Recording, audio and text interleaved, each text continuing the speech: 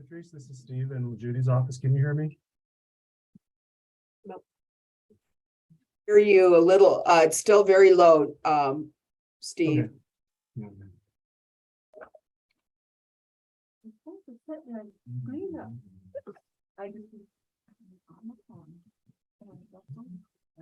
Oh, listen, I have to say,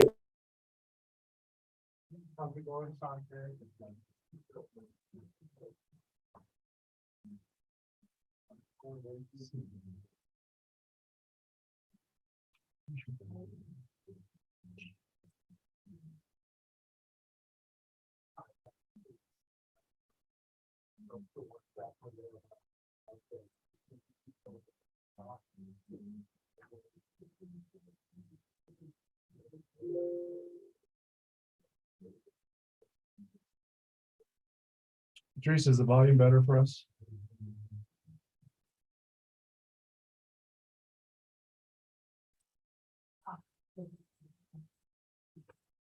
Lindsay, can you hear me now? Sorry, Steve, I can hear you. Okay, volume okay over here. Yeah, Okay, real good. I'm gonna mute and go back. So thank you.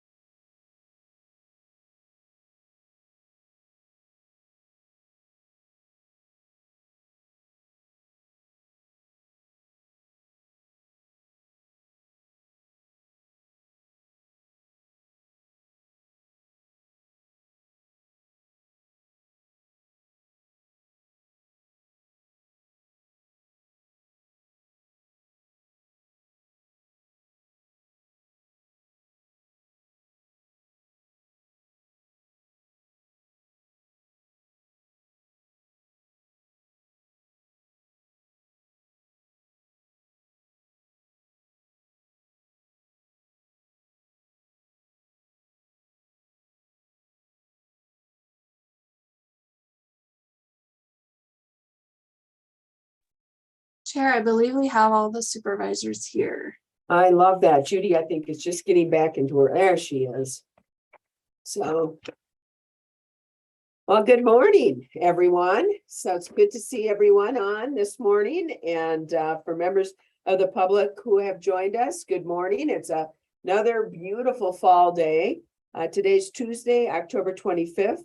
This is a regular session of the Coconino County Board of Supervisors. And our first order of business is always called to order. My name is Patrice Horseman, and I am the chair of the board and also the supervisor for District 1.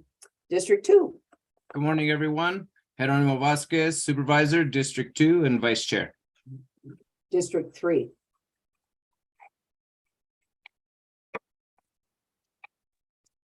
I'm trying to pick up my camera from off the floor.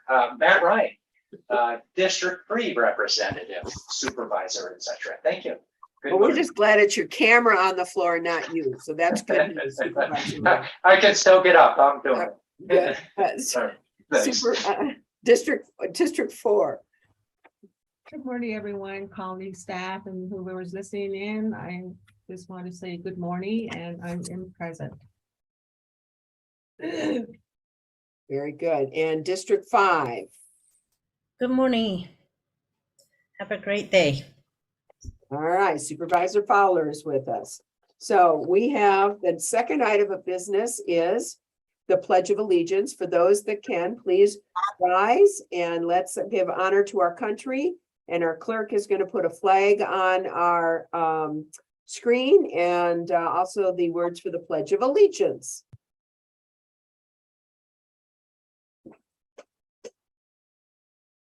I pledge allegiance to the flag of the United States of America and to the republic for which it stands, one nation, under God, indivisible, with liberty and justice for all.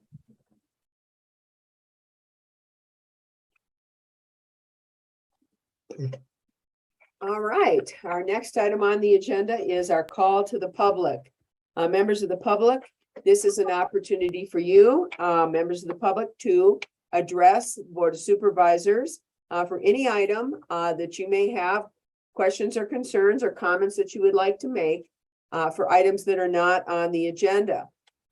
Items that you bring forward on the call to the public, however, are not part of our agenda, and therefore the open meeting law is going to prevent us from making any comments or questions or discussions on your public comments. But this is the time for you to be able to address the board on items that are not on the agenda. And I'm going to ask our wonderful clerk, Lindsay Daly, to explain to the public on how you can join us and be heard this morning. So Lindsay. Thank you, Chair Horseman. At this time, if you would like to make a comment during the public comment portion of the meeting, you can hit the raise hand icon that will appear at the bottom of your screen.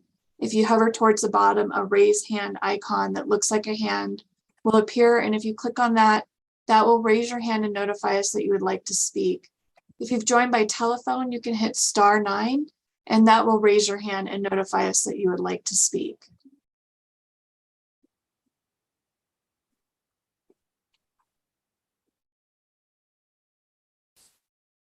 And at this time, there are no hands raised. All right, members of the public, this is last call for you to be able to address the board under the call to the public. So our clerk has told you how you can join us. So this is your opportunity. So please, if you would like to, please join us.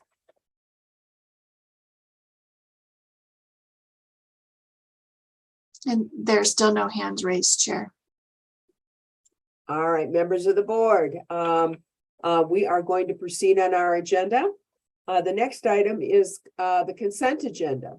And for members of the public, the consent agenda are items that are more routine or administrative in nature. They are not, they can be decided through one motion and a single vote. These are items that are not discussed by the board. If the board would like to discuss these items and/or would like to have individual action, now would be the time for members of the public to remove these items from the consent agenda, at which point we would then have an opportunity for individual discussion and an individual vote. So I'm going to ask members of the board if there are any items that the board would like to remove from the consent agenda for individual action. Yes, Madam Chair. Yes, Supervisor Fowler. Yes, I'd like to remove for board discussion, and a lot of it is just education, but number 8, number 10, number 12, number 13, and number 14. And I have those 8, 10, 12, 13, and 14. I was going to, at the end, indicate that I've been told by staff that they would like to remove table item 14 from our consent agenda for now. So item 14 is hereby removed and tabled from the consent agenda. So other than that, though, I think we should remove per the request of Supervisor Fowler, remove 8, 10, 12, and 13. Any other members of the board like to remove an item from the consent agenda? Seeing none, at this point, members of the board, I would undertake a motion from you, from someone to accept the consent agenda, items 1 through 15, removing 8, 10, 12, and 13 for individual discussion, and tabling item 14. Do I have such a motion? So moved. Motion by Vice Chair Vasquez. Do I have a second? Second. Second by Supervisor Begay. All those in favor of approving the consent agenda signify by aye. Aye. Aye. Aye. It is unanimous. The consent agenda is approved. We will now go to item 8. Number 8 is consideration of possible action to approve the financial payment of $10,000 towards the completion of the ACONA, that's Economic Collaboration of Northern Arizona, Regional Strategic Plan, which is valued at $10,000 or $90,000 and is to be completed in fiscal year 2023 by Acona, paid for in partnership with APS, Northern Arizona Healthcare, the City of Flagstaff, City of Winslow, City of Camp Verde, and Coconino Community College. County Manager, I'm going to turn this over to you, or actually I should ask Supervisor Fowler if she has any questions or concerns first. Yes, thank you. I think this is a really important project. The things have changed from the pandemic. These partnerships are very important. And whatever region that is the focus for in the county, and we have a close working relationship with all these partners, especially Acona, for all these years. And I just want to learn more about it. I want to see how. I just want to. It's really for public purpose on how these studies really are used to be able to move the county forward. In the business world, in our communities, the way we live our lives, the way transactions is done now, it's really changed. And so these kinds of studies are very important for us to figure out how to move forward and what has changed, and be able to revise the way we do our business and our partnerships. And I just wanted to hear more about it. Thank you, County Manager and Chair. Chairperson, I would invite, if I could, have Chris Pastors brought over as panelist. Sure. Is Chris with us this morning? Yes, he's on the attendee list. And here he is now. So, Chris, can you hear us? You're muted. We Or can't else. hear you. Cannot hear. Yes, I can hear you. Are Okay. you able to hear me? Yeah, we're Yes, good. now we are. Can you provide some background on this proposal and your work with Acona? Absolutely. Thank you for pulling this item from consent. I think it is worthy of discussion. What Acona has brought together with this regional strategic plan is if you think of the triangle from Williams to Winslow down to Camp Verde, all of the economic development departments or regions within that triangle have independent plans, independent housing plans, independent work plans, independent economic development plans. And so this regional strategic plan by Acona wants to bring all of these together so that we can then determine what do we have as far as workforce opportunities, what do we have as far as workforce housing in this region, what do we have as far as developable land within this region, and then what are the factors that make us attractive nationally for a region. So really it's kind of a step out beyond just what we've been looking at in Coconino County, but we're doing it in partnership with the other counties, the other municipalities that are part of Acona. So what the value is for us as a member is that we're only one of several members. We put in an amount of $10,000 and we get a $90,000 plan, which is going to be conducted over the next 6 months by a local. When I say local, we're talking an Arizona-based research firm. So they've done many of these individual plans around the region, but what they're going to be doing is looking at all of these in conjunction with each other and coming back with our regional findings, right? And so I think that when we're talking about knowing what we have in our own yard is just as important as knowing what's in the backyard, say Camp Verde, Sedona, Winslow, Williams. And therefore we're able to work in projects that might not be available in our yard or appropriate for our yard, but can go into our backyard. right? Being one of our partners' jurisdictions. So that's really the beauty about contributing to this regional strategic plan. And thank you for bringing up the item. Is there any other specific questions that you'd like to know or have answered?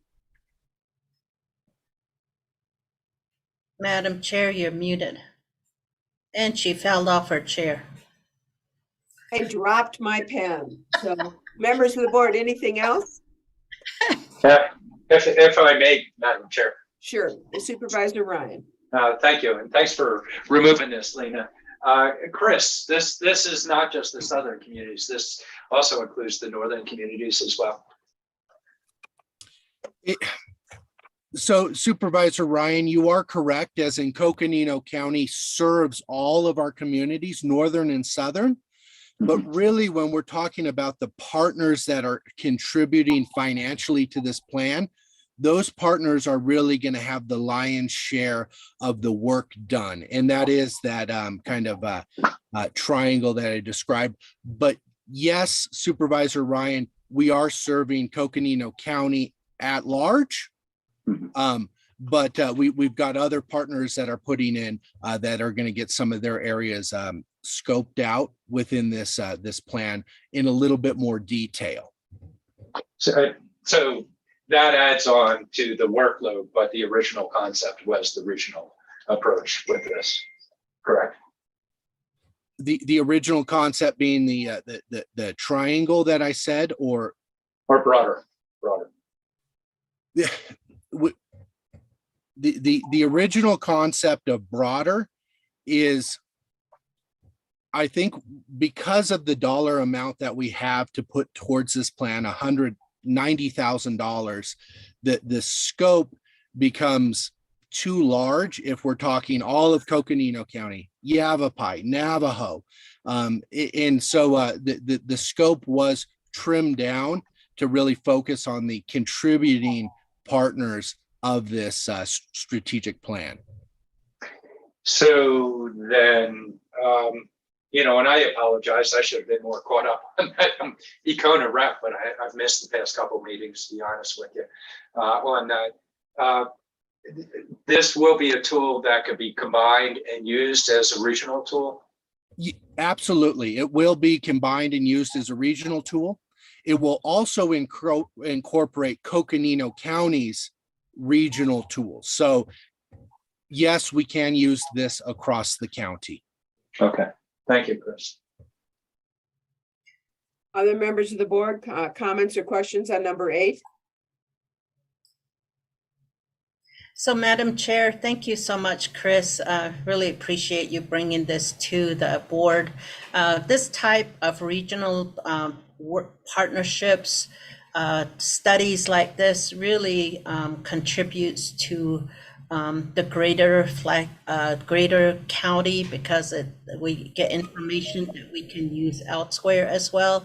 But I think that regionalism in economic development and really working with partners is really is so important. I just thought that this was a great concept, and I wanted to just bring it to the board and the public. So thank you so much, Chris, for working on this. And Supervisor Fowler, would you like to make the motion? I would like to move that we approve item number 8 on our agenda, which is contributing to this regional study that's going to be taking place with Econa. I'll second the motion.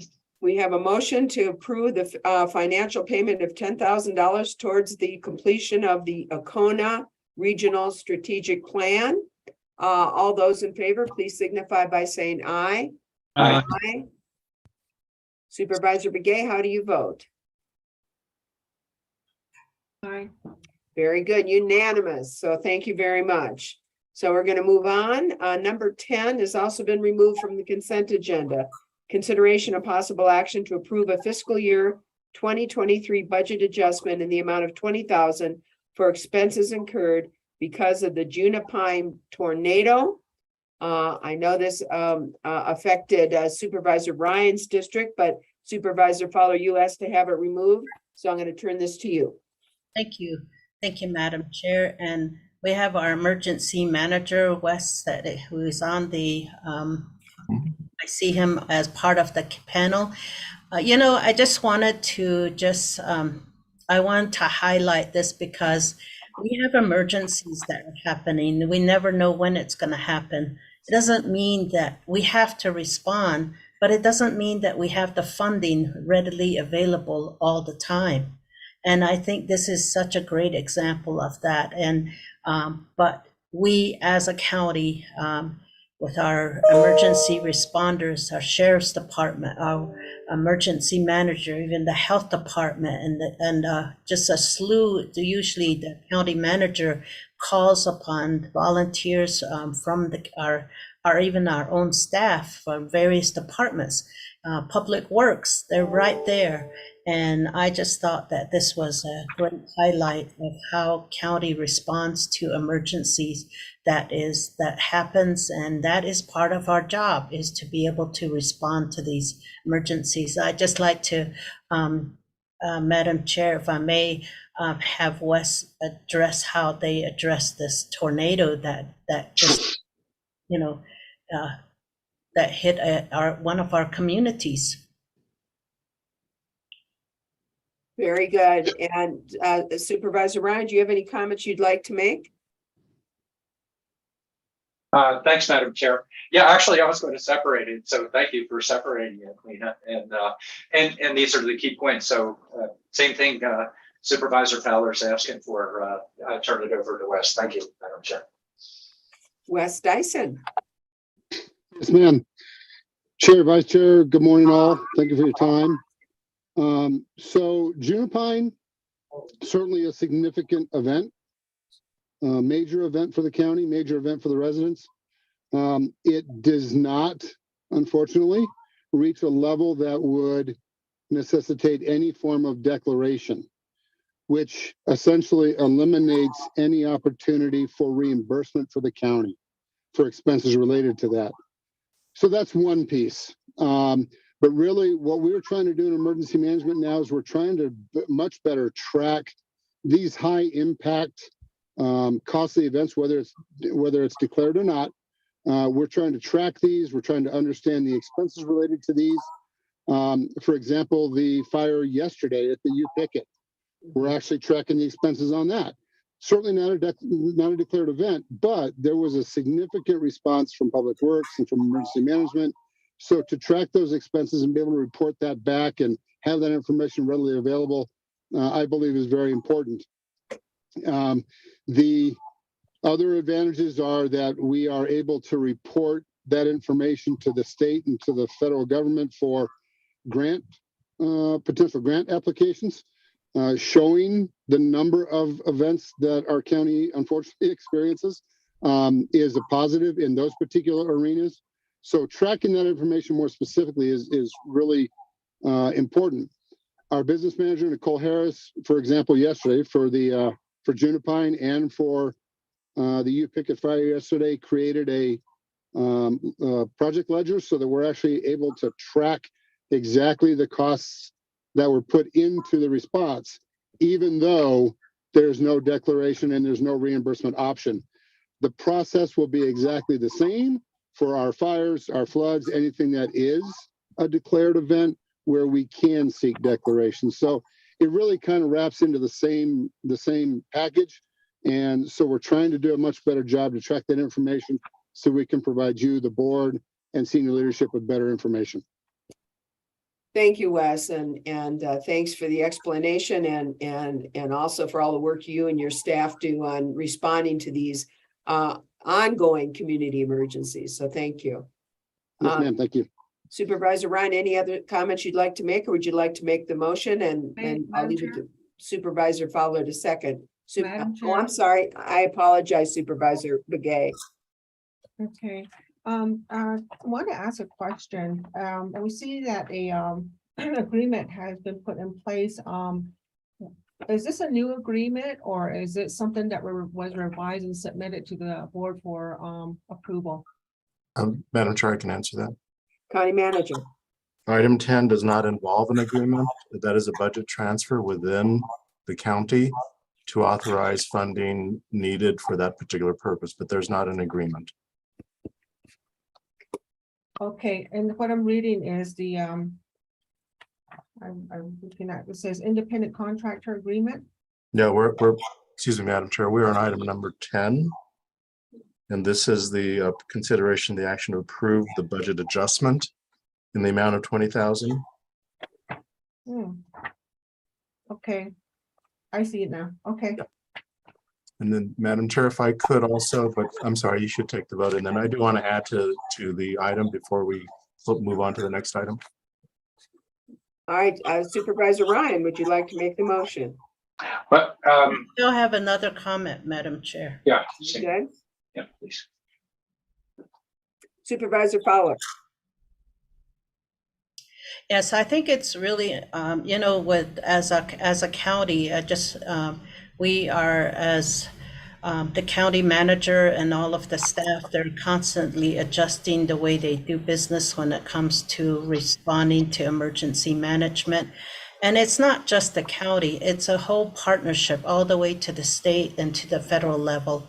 And at any cost, we always try to get reimbursement, but whether it's really has the high level of impact, but sometimes we don't get that reimbursement, but we still have to respond and have that those communities, and even small events. You would think that, like the fire that just happened at pick something. Anyway, you know, they're still an emergency, still has to respond. Our department still have to respond. So I just want to just highlight the how the county responds to emergency management, and we don't always have a funding in place. So I just want to thank our staff, the county manager, the way that they do business. Thank you. Thank you, Supervisor Fowler. Any other comments? Madam Chair, I will, but just wait for Steve's comments and then just a concluding comment, and I'd be prepared to make the motion. But that's okay, Lena. I know you pulled it.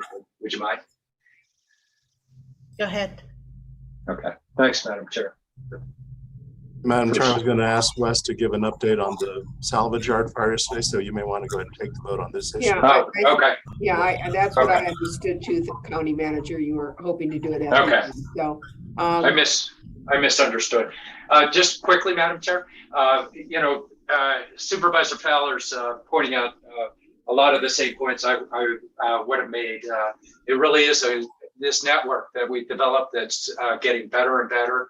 But a lot of people aren't aware of the need for these services until we do have these emergencies. And, this is their county government in action, but it's our partners as well. I could say, for the sake of the community, we still have people that have been displaced, Health and Human Services. So a multitude of departments within, as well as outside the organization, have been playing a role in support. And then this transfer over is, just noting and acknowledging, we keep our funds available so that we can respond to emergencies. But once they happen, then the department that takes that hit, they need help with that reimbursement. And so that's what I'm perceiving this to be. With that, Madam Chair, I'm prepared for the motion as you're ready to get us to go along here. So, Madam Chair, I'll go ahead and move that we approve the fiscal year budget adjustment in the amount of $20,000 for expenses incurred because of the Junipine tornado. thank you. Motion by Supervisor Ryan. Do I have a second? Supervisor Fowler. Second motion. We have a motion and a second for approving a fiscal year 2023 budget adjustment in the amount of $20,000 for expenses incurred because of the Junipine tornado. All those in favor of this, please signify by saying aye. Aye. Any opposition? Looks like it is unanimous. Thank you so much. The next item that we removed from the Madam consent Chair? agenda. If I could have a real quick update on the salvage fire, it's related to emergency management. Absolutely. Okay, Wes, if you can provide an update real quickly, and then I do have one other item to note as well. Yes, sir. Drove out there this morning. Well, emergency management left last night just about 9 o'clock. The Summit Fire was in offensive mode at that point, was working full suppression. They were really in the process of trying to pull apart the debris so that they could suppress hot spots and put the flames down. This morning, went out there. The flames are still burning. It is still actively on fire. The plume is much smaller. Summit Fire continues to work to monitor and suppress. I understand we've just had another request for some additional water. That was the biggest challenge out there, was water. When we arrived yesterday, that was the very first request from the battalion chief, was to get water out there. Their travel time was about 40 minutes round trip for the water tenders. So PW stepped up big time with a tanker and 2 water tenders and really helped in the containment of the fire. At this point, I'm going to estimate the fire will probably burn yet through today, if not possibly into tomorrow. There's just a large debris pile there that needs to be monitored. So it is under control at this point. I do not see any reason for concern beyond the fire itself. Okay. And Madam Chair, if I could also add, I received an email late last night from Chief Mark Gilliard of Summit Fire Department, District rather. He said, I've just returned from a brief at the scrapyard on Loop Road. Command staff have raved about the assistance from Coconino County today in terms of a water supply from Public Works, and then also from all the work that emergency management did. On behalf of the Summit Fire and Medical District, please accept our sincere gratitude to the Coconino County for their team, for their assistance on this fire. So again, much appreciation from Chief Gilliard and the group out at Summit Fire Medical. So thank you. Thank you. All right. We're moving forward then. And maybe it was, but I am getting tremendous feedback. Are you all getting tremendous feedback? And I'm not sure what it is, but we may need to mute ourselves until we're speaking or voting, because it's pretty bad. So the next one is consideration and possible action to approve the assignment and consent to assignment of the cell tower license at Fort Tahoe County Park from DW Tower to SBA Tower X. This is a Parks and Recreation matter, and Supervisor Fowler, you asked to remove this. So do you have some questions or concerns on this? No, I am, this has been a long project, and it's finally, it looks like everything has come together, and I just wanted to just get an update from Cynthia. This is a part of a plan that we've been working on for quite some time, and I just wanted to just receive an update from Cynthia to see where, I mean, this is Supervisor Ryan really is the one that's been really, he probably was going to pull it, but since he hadn't spoken up, I pulled it. So anyway, Cynthia, Madam Chair. Yeah, Madam Chair, members of the board, Supervisor Fowler. Yeah, this is a transfer of ownership of the cell tower that came up probably about 3 or 4 years ago. And the cell tower houses our various cell phone providers. Verizon and AT&T is up there, and T-Mobile is actually being installed currently. Excuse me, Cynthia, I apologize. Supervisor Fowler, would you mind muting for just a moment? Thank you. Appreciate it. I think that may be where some of the feedback's coming from. Thanks, Cynthia. Please proceed. Okay. Yeah, and so what this action does is it transfers the ownership of the tower itself from a DW tower to a new company, which is SBX. And so it's a transfer of ownership of the tower. Cell phone towers then rent the space out to the various cell service providers. And the county does receive a lease revenue from the tower. So it's a win-win for the folks who benefit from the service, and as well as the county, who's able to earn a bit of income from the rental of the space, if you will. Thank you, Cynthia. And Supervisor Ryan, this is in your district. So do you have any comments or questions that you might have? Well, Madam Chair, just a reminder, I asked to have it removed because in the past, our desire was to have additional coverage out at Fort Todd Hill. Actually, through this was an opportunity to pause and look at it from a legal perspective and align that a little bit better. But not only that, but it also provided an opportunity for Cynthia to do additional outreach with the cell company and Matt Feller to help out with the discussion. So, and I think through that, we now have a greater opportunity to enhance the service. It won't be perfect. We need to depend upon each carrier, but that discussion's out there, and through that we may, with time, increase or help the opportunity we have at Fort Todd Hill for coverage. One of the big challenges is when you get a high volume event, do they have the capacity associated with that? That'll probably be a discussion for some time, but I really appreciate all the work that staff did, that legal did associated with this. Thanks, Madam Chair. Thanks for pulling this, Lena. Yeah, so Madam Chair, Cynthia, I just want to highlight, this is part of a greater project of improving Fort Todd Hill.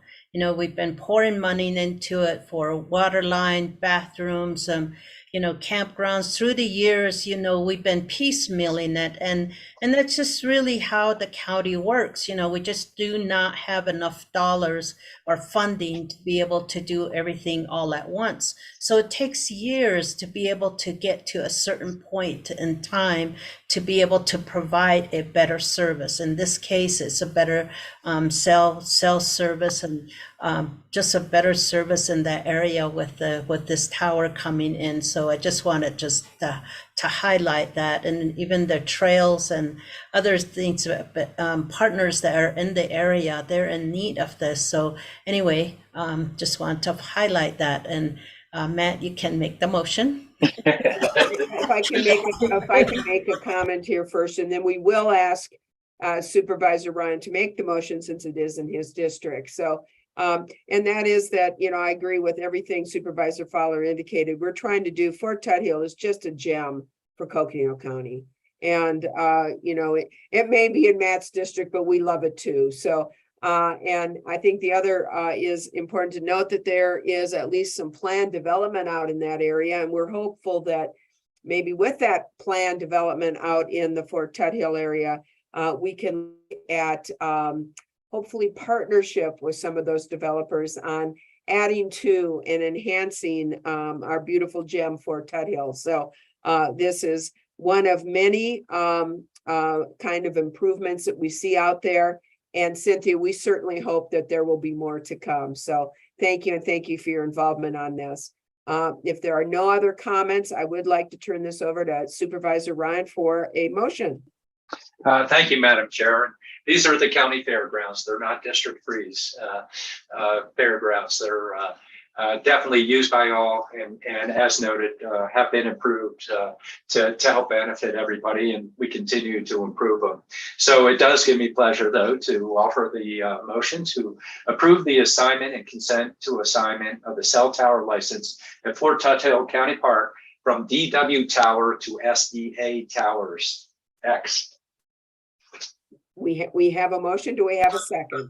Second the motion. Second by Supervisor Fowler. All those in favor signify by saying aye. Aye. Supervisor Begay? I didn't. Aye. Very good. Then it's unanimous. The motion passes. Members of the board, we are turning to item number 13. This is consideration of possible action to approve the intergovernmental agreement with the Phoenix Police Department to work with the affiliates to support Supervisor Fowler, I'm sorry, we're getting feedback for some reason on your mic. I'm not sure why. Thank you. Sorry about that. Consideration of possible action to approve the intergovernmental agreement, IGA, with the Phoenix Police Department to work with the affiliates to support and advance the goals of the Internet Crimes Against Children Task Force, a Department of Justice initiative from the date of signature for the period of 5 years. And I know this has listed the sheriff, and I see the sheriff's office is with us. And Supervisor Fowler, you asked to have this pulled. So if you have any questions or comments, otherwise we'll turn this over to the sheriff's office. This is a really important project. You know, it just, look at all the items that is coming before us.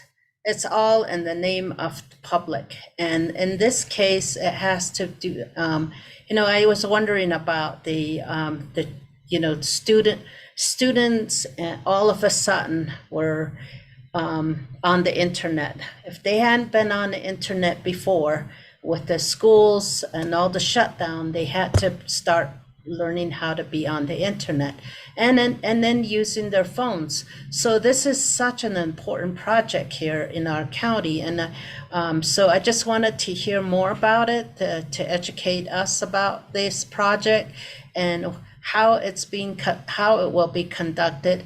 Is it just for the residents? Is it people that are going, passing through? Or how? I was trying to, because this is a humongous project, you know, when you really look at it. So I just wanted to hear more about it, and I just think it's such an important project at this time. Very good. With that, I'm going to turn this over to the sheriff's office to give us a little review on this. Yeah, thank you, Madam Chair, members of the board, Supervisor Fowler. Yes, this is a very important project for us. Supervisor, I'm sorry. Please, thank you. We've been a part of this task force for over 10 years now, and it is very, we benefit a lot from it. These investigations can be very difficult to conduct. It requires a lot of technical expertise from our investigators. And being a part of this task force gives us access to the wide range of resources and training that the Internet Crimes Against Children Task Force offers. So essentially, it gives us support and other agencies support in the investigation and the prosecution of Internet Crimes Against Children's cases. So a couple different things. We gain training, as I mentioned, and also equipment for this. A lot of the equipment can be very costly, and we have received grants in the past to help us with this equipment in order to be able to stay on the cutting edge. As we all know, technology is always changing. Things are always progressing, so we need to stay on the cutting edge in order to be able to investigate these incidents effectively and prosecute them as well. So just in researching it over the last few years or several years, we've received about $20,000 in funding. That's paid for training our investigators and then also some equipment. We recently purchased a data pilot program and hardware. And essentially what that does is it forensically takes a photograph of somebody's cell phone. So we can forensically capture all that evidence to look at it to see if there is the elements of the crime, and then also to successfully prosecute that case. So we recently received that. Probably the most important part of this, being a part of this task force, is we receive tips of incidents that are occurring in our jurisdiction. So it puts us, like I said, it puts us in that web of investigators to where if something comes in to the ICAC task force, which is managed in Arizona by Phoenix Police Department, and that particular incident occurred within the jurisdiction of Coconino County, they forward that information to us, and then our two investigators that are trained in this, one of them would be assigned the case, and then we work it. So I met with our CI division this morning, and they said we receive about 15 to 20 of these cases a year, and actually about half of them result in criminal prosecution and arrest. So it is very beneficial. All these things are going on within our county, and what this does is it plugs us into that network to where we become aware of it, and we can start working that. So like I said, it takes a lot of technical expertise, which is a lot of training, and anything that has anything to do with technology is always expensive and always changing. So like I said, it helps us be on that cutting edge and be able to successfully investigate these. There's very little that we have to do to participate in this. And essentially it's just receiving the cases that are in our jurisdiction anyway, and then also a monthly report. So it's very little on our end to satisfy the requirement of this IGA. Thank you. Thank you. So, Any other questions or comments from members of the board? so Madam Chair, and I like to just highlight the Sheriff's Department. You know, most of the time we see them giving a ticket somewhere if we see them, but you know, they do so much more. This is just one case. Human trafficking, educating those that are in the facility to have a better life, to be able to get a job, and to, you know, and even identifying campfires that have been left open, you know, and responding to emergencies, part of, and they do so much, and I just wanted to just highlight this particular one. And then, you know, the jail sales tax is going to be on the ballot on November 8th. Like to have it, encourage everyone to vote yes for that. And because that's just part of the services that is provided by our sheriff in Coconino County. And it is essential to be able to have these fundings, to be able to provide those services that will change our people's lives. So thank you, Madam Chair. Thank you. Thank you very much, and thanks for your input on this. And thank you, Sheriff Jared Boak. Is that how you pronounce the last name? It's Garrett Beck. Yeah, thank you so much. And appreciate your input on this as well. So any other comments or questions from members of the board? I see it now. Any other comments or questions? If not, Supervisor Fowler, would you like to make the motion? I move that we approve this agreement with the Phoenix Police Department. It's an intergovernmental agreement. It's so essential that our children are cared for or investigated, anyway, if crimes are done to our children in our county.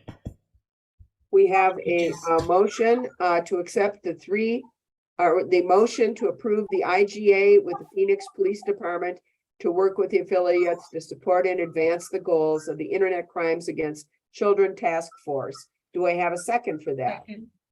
Second by Supervisor Begay. All those in favor, please indicate by saying aye. Aye. It is unanimous. So thank you very much. And thanks for that motion. We are moving along.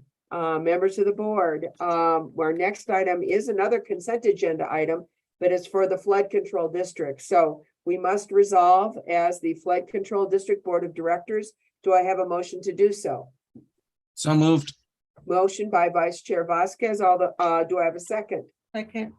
A second by Supervisor Begay. All those in favor of resolving as the Flood Control District Board of Directors signify by saying aye. Aye. We are now the Flood Control District Board of Directors, and we do have a consent item. Members of the board, it's only one item, but it is a consent agenda item. And so it is basically decided by one motion and one action with no discussion. If you would like discussion on this, we can remove it from the consent agenda. Otherwise, we have a consent agenda item number 16, which is consideration of possible action to approve an agreement between Dennis L. Lopez and Associates and the Coconino County Flood Control District to provide professional appraisal services in an amount not to exceed $60,000 for a one-year period beginning on November 1st, 2022 through October 31st, 2023, with additional one-year renewal options. Members of the board, do you want to keep this on the consent agenda, or does someone need to remove this? Madam Chair, I'd like to have it removed. It is removed from the consent agenda. We have read it. It'll be individually discussed at this time. If you have questions, Supervisor Fowler, or we can turn this over to our Deputy County Manager, Lucinda Andriani. Go Yes, ahead with your question. thank you, Lucinda and Madam Chair. I just wanted to learn more about the appraisal. You know, when we think about the flood district and just the impact, there is the east side, there's the down, you know, when you're thinking about all the events that have happened, and I'm just wondering what will be appraised and where the appraisal will happen and how it's going to be conducted. Certainly. So, so one thing I want to make sure is clear is that this is not a revaluation for the purpose of taxation. That process is managed by the assessor and the assessor's office. And that's a different conversation than can be had today. But in terms of the contract with Dennis Lopez, in the process of securing easements, whether it's for Schultz or anything related to the flood control district, or frankly, we've used him on the public works side as well. Historically, frankly, for the last 10 years, we've had a contract with him. Somehow it lapsed this last year. But what the process is that if we are securing an easement, you know, for a drainage facility or for a roadway, typically, particularly under the flood control district, we've always had a philosophy that the easements need to be donated, that we are providing the project and the mitigation benefit to that property, and therefore the property that would be used for that feature, again, drainage channel, whatever, typically it's channels, you know, would be provided by the resident and or the property owner. And so, but in doing that process, to follow the uniform code, which is established under the federal government in terms of accessing and in effect acquiring easements or acquiring land for fee title, we are not doing that in this case. It's purely for an easement. But we have an appraisal done by a bona fide appraiser, of which Dennis meets those qualifications. He does a tremendous amount of work for ADOT and other jurisdictions all over the state. He's highly experienced, been in the business, I think, for 34 years. So he did all of our appraisals, for example, for Schultz. He's done much of the appraisals for just about every easement we've acquired in this county over the last 12 to 13 years. So we get that appraisal is done for the land that's involved in the easement, and we provide the documentation to the property owner. That property owner has the ability to take that to their tax person. When you donate an easement or land to a government entity, it's technically tax deductible. Now, everybody's tax deductions are different because everybody's tax dynamics are different. We don't provide tax information to people. We tell them, here's the information about the value of the land that's been donated for this easement. And then we recommend they take that to their accountant or tax person. And then they have that conversation, whether it's eligible for a deduction on their income taxes or not. But typically it is. Most people did secure a deduction when we went through this process during Schultz. So that's why we bring on a qualified, certified appraiser to conduct that work. And at this point, until we get federal funds, he's not doing anything. We're just establishing a contract with him so that if we do secure the federal funds and the board elects to move forward with a project in a corridor where we need easements, then he'll be available for us to have him go out and perform those appraisals. So this doesn't authorize him to do anything. It just sets him up in a contract to be able to perform that work. So. Thank you, Lucinda. Any other questions or comments from members of the board? So, Madam Chair, So when it comes to easements, you work closely, I know that you work closely with the homeowners. And what's the average property easement size that we're talking about? And once all of the easements are identified, then it becomes part of the county property. And it is. Yeah, uh, it's adjusted- not property. We don't take it in fee title. It's an easement. We have the right to access that property to construct and maintain that facility. Yes, thank you for that correction. So there really isn't an average. It varies by property and the trajectory of the easement on that property. It varies pretty significantly depending upon, where it is, the size of the parcel, how much of the easement actually passes over that parcel.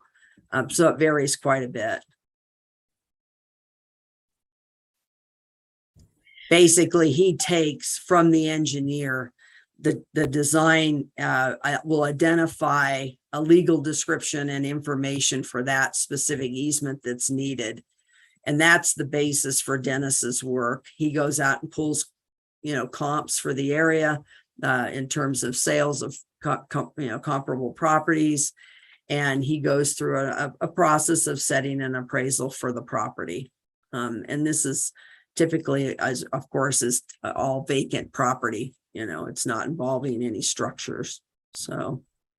Thank you, Madam Chair. I really think it's important for us and the public to really understand what these contracts and how their work is done. So just, Lucinda, thank you for. You bet. Just thought this was a great educational opportunity. Absolutely. Thank you. And thank you. And I have to say that I missed a procedural motion on that when we removed it from the consent agenda. I just removed it. We needed to have a motion in a second to remove it from the consent agenda.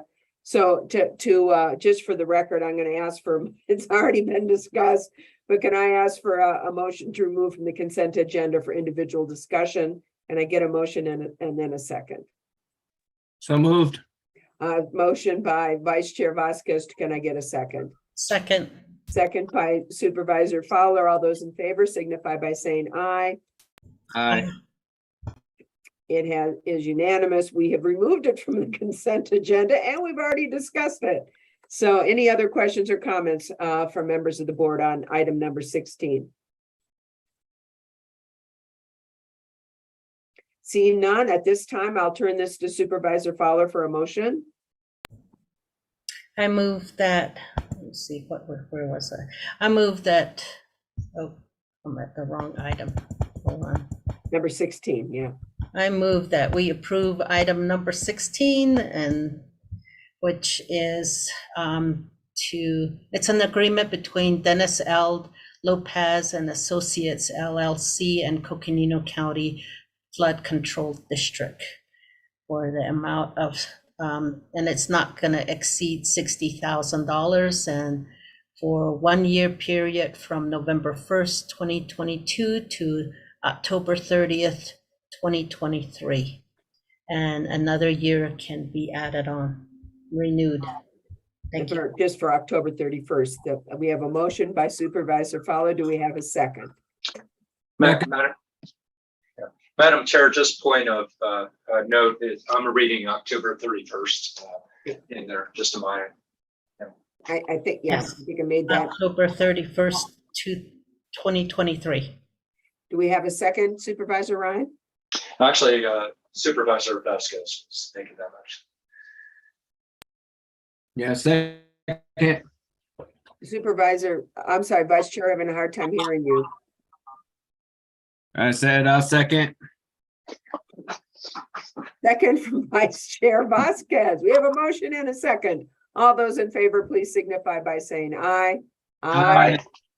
Aye. Supervisor Begay? Supervisor Begay, raise your hand as that's an aye. The board now needs to resolve back as the Board of Supervisors, so we can then resolve as the Health District Board of Directors. Do I have a motion for us to resolve back as the Board of Supervisors? Move. Have a motion, do I have a second? Second. We have a second by Supervisor Begay. All those in favor of resolving back as the Board of Supervisors signify by saying aye. Aye. Aye. And Aye. Supervisor Begay has signified an aye. And it's unanimous. We are now, the Board of Supervisors for a minute. We now need to resolve as the Health District Board of Directors. Do I have a motion? So move. Motion Second. by Supervisor Begay, second by Vice Chair Vasquez. All those in favor signify by saying aye. Aye. It is unanimous. We are now the Health District Board of Directors. We have again a consent agenda item. It's one item. However, I'm going to ask first because I don't want to screw this up. Do we want to remove it for discussion, or do we want to keep it on a consent agenda? Is there any motion to remove? Seeing no motion to remove, item 17 is a consent agenda item. Consideration of possible action to approve a budget adjustment for fiscal year 2023 to use grant monies awarded on September 28, 2022 from the spay and neuter grant to cover veterinary costs in the amount of $5,000. Funding must be spent by August 15th, 2023. Do I have a motion for approval of the consent agenda? Moved. Motion by Vice Chair Vasquez. Do I have a second? Second. Second by Supervisor Begay. All those in favor, please signify by saying aye. Aye. All right. We are now still the Health District Board of Directors, but we need to resolve back as the Board of Supervisors so we can resolve as a road improvement district. So do I have a motion to go back to resolve as the Board of Supervisors? So move. Motion by Supervisor Fowler. Do I have a second? Second. Second by Supervisor Begay. All those in favor signify by saying aye. Aye. It's unanimous. We are now the Board of Supervisors, but we have an item as the Toho Talani Road Improvement District Board of Directors. Do I have a motion to resolve as the Toho Talani Road Improvement District Board of Directors? So moved.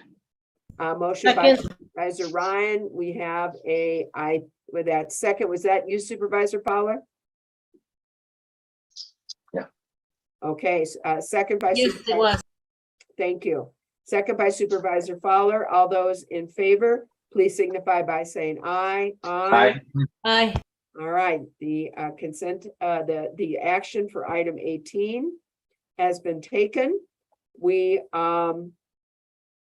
now, I'm sorry, we are now the Toho Talani Road Improvement District Board of Directors. I don't think I've ever been that before. We have item 18. And this is consideration and possible action to approve the Toho Talani Road Improvement Board of Directors Resolution 2022-01, approving the dissolution of the Toho Talani Road Improvement District, which was created through Resolution 2000-86, and transfer the fund balance from this district to the general fund. I believe Finance Director Siri Mullaney is going to present. Is that correct, County Manager?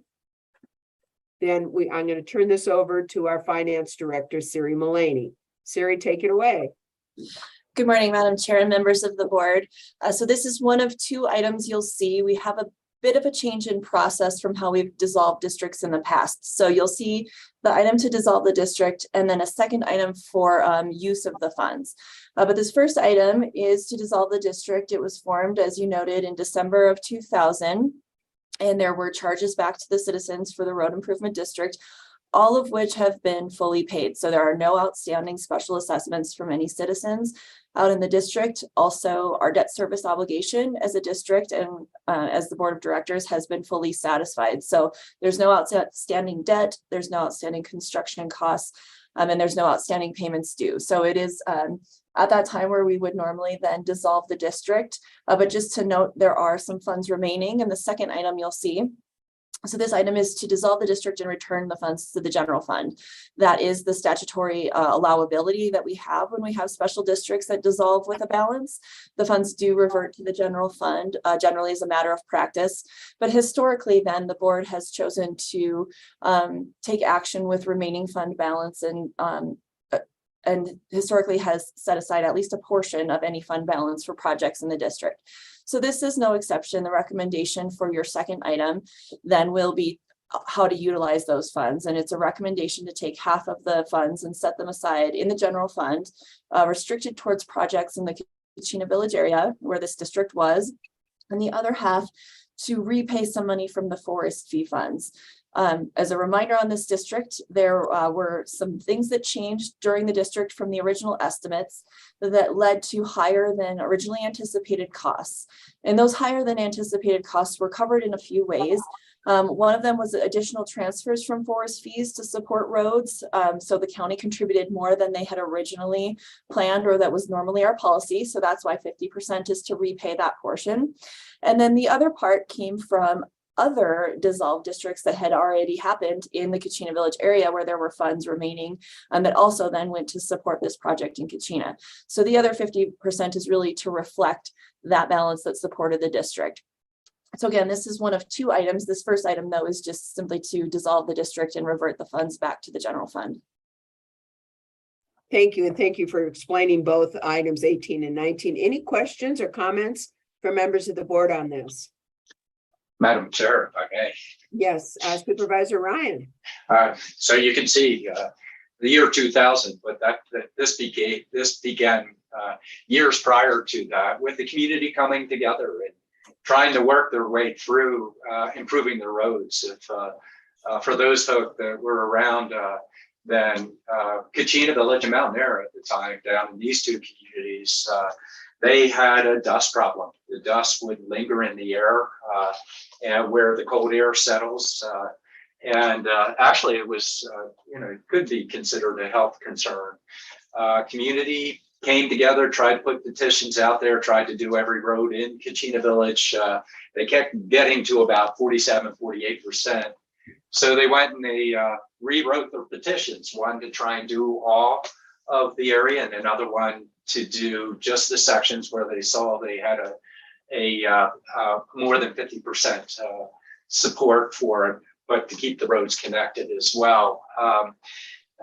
They never did get the full district form, so we as a board adopted the other petition that had been brought forward that brought many of the roads in. I asked the board at the time if they could give me time to work with the community before we took action with it to see if any other roads could be added.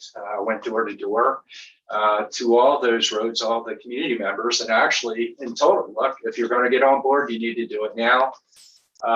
There were 7 different amendments to the original formation of the district to bring additional roads in, just independent roads that pulled together, got their petitions together, and then the board amended it. So, and then we finally were moving forward to get this improvement. Work started on the project, and the contractor walked off the job. And so we had to go through a lot of work to bring on a new contractor to address the issue, to bring the project forward. A lot of hard work. Lucinda, I got to put your name out there. You did a great job working together with staff on working with the community and how to carry this improvement forward. And we did that, but then we were locked into litigation with the original contractor. And unfortunately, although we were in the right all the way through the legal process, we were fought the entire way. And this is a conclusion of this process. So the county, the legal side, all the work that had been done for multiple attorneys through the county attorney's office, just very strategic, so important, so appreciated. Unfortunate thing, even though we were in the right, there was a cost associated with it. These funds were brought forward, both set of funds. So for the sake of the community, and for the county. I think it's really important. We're functioning as the district board of directors right now. That this was a life-changing opportunity for the community to do this improvement. One of our largest districts we ever did, and we're finally coming to the conclusion of Toho Talani Improvement District. And they're just the cliff notes. So with that, Madam Chair, this is a unique and an historic moment, I'll be honest with you. Well, it has certainly been my pleasure to serve for just a few moments on the Toho Talani Road Improvement Board of Directors. So thank you for that, Supervisor Ryan, for that history. Any other comments or questions before we, Supervisor Fowler? Yes, thank you. I just want to appreciate the work that Supervisor Ryan and Lucinda and others have really put into this project. And I mean, it's just been such a long journey, and really, I think it's taught us a lot too. There were a lot of surprises along the way, and Steve got us, it was just been all hands on deck at times. And there were some surprises in this project. So I just want to thank everyone for that. And then, and it's all to help the community to be able to have, you know, the better community. And Siri, I was wondering how many more, road districts do we still have, special districts anyway?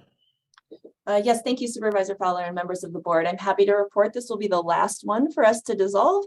So no more zero budgets. So this is it right now. Challenging one too, thanks. Any other comments, or I'll entertain a motion to dissolve the Toho Talani Road Improvement District. And I'll turn this over to Supervisor Ryan.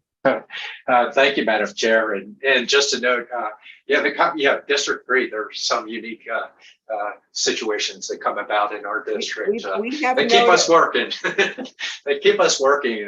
And really, I appreciate, beyond many engineers that worked on this and various boards and supervisors. If it weren't for the boards, the success would not have come about. But with that, it's time. So, Madam Chair, I move that we approve the Toho Talani Road Improvement Board of Directors Resolution 2022-01, approving the dissolution of the Toho Talani Road Improvement District, which was created through Resolution 2000-86, and transfer the fund balance in Fund 1653 to the general fund. We have a motion. Do I have a second? Second. Second by Supervisor Fowler. All those in favor, please signify by saying aye. Aye. It is unanimous.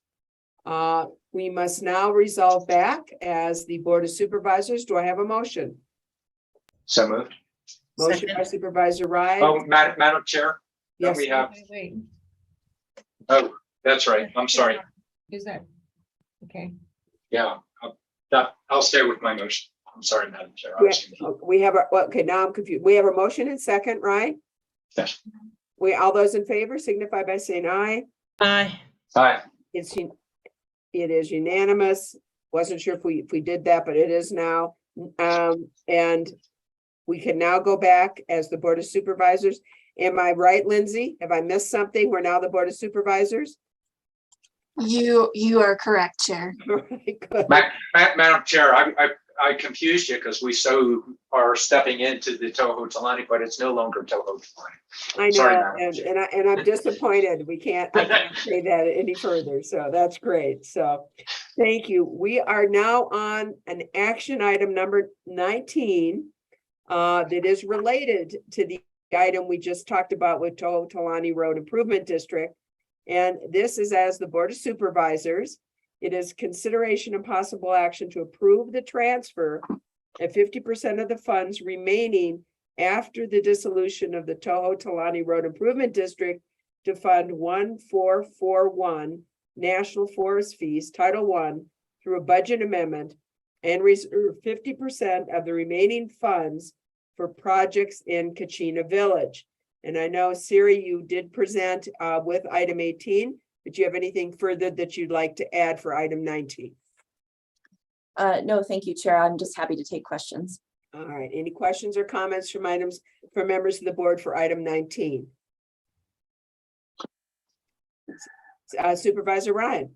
Madam Chair, just quickly on this and really appreciate the recommendations of what we're doing. Often as we close out these districts, if there's more than a nominal fund, we've tried to keep the monies that were brought about by that particular community for as close as possible the intent of what they were intended for. And yet we also needed to draw down other funds to fight the litigation. So in splitting this, the 50% for Coconino projects, just as noted, it's an opportunity for Public Works to take a look at improvements in some of the safety issues that we do have in Coconino Village. As noted, we had a skateboarder death last year in Coconino Village. Our roads are narrow. They predate our slope requirements. They exceed 10%. They're being narrow, having that type of slope with cinders on the road and no lighting while kids walk to school or walk to the school bus stops. There are many potential opportunities for Public Works to look at it from a safety perspective. So that's the potential associated with this, Madam Chair. Thank you, Supervisor Ryan. Any other questions, or we'll entertain a motion at this point? Supervisor Ryan? Madam Chair, I want to make sure I'm on the right item here. I move that we approve the transfer of 50% of the funds remaining after the dissolution of the Toho Talani Road Improvement District to Fund 1441 National Forest Fees Title I through a budget amendment and reserve 50% of the remaining funds for projects in Coconino Village. We have a motion. Do we have a second? Before I second the motion, I'd like to make a comment. Yes, Supervisor Begay. Whatever is left out of that, I wanted to go to District 4. I'll second Matt's motion. All right, the seconding Matt's motion as made. So we have a motion and a second. All those in favor signify by saying aye. Aye. Aye. Supervisor Vice Chair Vasquez, how do you vote?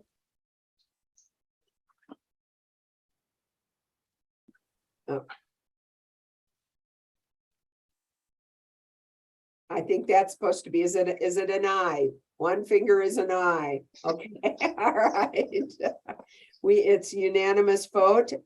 So we are now at a point in our agenda, item number 20, where we have a public hearing. This is number 20, also coming from District 3.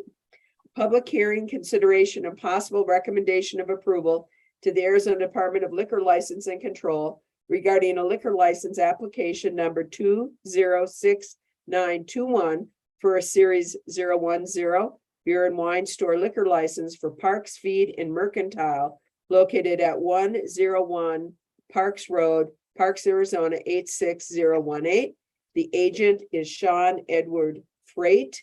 And I'm going to turn this over to our clerk, Lindsay Daly, who will present on this public hearing item. So Lindsay. Thank you, Chair Horstman and Supervisors. Our office received the liquor license application for agent Sean Freight from the Arizona Department of State Liquor License and Control. And this is a Series 10 beer and wine store liquor license application.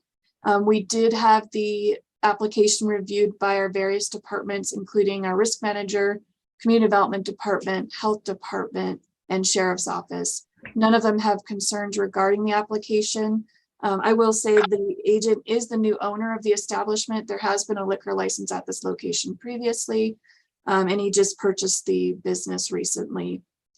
We also had the liquor license, the public hearing for today posted at the site for 20 days, and we have received no comments or concerns regarding the application. The board is required to consider and make recommendations on the application based on knowledge of the community. And the board can then offer a recommendation to the state on whether to approve, disapprove, or offer a no recommendation to the state regarding the application. The board does not issue the liquor license. The state does issue the liquor license. Thank you. And Mr. Freight is here as well. Very good. All right. So members of the public, or I'm sorry, members of the board, if you have any questions, please ask. Otherwise, I'm going to turn this over to the agent to present briefly, and then we'll open this up for the public hearing. So Agent Sean Freight, please join us. Hello, this is Sean. Madam Chairman, members of the Board of Supervisors, thank you for consideration of this agenda item. My wife and I are the new owners as of September 1st of Parks Feed and Mercantile. We're local residents of Northern Arizona for over 30 years and excited to be here and just available for any questions or comments you might have before consideration. Very good. Well, we congratulations, and we appreciate you meeting with us here this morning. And I know that this is in Supervisor Ryan's district, so I'm going to turn this to Supervisor Ryan if you have any questions or comments before I open this up to a public hearing. Thank you, Madam Chair. Yes, please. And I called Sean earlier today. I had hoped to prior to this, but this is kind of historical time here in a different way. The Bartels have been longtime owners of the Feed and Mercantile, and actually the original construction were the Gerards when they moved forward. After we had an area plan on an interchange that didn't have an area plan associated with commercial, but that area plan made recommendations for that, and the Feed and Mercantile came about. So this is a gathering place for quite a bit. Most of the community of the greater Parks area. It's where they collect their mail. So I asked Sean if he could just tell us a little bit about his intent, what he's doing here. So really, our intent is to continue operating, the business in a similar fashion to what it's been done before. As Matt said, the location serves as a U.S. Postal office, a remote contract postal unit. We have almost 600 PO boxes. So the folks kind of north and south of I-40 and exit 178 in the greater Parks area, a substantial amount of those come in and trade at our business in addition to get their mail. We offer feed and hay and just general services for the area. So again, my wife and I we're longtime Northern Arizona residents and just looking to continue the operation here and looking forward to the expansion in the area and anything we can do to serve the community. Thank you very much. So thanks again for being with us.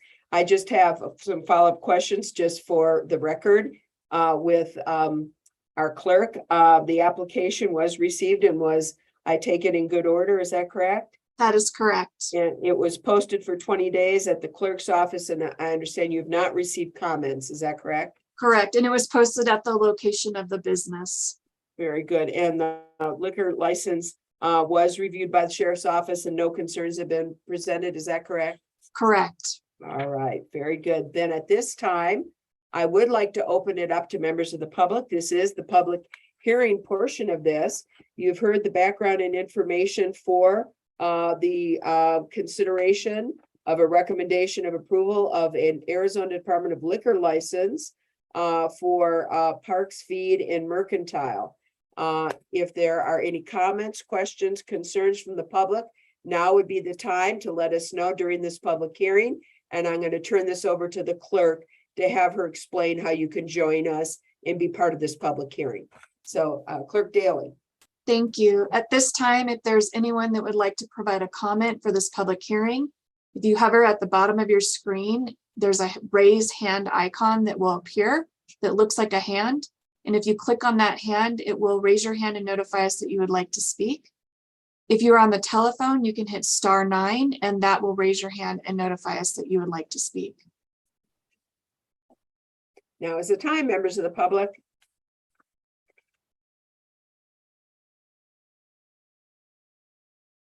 And we have no hands raised, Chair. All right, so it's the last call for input on this public hearing process for a liquor license for Parks Feed and Mercantile. We are considering possibly a recommendation of approval.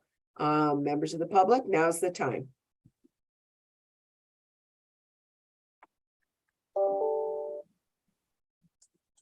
And still no hands raised. Thank you, Clerk Daly. Members of the board, I am closing this public hearing. Are there any comments or questions or concerns from members of the board? Or I would entertain a motion from Supervisor Ryan. Madam Chair, if I may.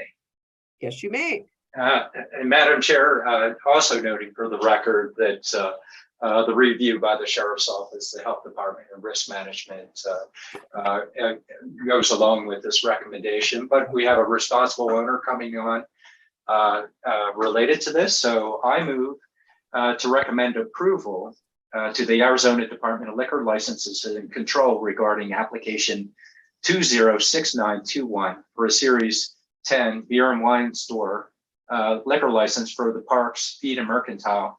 And this is located at 101 Parks Road, Parks, Arizona. And the agent is Sean Edward Freight, also the owner of the establishment. Very good. We have a motion. Do I have a second? Second.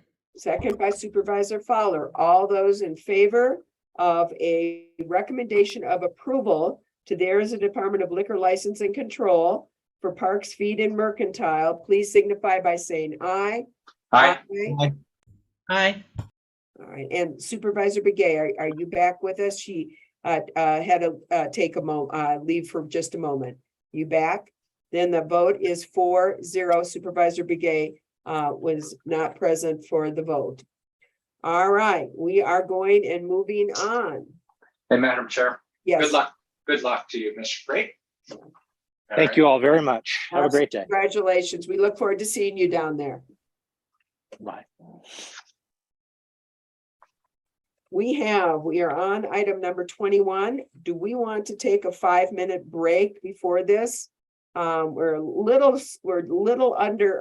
over our allotted time according to the agenda, but why don't we take a 5-minute break and we'll come back then and talk about the elections, okay?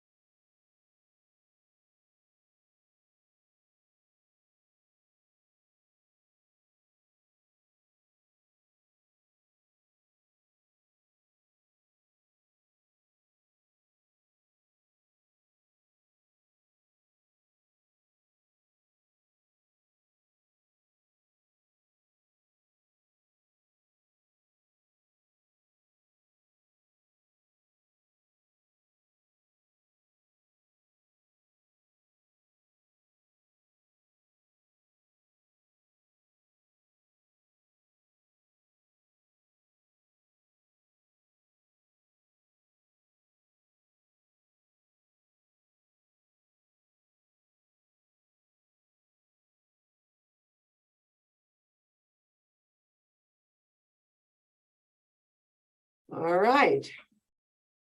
Are we back?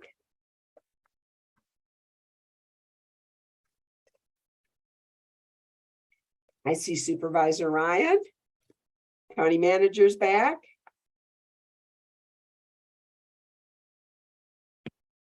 Supervisor Fowler. Do we have Vice Chair Vasquez? Excuse me, do we have Supervisor Begay back? Supervisor Begay? Hang on, let me go. All right. Oh, there she is. Hi, Supervisor Begay. All right, members of the board, we are all back, and this is an important discussion item next. Number 21 is presentation and update on preparations for the November 8th, 2022 general election. We have with us, of course, our elections director, Esler Musta, and our recorder, Patty Hansen, on this. And before we get there, I just want to make a comment on this. I had requested that this be put on our agenda. Some of you may have seen down in Maricopa County, they have been holding community meetings just to provide updates to the general public on the election and the county process for the general election, which we're quite frankly in early voting right now. As informational item and something for the public, it is being recorded, and this presentation will be put on. I understand the county website for members of the public who maybe could not be present for our board meeting to be able to listen to this. So this is just great information for our community, great information on how hard the county has been working to ensure that we have safe and secure voting here in Coconino County. So County Manager, with that, I'll turn this over to you. Thanks, Madam Chair, members of the board. And speaking for the elections function here, I do want to start by appreciation to Patty Hansen prior to this year. And since I was the elections director back in the early 90s, she, then working with Recorder Candy Owens, assumed the function of the elections function along with the recorder up until this year. And so I want to appreciate Patty and her team for carrying that ball. It's a heavy ball, and it's a ball that's gotten heavier and heavier over the years.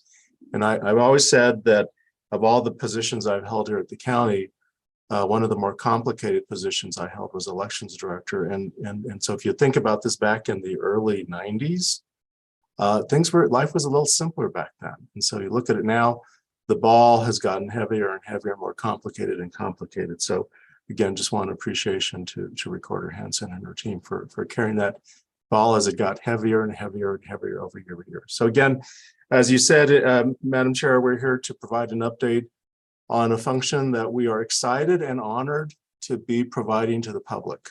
There are a lot of moving pieces to this function that we hold so dearly in our lives, in our democracy, in our daily lives as citizens. And Coconino County has always been known to have elections, and hold elections as a family affair, meaning the entire organization is involved in it with regards to logistics, et cetera. I'll let certainly Wanda ask Esler and Recorder Hansen to speak to that. But again, I'm honored and excited. I know there's probably a lot of anxiety happening and some nervousness here and there, but I am truly excited to be here supporting our elections function as well as our recording function with early voting and voter registration. So with that, Madam Chair, I will turn it over to, I believe Esler is going to present first, followed by Recorder Hansen. So Very Esler. good. Very good. Thank you both for being here. Esler, start us off. Great. Thank you very much, Madam Chair. I hope you can hear me. I'm going to start sharing my screen. We have put together a presentation to walk us through the presentation today. So hopefully you see my screen now. Not yet. We don't see it yet, Esler. Okay, just let me try it again. There you go. Okay. Now we do.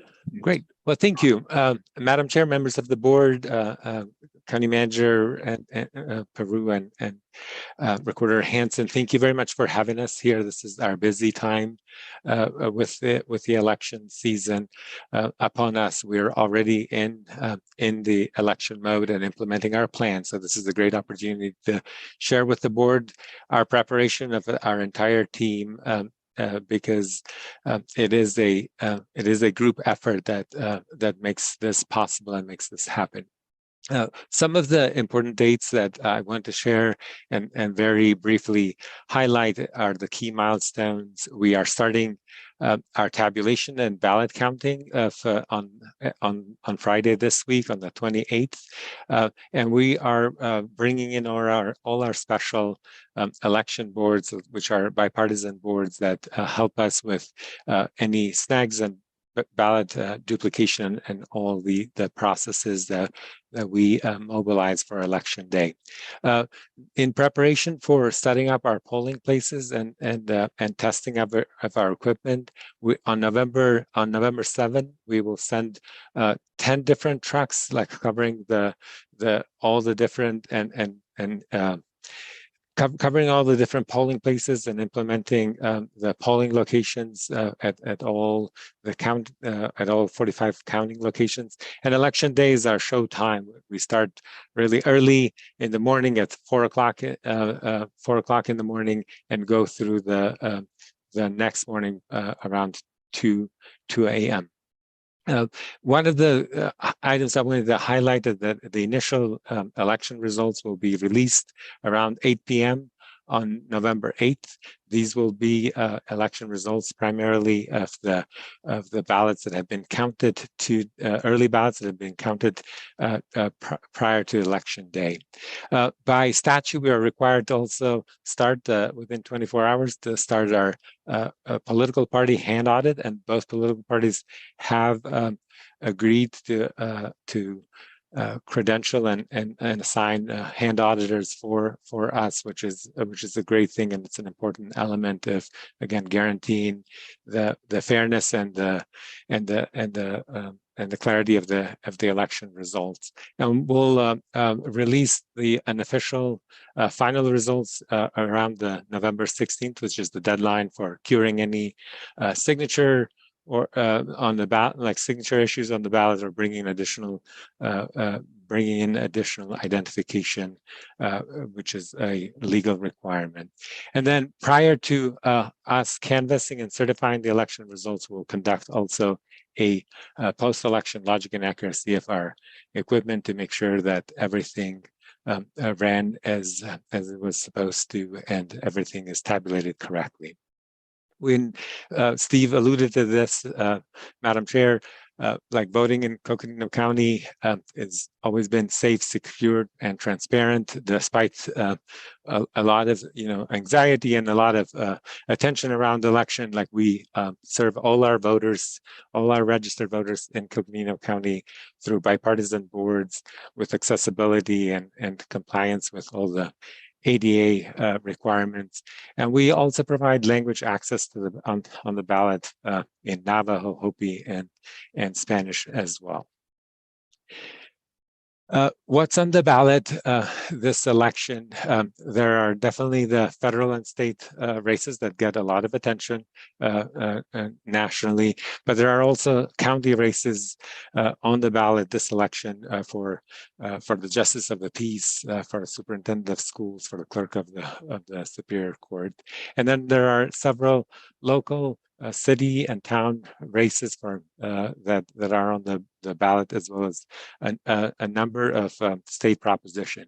This is a very long ballot. There are some precincts will have up to 42 choices for voters to make. So that definitely brings up the need for like research and preparation on the part of the voters.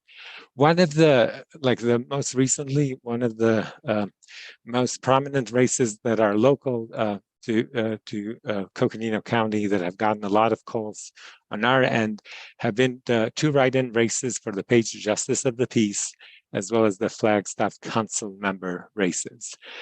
These are 2 write-in races with the passing of the candidate for the Justice of the Peace in Page.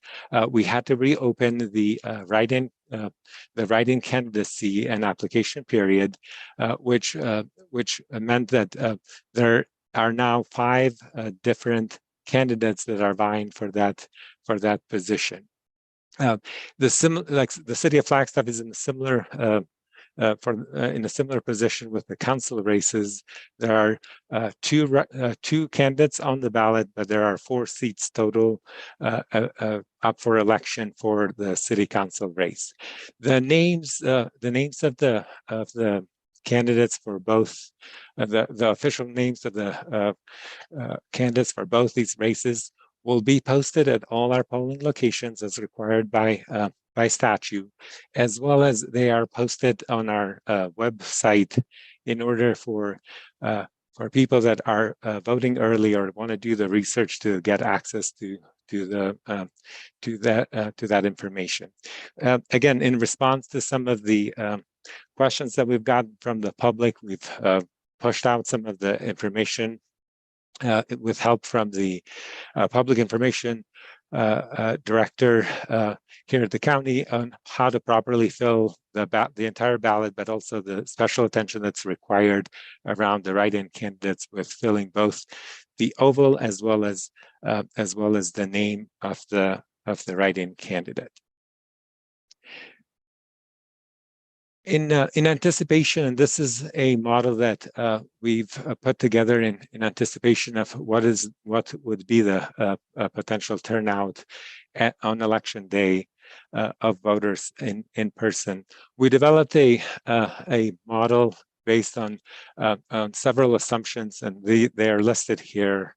With this being a midterm election, and also the types of contests that are on ballot and the recent overall trends, we kind of developed this model of an expected voter turnout around 70 to 85% of the overall registered voters in the county, and we are prepared to serve voters on election day up to like 27,000 people casting their ballot. And for context, I wanted to provide the board that in the last general election, which was a presidential election in 2020, we served at the polling places about 11,000 voters. So we are taking into consideration a lot of the moving pieces and the information that is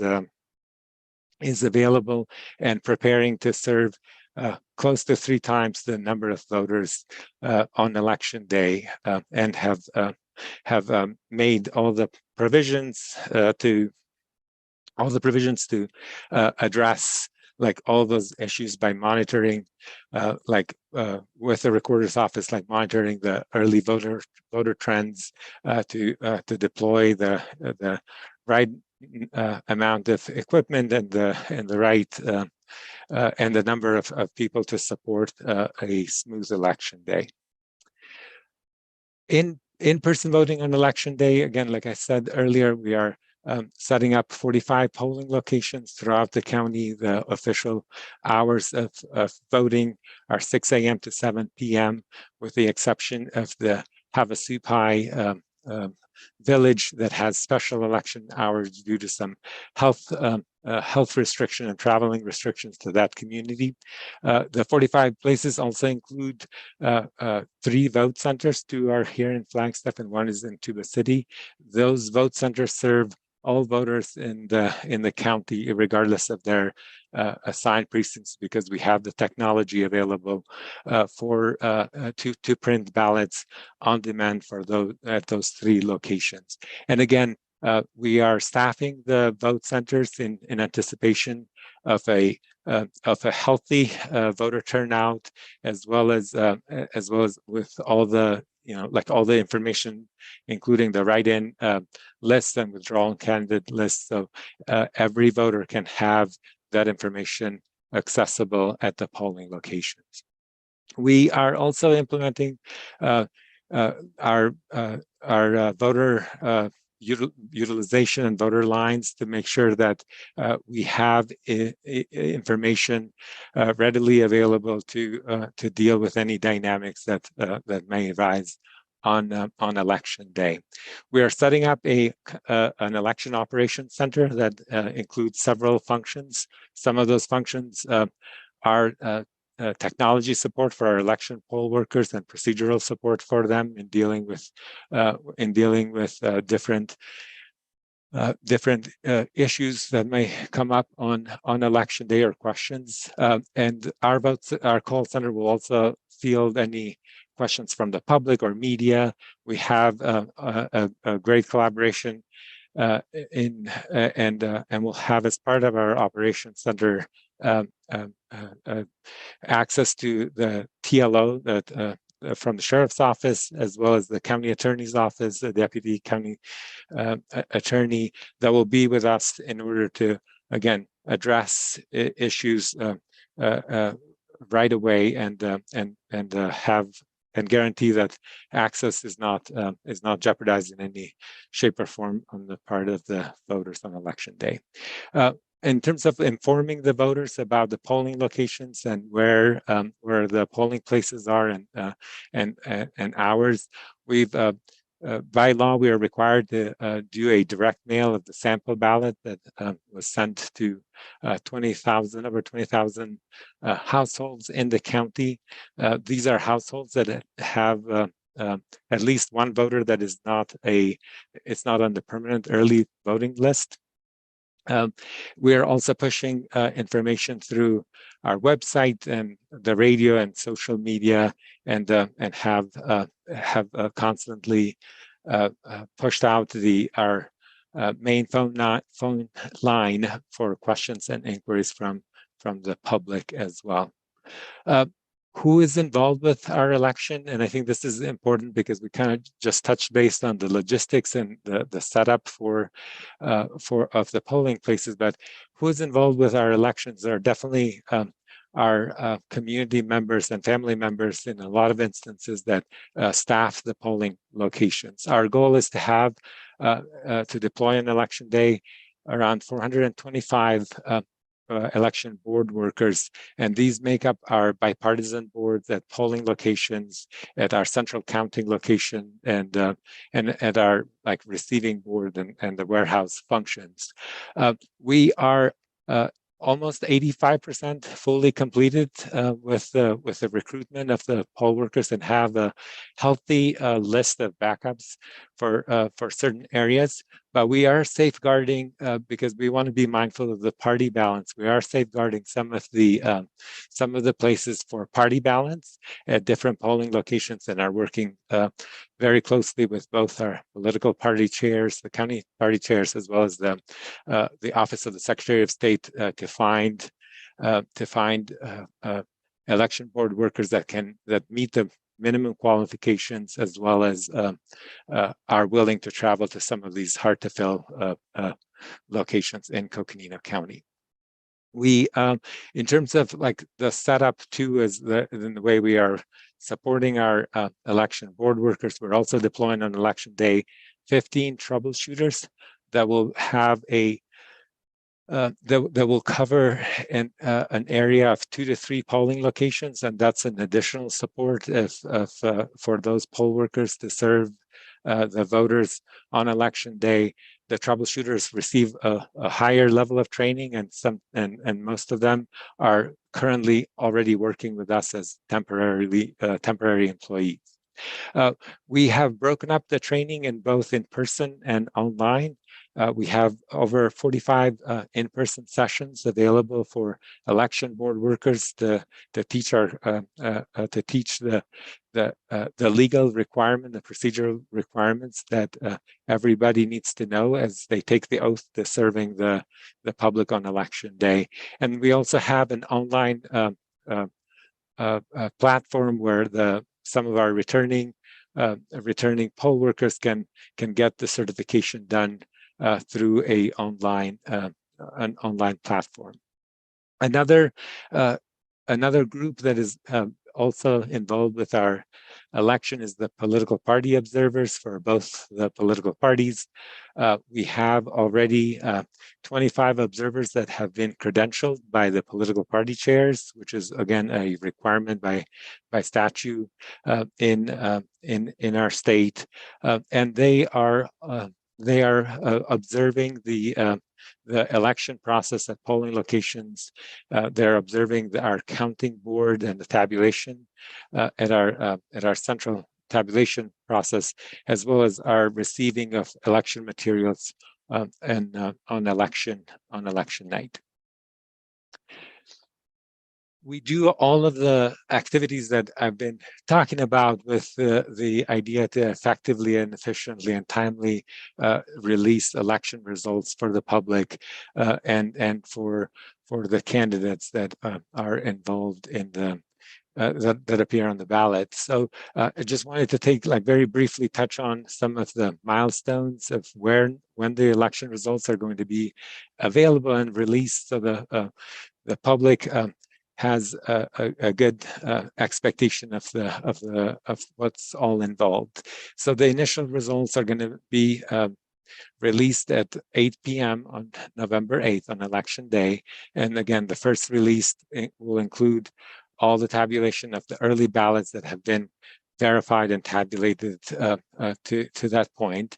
And then subsequent releases are going to include the votes that were cast on election day from the polling places as they arrive from all those 45 different locations throughout the county. And we usually see the last, we'll probably see the last arrival at our central counting location of ballots around 1 a.m. and the final release of results at 2 a.m. on Wednesday, November 9th. And this is the route that brings the ballots from our northern communities in Fredonia and Page, as well as some of the more remote locations in the Navajo Nation. We will report any of the outstanding ballots that are pending to be processed and counted by November 10th. So that will give the general public the count of what's still to be tabulated.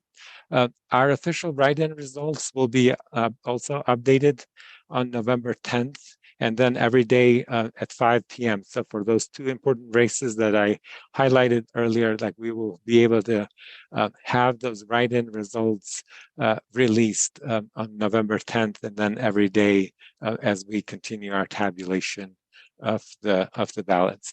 And then the final unofficial results, which will be done after the curing period, will be released on November 16th, and then they don't become final until we complete the canvassing of the election to the board, which by state statute is needs to happen no later than November 28th.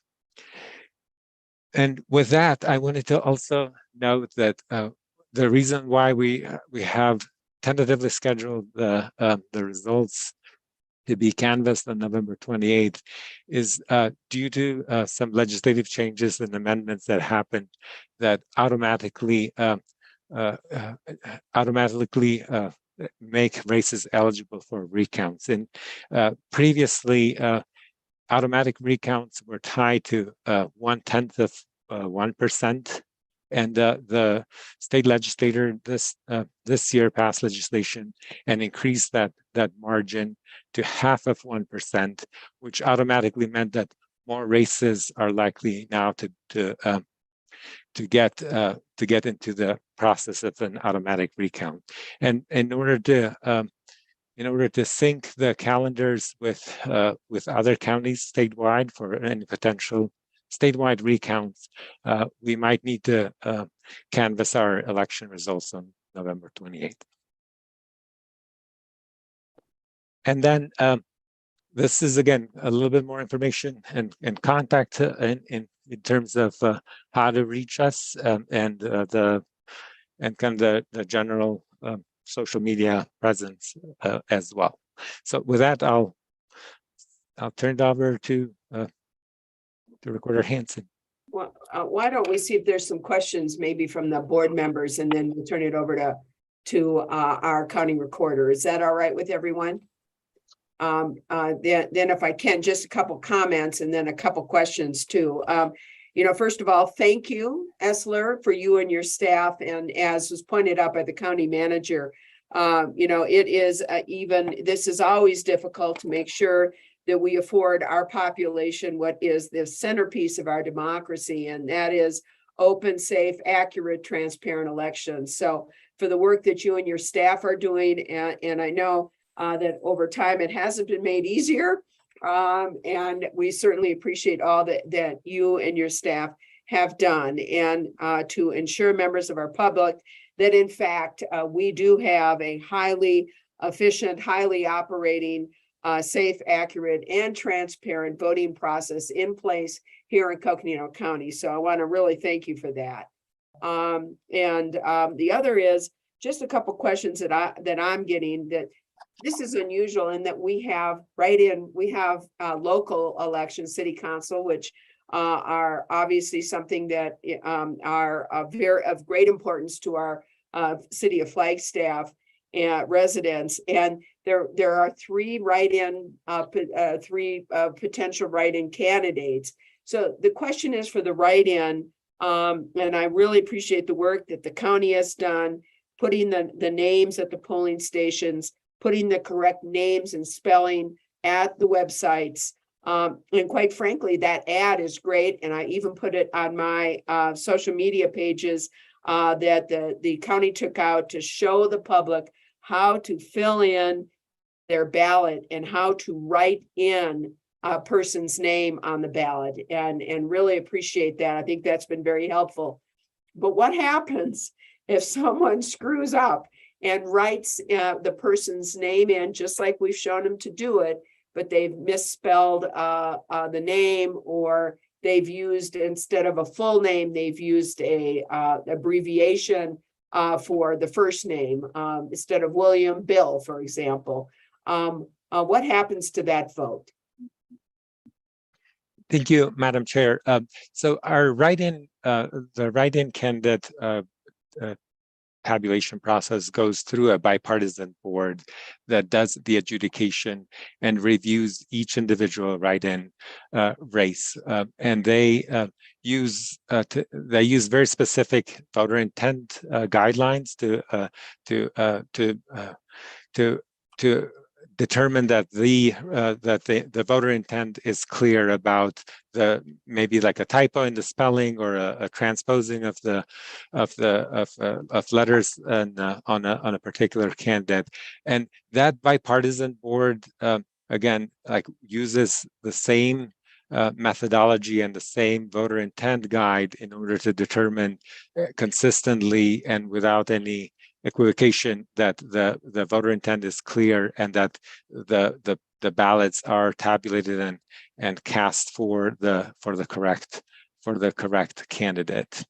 Great. So I guess the best advice we can give is what you've been giving, and that is do your research, plan your vote, and try to make sure you have the name completely and spelled correctly, so that there is no problem with your ballot. Is that what you would advise? Yeah, that is the best advice to move us forward. Is for if the voter wants to cast a ballot for a write-in candidate, to fill the oval as well as write the name of the candidate fully, and that way the voter intent is very clear, and the bipartisan board that is adjudicating that ballot can make a very easy decision that there are no equivocation in the process.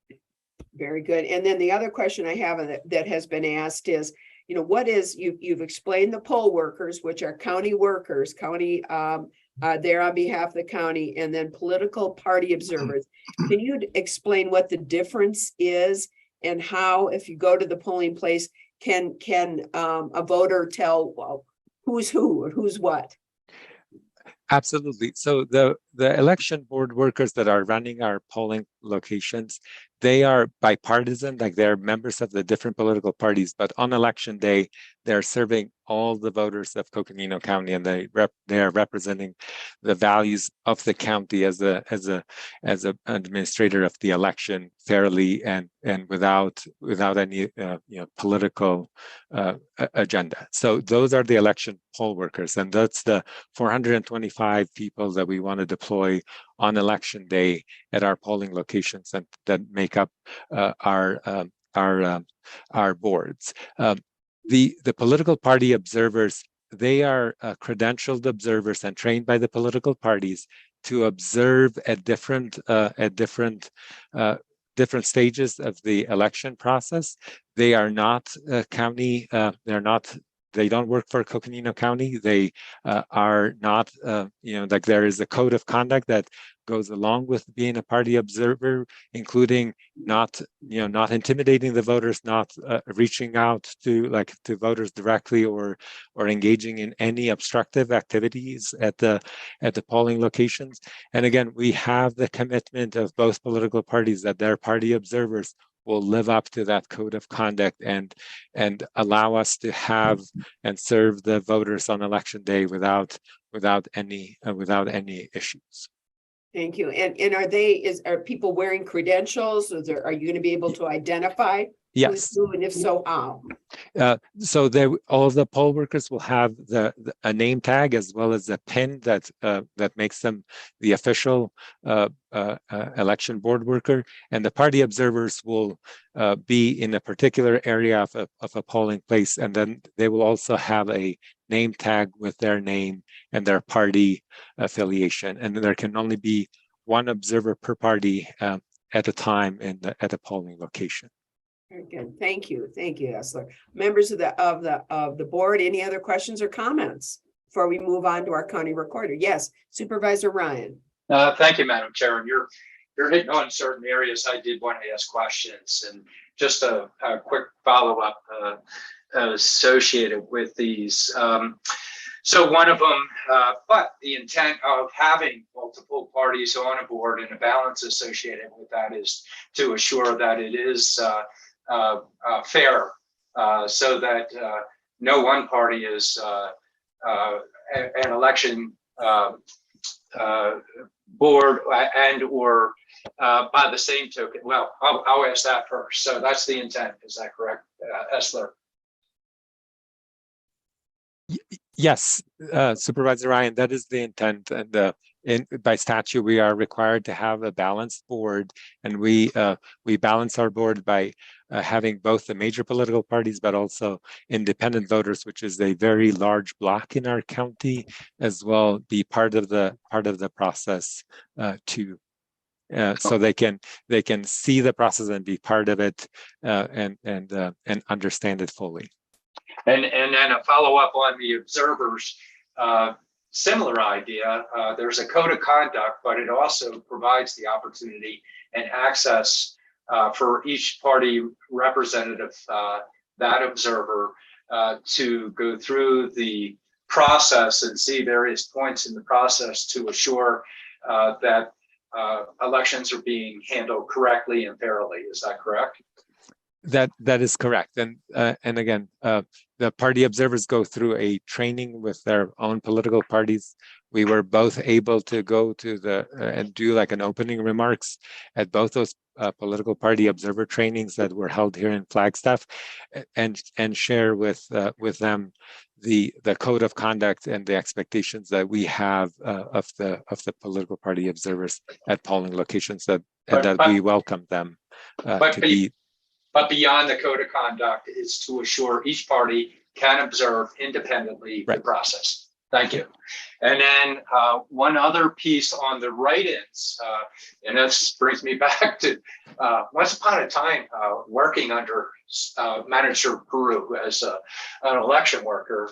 Write-ins for the sake of information for people that are going into a polling place. They must request the write-ins. Is that correct? It is not pointed out by poll workers. So the write-in the list of write-in candidates is posted at an open place at the polling locations, and because of the dynamics and the races, we have instructed our one of our poll workers, the marshal that greets people, to point that the write-in list and withdrawn candidate list is available for their review as they're getting ready to cast their ballot. So we are doing that as an extra step to bring awareness to both the write-in as well as the withdrawn candidate, but we want to make sure that, again, the information is equal and distributed equal, even for the candidates that are have their names printed on the ballot as well. So Okay, so there is a list posted. The marshal can point out the list, but they cannot point to any candidate. that is correct. Okay, thank you. And then two other questions, and I was going to pursue the write-in piece with Patty as well. But the key piece here is, can you speak to security associated with the elections and the process itself? Absolutely. We are taking security very seriously, and that's very much part of the. Let me say security as it relates to a fair process and what's happening with the process. Okay. Right. So we are taking security in all aspects, for the fairness and for the the well-being of the voters, and for voters to having access without fear of intimidation or being caught up in any of the political dynamics that would not be healthy. We're taking security very seriously. We're working closely with all the law enforcement agencies across the county, with the police departments at all the cities. Our sheriff's office has been very much a part of helping and supporting us in developing those security plans and response. We are working closely with our county attorney office as well, in order to make sure that if there are legal questions or things that we need to react right away, we have a plan and we're implementing those plans from the start, and not waiting for any situation to kind of get out of hand. So does that answer, Supervisor Ryan, your I'm more interested in the security of the ballots themselves. It's important what you just pointed out, so people are aware that they can go to a polling place, and if there's a concern associated with intimidation, you've already have a plan associated with it, but I'm more interested in the security of the ballots. So the security of the ballot, we have very robust chain of custody and processes in place for making sure that we are accounting for the ballots that are going to the polling locations and the ballots that are being cast. At the end of the night, the ballots and the election materials that are important for our audit and canvassing and certifying the elections are coming back to us with a bipartisan team at our central election location, as well as in some instances for the outlying areas, a sworn police officer is bringing those returns into the central county location. So we have very robust chain of custody processes in place in order to guarantee that and have a full accounting of the ballots that went out, the ballots that got casted, and the ballots that are being returned as unvoted at the end of the election day. And that's part of what we are very heavily involved the days after the election, is that we are constantly auditing and making sure that we have a full accounting and a way to document everything that happened, including the security and the counts for the voted and unvoted ballots after the election day. So. All right, thank you, Madam Chair. Thank you, Supervisor Ryan. Any other questions, members of the board, or any comments? Vice Chair Vasquez. Yes, thank you. Supervisor Ryan actually asked my question. I had the same question about security for the ballots. But what I did want to say is just thank you for the elections team for all your hard work and putting this together and getting ready, and just really want to reiterate to the community, please vote. If you're eligible to vote, please do so. It's very important. And so thank you. Thank you very much. And absolutely, I think you're stating the comments from all of us there, Vice Chair. So thank you for that. Supervisor Fowler. Yes, Madam Chair, thank you. I just want to thank our staff and all the county employees that are going to be volunteering out there. They're going to be traveling very early to make sure they're there when the polls open. And I just, again, like to ask everyone to get out and vote either early or on that day. We run a very secure election, and just want to encourage everyone to exercise their right to vote. I know I am going to be out there on Navajo because I still want my mutton stew and fry bread at all the places, because Navajo Nation is having its election as well. The same day, same time opening, same time closing. And the fun thing for us is to be able to sit down and have lunch with the community members that are there. Sometimes we hang out at the same place just so we say hi to everybody for all day. So it's a time that the Navajo Nation election, the president is on the ballot, and the council delegates they're on the ballot as well. So, and on Navajo, really appreciate how the county, our county and other counties really appreciate how they do the elections on Navajo Nation. One side is the county election, on the other side is Navajo Nation within the same building. Very convenient, all the places where it can be done. And then we have the all our communities like Page, Fredonia in my district, and all the way down into Grand Canyon and Supai, that just that we make sure that it's all covered. So I just want to thank our staff for that. Thank you, Esler, and all of your team, and Patty that's coming up. It's a lot of work, and it sounds like it's a lot more costly as well, just because of just the details that go into it now. Thank you. Thank you, Supervisor Fowler. Any other comments? Madam Chair? Sure. Supervisor Begay. Yes. First and foremost, I want to say thank Steve and his team and presenting this PowerPoint presentation to us. I think it's very important that we put it out there for the public. I'm not sure if any information has been shared with the people out there, like the newspapers or whatever, to kind of let them know about maybe a small area that we feel that we need to share with them. And I think other supervisors have said what I wanted to say, some of it, but I just want to encourage everyone to stay safe and make sure you have your sanitizers, and if you have to wear gloves to shake hands, please do so, because we're still experiencing some people that are getting COVID, and then also get your Omicron shots, please, because winter is coming up, and a lot of people come to these functions, and yes, certainly people are going to shake hands, hug each other. So please be safe out there. Thank you.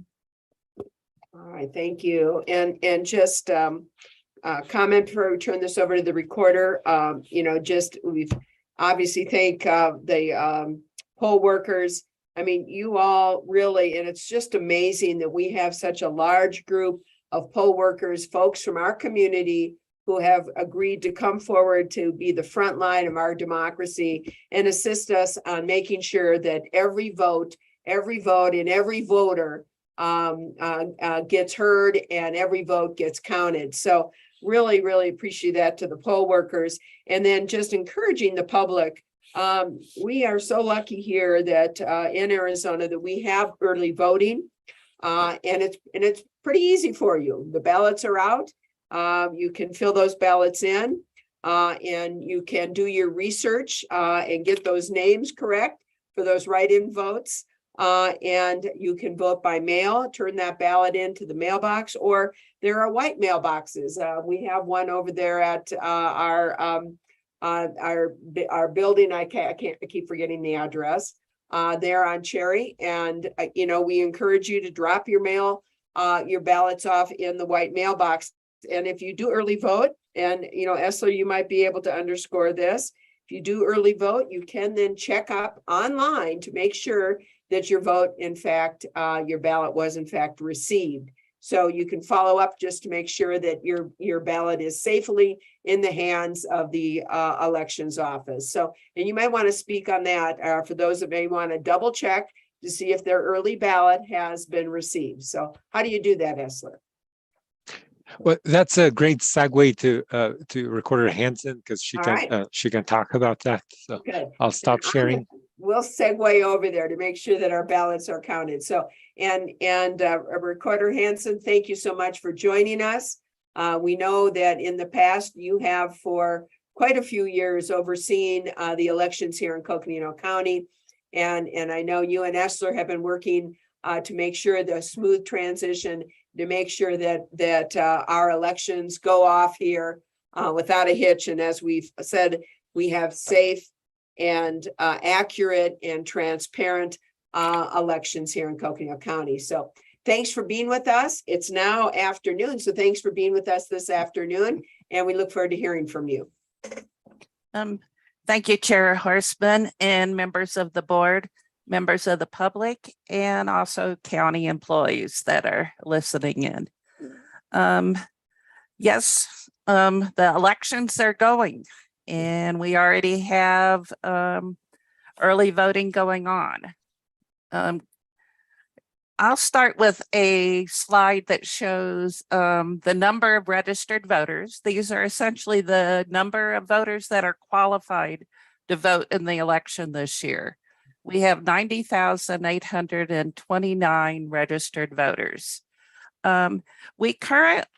Comparing that to 2020 general election, at that time we had 89,243.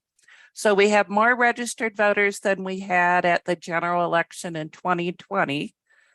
But unfortunately, we did go down from the primary election.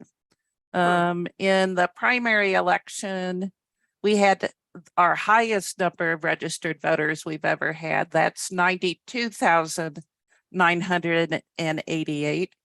And so we've seen a decline of 2,159 registered voters.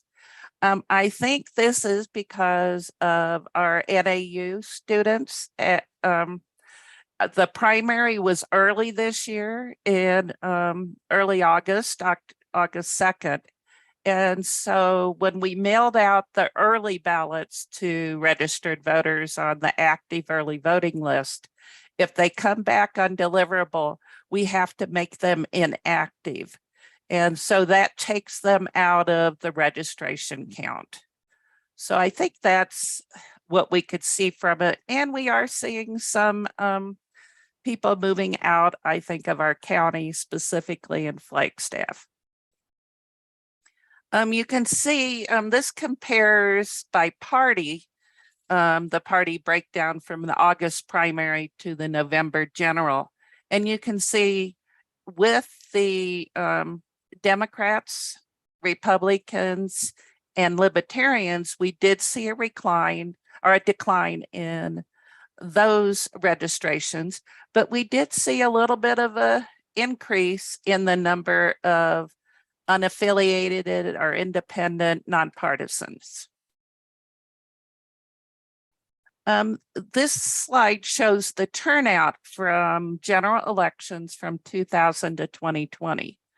The red bars are for presidential election years, and those are always, we have higher turnout than we do in a non-presidential year.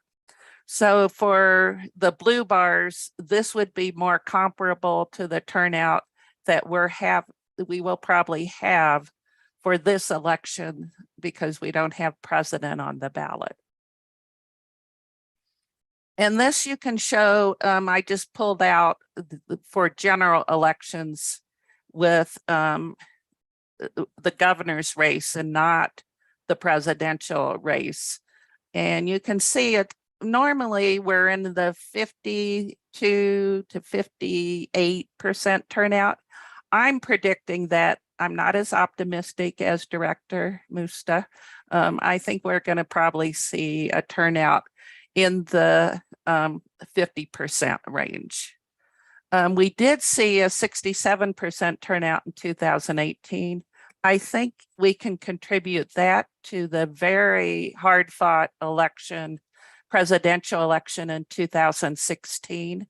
And because it was close, anytime we have close elections, we see an increase in turnout for the next election, because people really do see that their vote can make the difference. Okay, important dates in regards to early voting. One is coming up this Friday. Friday at 5 p.m. is the deadline to request from the recorder's office to have an early ballot sent to you by mail. And so if people want to, and I'm encouraging people to request an early ballot for this election, because as it was mentioned earlier, this is a very long ballot and it will take people some time, especially in the Flagstaff, in the city of Flagstaff, there are 15 ballot questions. And so to really take the time to just read through those, and it does take time. So instead of having to stand in a voting booth and try to rush to get your ballot completed, with early voting, you can do that from your home and really take your time. Next Tuesday, November 1st, is not a deadline in by law, but this is the last day we county recorders recommend that if you're going to return that voted ballot by mail, that you do it no later than Tuesday next week. Our mail is not next day delivery, unfortunately, in Coconino County. It goes down to, if you mail it just across town here in Flagstaff, it will go down to Phoenix and back up. So it takes a few days for the mail to go. We do pay the postage on the returned mail, so people don't have to worry about getting a stamp.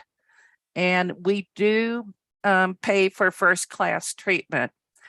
In 2020, I was very happy to see that the U.S. postal system really made an effort across the country, and especially in our county, we saw them trying to speed up those ballots. The ballots are in a yellow envelope is what you're mailing it back. And we've worked with our post offices to recognize that yellow envelope is a ballot. And so they expedite the treatment of it. Friday, November 4th at 5 p.m. is the deadline to vote early in person. We have several early voting locations throughout the county.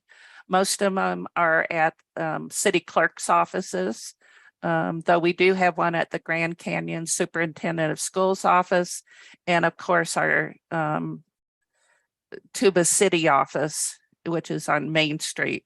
We have 3 locations in Flagstaff, our building at 110 East Cherry. We have a drive-up service window where you can vote without getting out of your car on 3rd Street over in Sunnyside.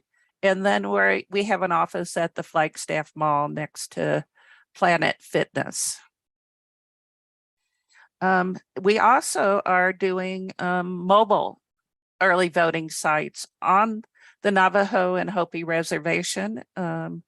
We have that list on our website, and we're running radio ads on KTNN, KPGE, and CAF in Navajo to let people know that these locations are available, the dates and the times. Okay, the Monday, November 7th is what we call emergency early voting. And this is, you need to have a reason to vote early.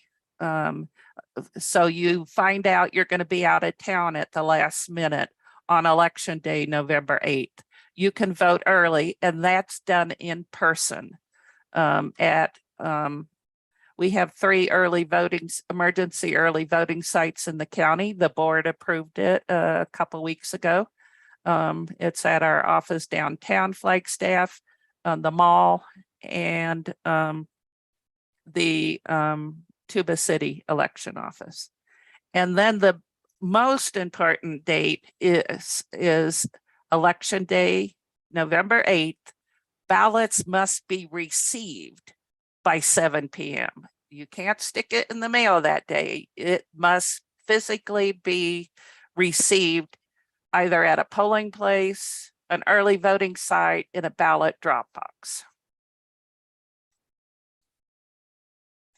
Okay, and early voting has really been embraced in our county over, it seems like almost every election we've seen an increase. In 2020, 83% of our registered voters cast their ballot by an early ballot. So I think our voters like the convenience, they like taking the time. And but that doesn't mean that you don't have the option to go vote early or go to vote on election day. I think because of some misinformation, quite a bit of misinformation out there, that early voting is not safe. I'm predicting we'll see a decline in the number of people who are casting their ballot by early ballot this election, because there's just lies out there that it's not a safe, secure method to vote. Okay, I just wanted to give you an update of what we're seeing so far. As of close of business yesterday, we had issued 65,022 early ballots to voters. Of those, 63,780 were mailed ballots because they're on the active early voting list. This used to be called permanent early voting list. What it is you can sign up and your ballot is automatically mailed to you for every election you're eligible to vote in. We've had 468 people vote early in person at our early voting sites throughout the county. And we've had 774 people request an early ballot just for this election. So you don't have to sign up to be on the early voting list. You can request your ballot just for a single election. And to request a ballot, you can do it by phone, you can do it online, or you could send in a request form. And this is how the voted early ballots are being returned, again through close of business yesterday.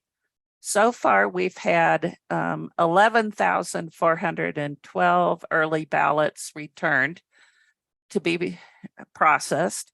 That's 17.5% of what we have issued so far. Now, this is down from what we had, we saw in 2020. At this time in 2020, we had 32% of our early ballots issued returned at this point in the election cycle. My guess is why it's down. It indicates possibly a lower turnout, but I think what it is that long ballot. People just take a long time to vote. We have had voters in our early voting sites take over an hour to complete their ballot when they're voting in person. So again, I really want to stress, be prepared when you go vote. Sample ballots were mailed to voters that are not on the early voting list. And so mark those sample ballots. There's also a way you can go and see your sample ballot and print it off by going to my.arizona.vote. That's also how you can look up and see if your early ballot has been accepted and sent over to be counted. So remember that my.arizona.vote. How they're being returned, you can see the majority, well, a lot of them are being returned through the US mail. We have 3,700 or so dropped in ballot drop boxes. Ballot drop boxes are safe and secure. We have those picked up regularly on a daily or by every other day basis. And they're retrieved by a bipartisan team, and there's transfer of custody protocol and that they go through.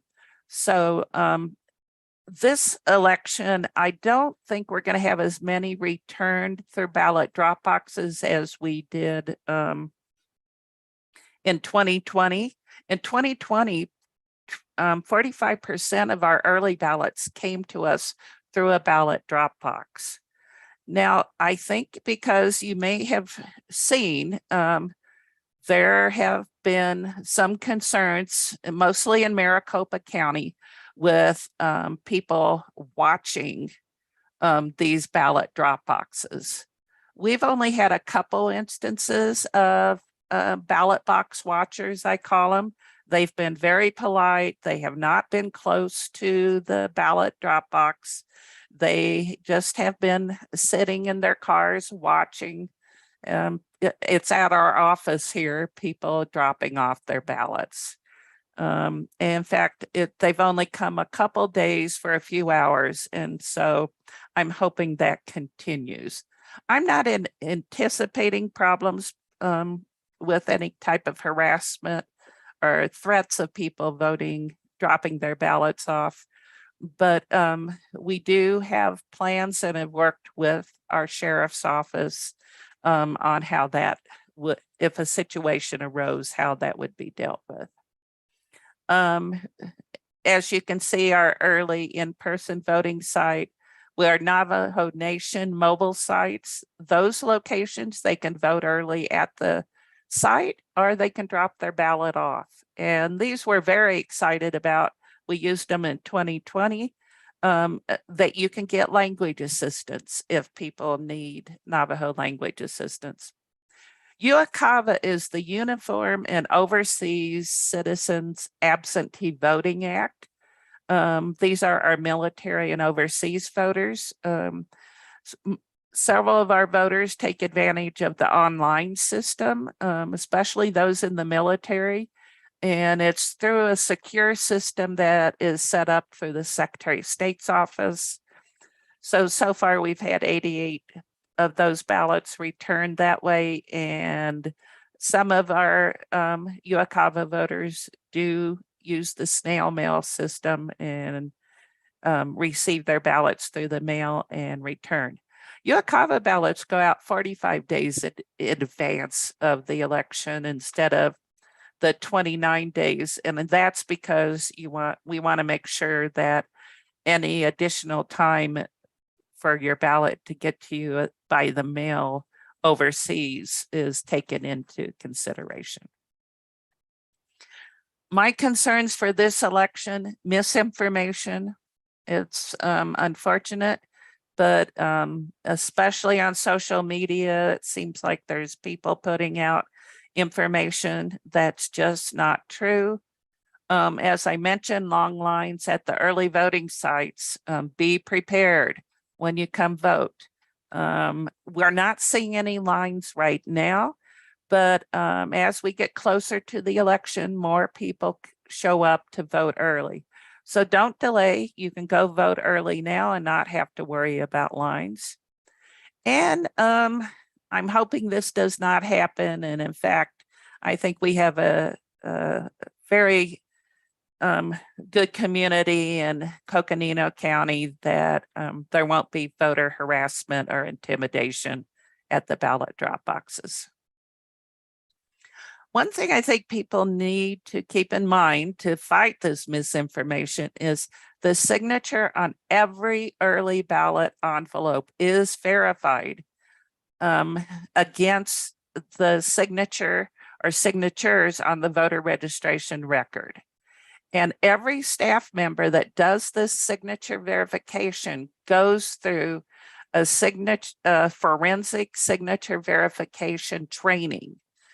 So we're taught what to look for to see if there's, it looks like there's possible fraud or a problem. The problems we do see in regards to early voting is ballot envelopes, the ballot's being returned and the envelope is not signed. If there's no signature, we can't verify who voted the ballot. Are mismatched signatures. This is when the signatures just don't look correct. The majority of these mismatched signatures, we can tell who in the household probably signed for the voter. And if somebody else signs that envelope, that ballot has to be rejected. We make phone calls. We ask on the envelope for the voter to give us a phone number where we can reach them in case we have a problem. We send text messages. The Secretary of State's office has offered us access to a new software, Text to Cure, which is a way for us to contact people with problems about their signatures. If we have an email on their registration form or their early ballot request, we will email them and we send letters out. Unsigned envelopes have to be corrected by 7 p.m. on election day. So if it's unsigned, they're going to have to vote a new ballot, and they can do that either by going to the polling place on election day, going to an early voting site, or if we have a problem prior to this Friday, we'll mail them a new ballot.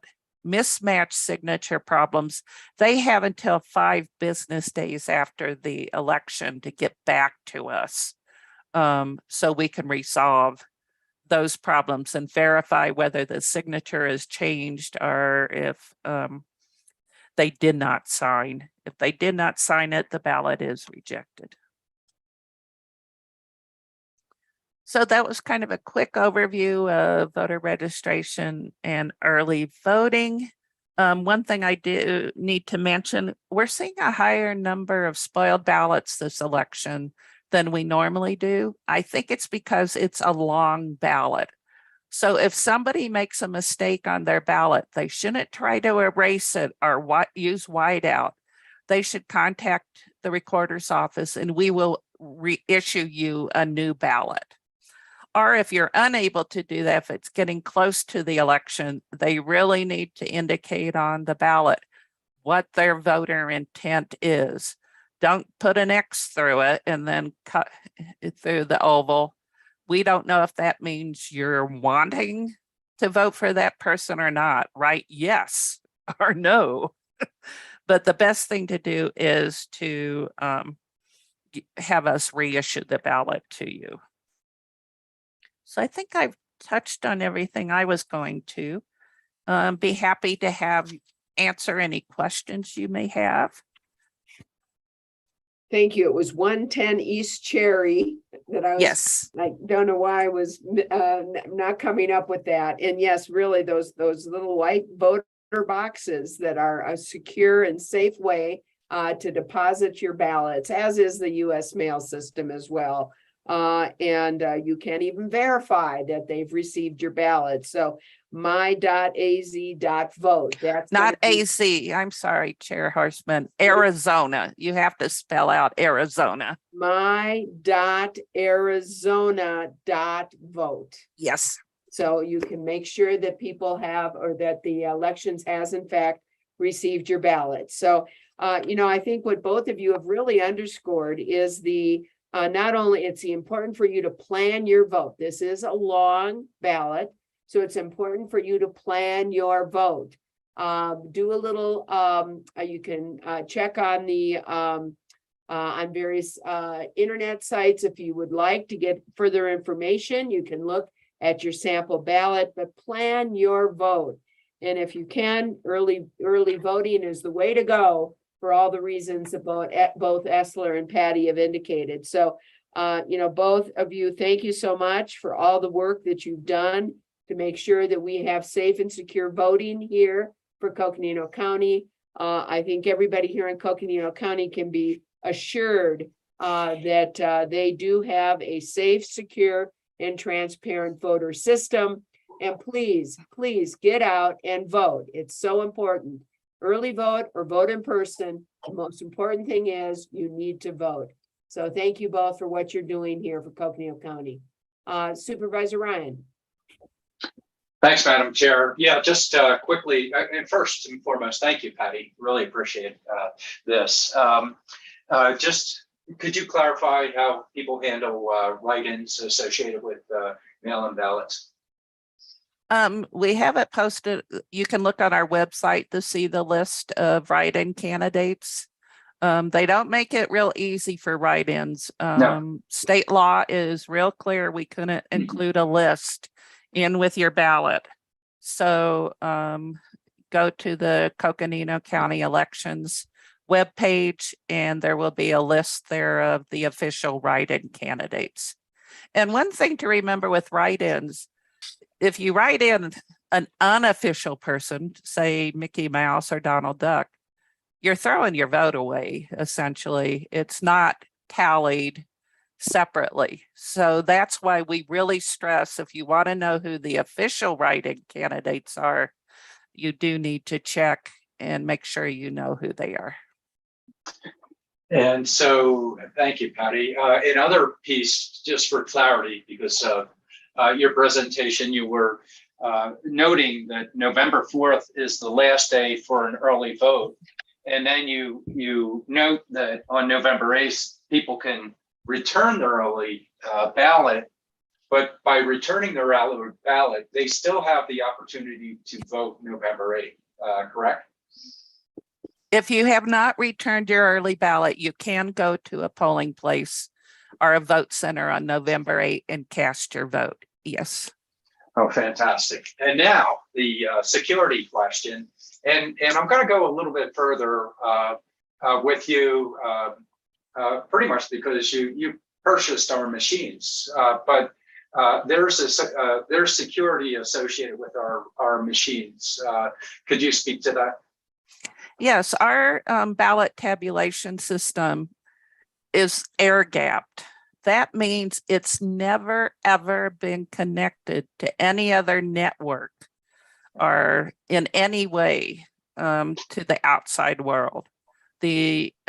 So it is in a secure warehouse. I'm not going to go through what the security is at the warehouse because that's a breach of security to tell everyone. But yes, and it is tested, as Director Musta said. It is tested. Every piece of equipment is tested prior to the election. And then there's a public testing, which of randomly selected precincts for the equipment. They do early ballots testing. The Secretary of State comes up and does testing. And those public tests and the Secretary of State have representatives from the Democrat and Republican parties there to observe the testing. And there's a post-election testing to make sure the equipment program has not been changed in between all of that testing. All right, and along that line, a lot of folks have brought up a question associated with security. That's a reinforcement, knowing that air gap is there. The other element is, we've seen through time, human error often occurs much easier than machine-based analysis, metering, etc. An example would be an airplane, a jet these days, there's quite a dependency upon the accuracy through electronics versus a pilot handling that. And that is where we've come. We live in a technological world. The key piece associated with that is security. And this is what we are reinforcing here, that we have a very secure system that we've been working with to protect everybody's votes on that, as well as a transparent system through observers that we've heard from Director Musa, we're hearing from Recorder Hansen, that we have a process that people can depend upon, so that their ballots that they submit have a very secure system that we've gone out of our way to assure that's there. And also noting that we have each of the parties in observation modes to help protect the ballot independent of us. So thank you, Patty. Thank you, Esler. Thank you, Madam Chair. Thank you for your comments. Supervisor Fowler. Thank you, Madam Chair, and thank you, Patty. It's exciting times. The weather has changed and we have an opportunity to get out there and do our voting and be able to say what we believe should our leadership, our leadership should be. And then we have some questions we must answer. So I think that is a great opportunity for us to take responsibility within our own government and saying this is what I believe should be. And that's a great opportunity that you all provide to us. And in terms of the machine, you know, when the Board of Supervisors, we walked on over there and we test a couple of machines, and these machines that are being used right now, we test them before it was purchased. So I just want to reassure everyone that we, as a Board of Supervisors, we know these machines. We was introduced to us before it was purchased. So we all work together. It's a whole team of network that work together to be able to provide safe elections. So I just want to reassure that again. And Patty's so knowledgeable. She provides presentation all over the country as well, and as Esler as well. So thank you so much. Really appreciate that your team and county manager, you provide your staff to be able to help out, and then community members are out there as well. So thank you so much. It is exciting times. So thank you. Thank you. Thank you, Supervisor Fowler. Others, members of the board, comments? Otherwise, we have gone over and into our lunch. So what we're going to try to do, I don't believe any action was necessary other than just to point to the public that we have recorded this, and this will be pulled out of the meeting and will be preserved and put on the county website. So we can encourage members of the public who may not have been able to be part of our meeting to be able to go to the website and to hear this discussion. It was very informative by both Esler and Patty. And again, we have a secure and safe voting system in place here in Coconino County. Please get out and vote. So, and for the rest of us, it's time for lunch. And so, and time for a break. So County Manager, how much time do we have? Madam Chair, I think if we can go with the returning at 1:30, that's kind of splitting the difference in terms of the full lunch break and maybe an abbreviated one. Does that work for board members? We'll do it. As that work with everybody else? 1:30, we will come back, and we have interesting information on the flood control district. So members of the public, you may want to join back here with us at 1:30. So absolutely. Thank you. Thank you. All right. 1:30.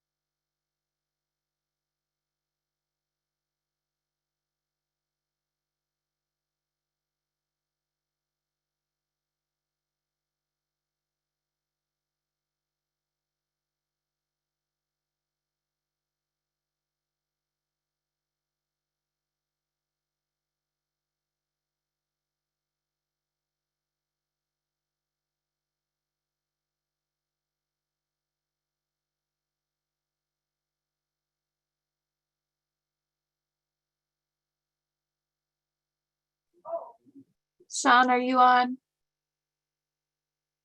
Can you hear me, Sean? Yes, I can hear you. Can you hear me? I can hear you. Are you doing the PowerPoint today? Yes. Okay, great. Somehow I lost my background on Zoom. How in the world did that happen? There may have been updates. Mine was updating this morning. Oh, yeah. Okay. So let's see. How do I do this? Let's go. Choose virtual. Go over here. I haven't had to do this in a long time. Okay. Lucinda, your mic is on. Okay. Thanks. There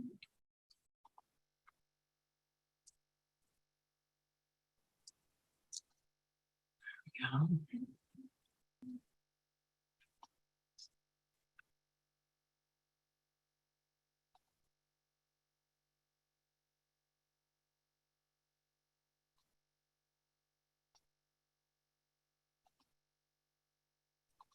All right, testing. I can hear you, Jeremy. Thank you.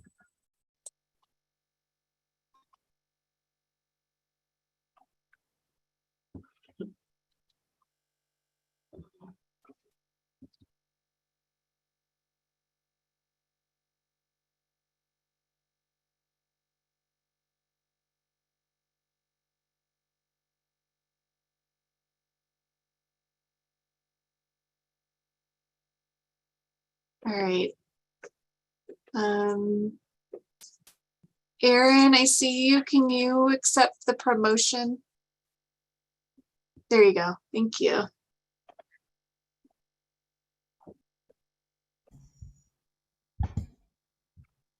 I'm here. Sounds like a Halloween thing. I'm here. I think I've seen a movie like that. I can't remember which one it is.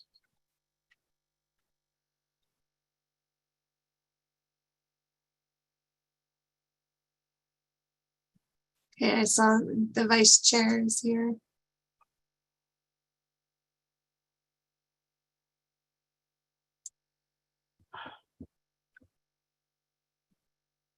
Let's see. I think you can demote Essler.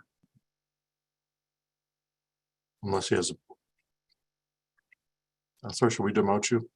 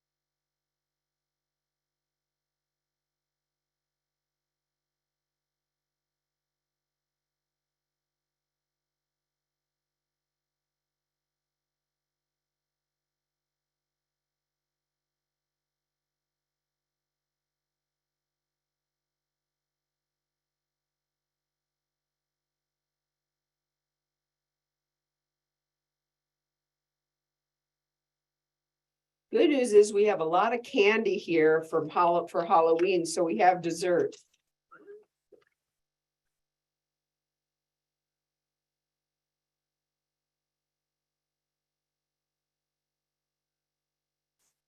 Is everybody coming back from lunch? Hey, I'm going to start out on the phone until I get back, and then I'll hop over back online with the computer. All right, thanks, Matt.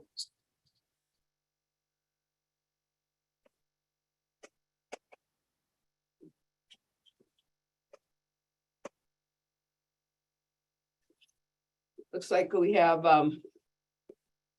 Supervisor Fowler and we have Vice Chair.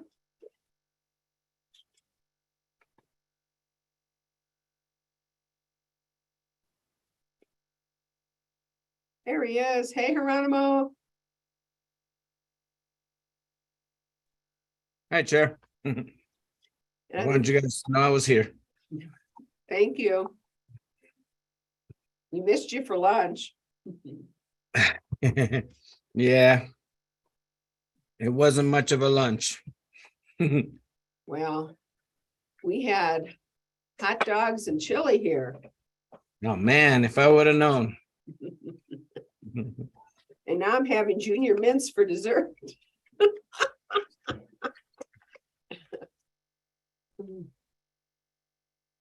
I think Supervisor Begay was going back to her office. Supervisor Fowler, are you back with us? Yes, I'm here. Thank you.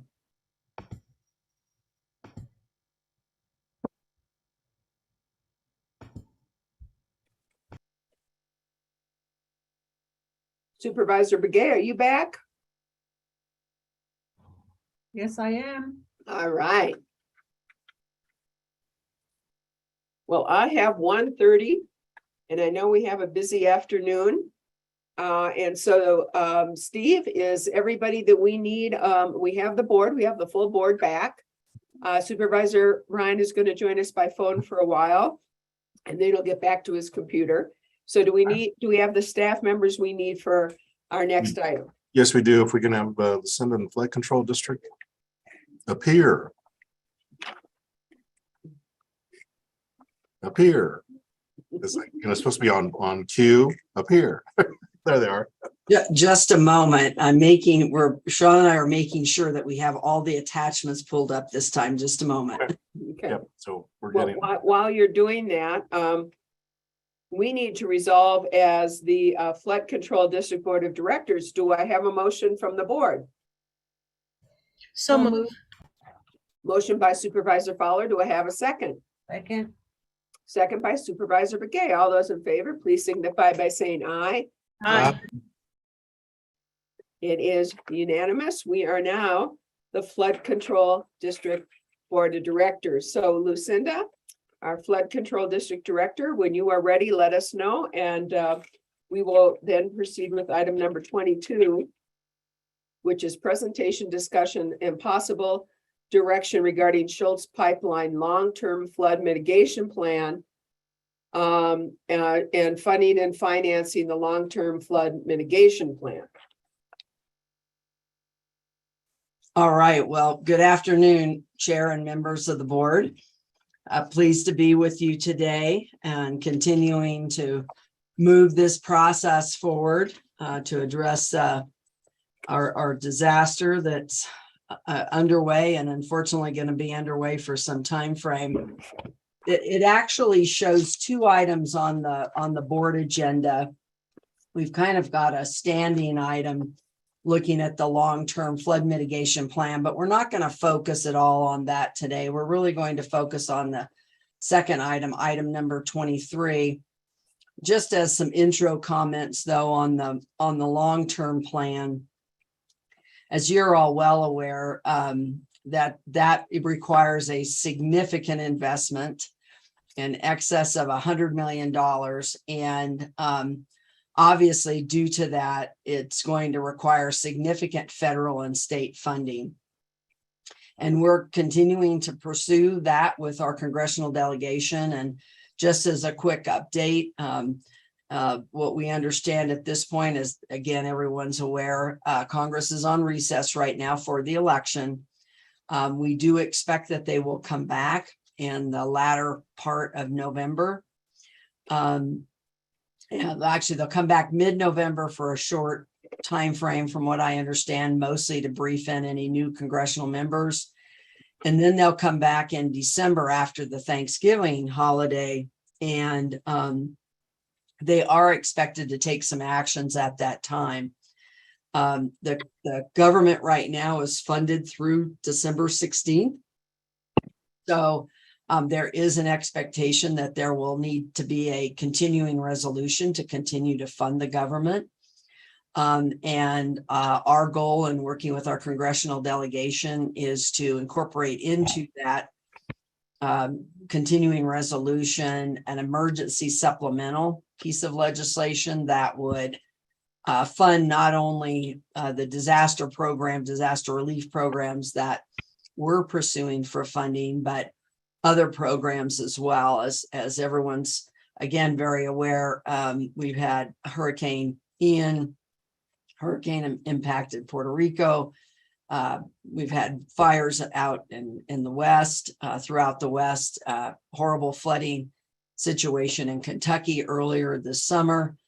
So we're expecting that to come forward, but that will be the soonest time, again, probably more like mid-December, before we see any action on the appropriations needed to be able to fund those programs, and then in turn potentially fund the projects that are on the long-term list. So I did provide to you, and again, we're not going to go into it today, but I did provide you with an update of the, and thank you, Lindsay. Lindsay sent out an update last night of the long-term mitigation construction timeline.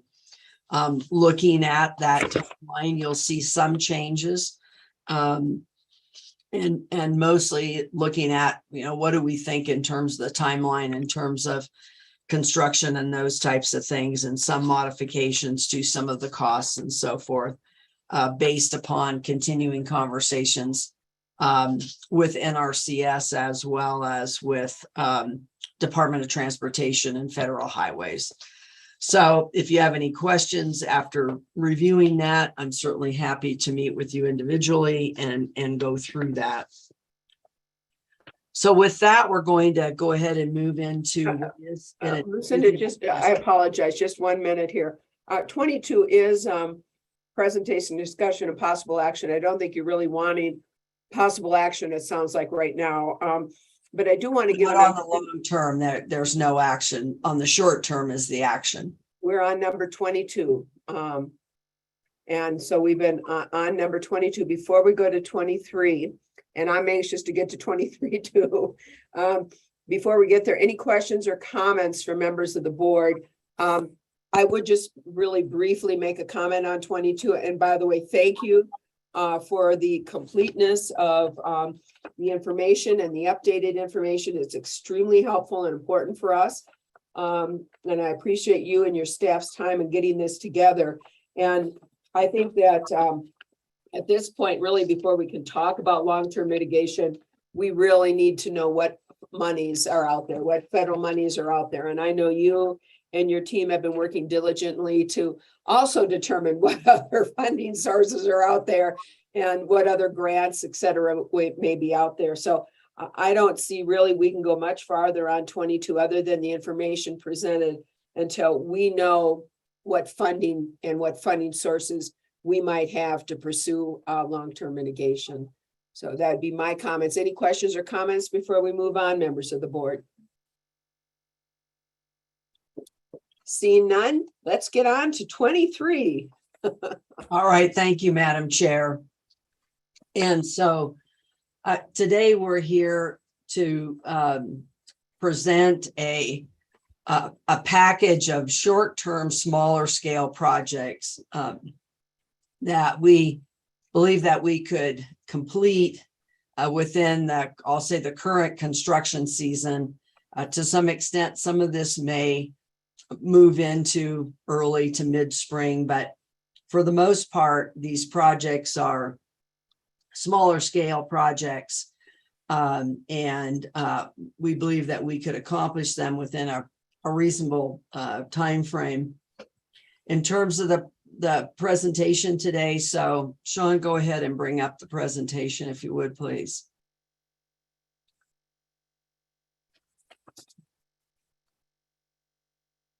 There we go, and go to the next slide there. So again, the overall meeting objectives for today, we're going to present a proposed short-term flood mitigation project plan.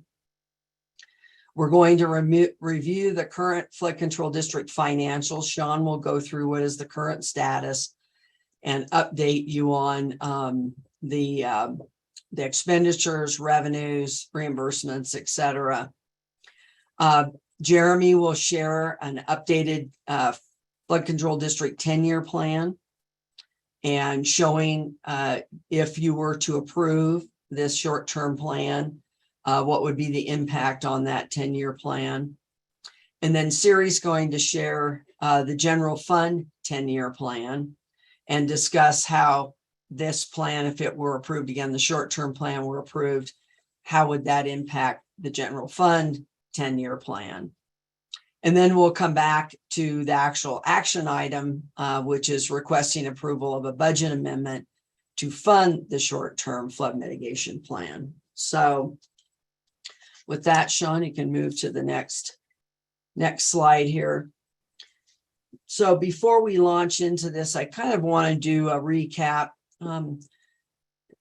to remind all of us as we move out of the monsoon season this last year. I don't think, it's important that we not lose sight of what the impact that this last year, the 45 major flood events had on residents, both outside the city of Flagstaff within the Timberline and Wapaki Trails and Donny Park areas, as well as within the city of Flagstaff, and significant impacts. Next slide, please.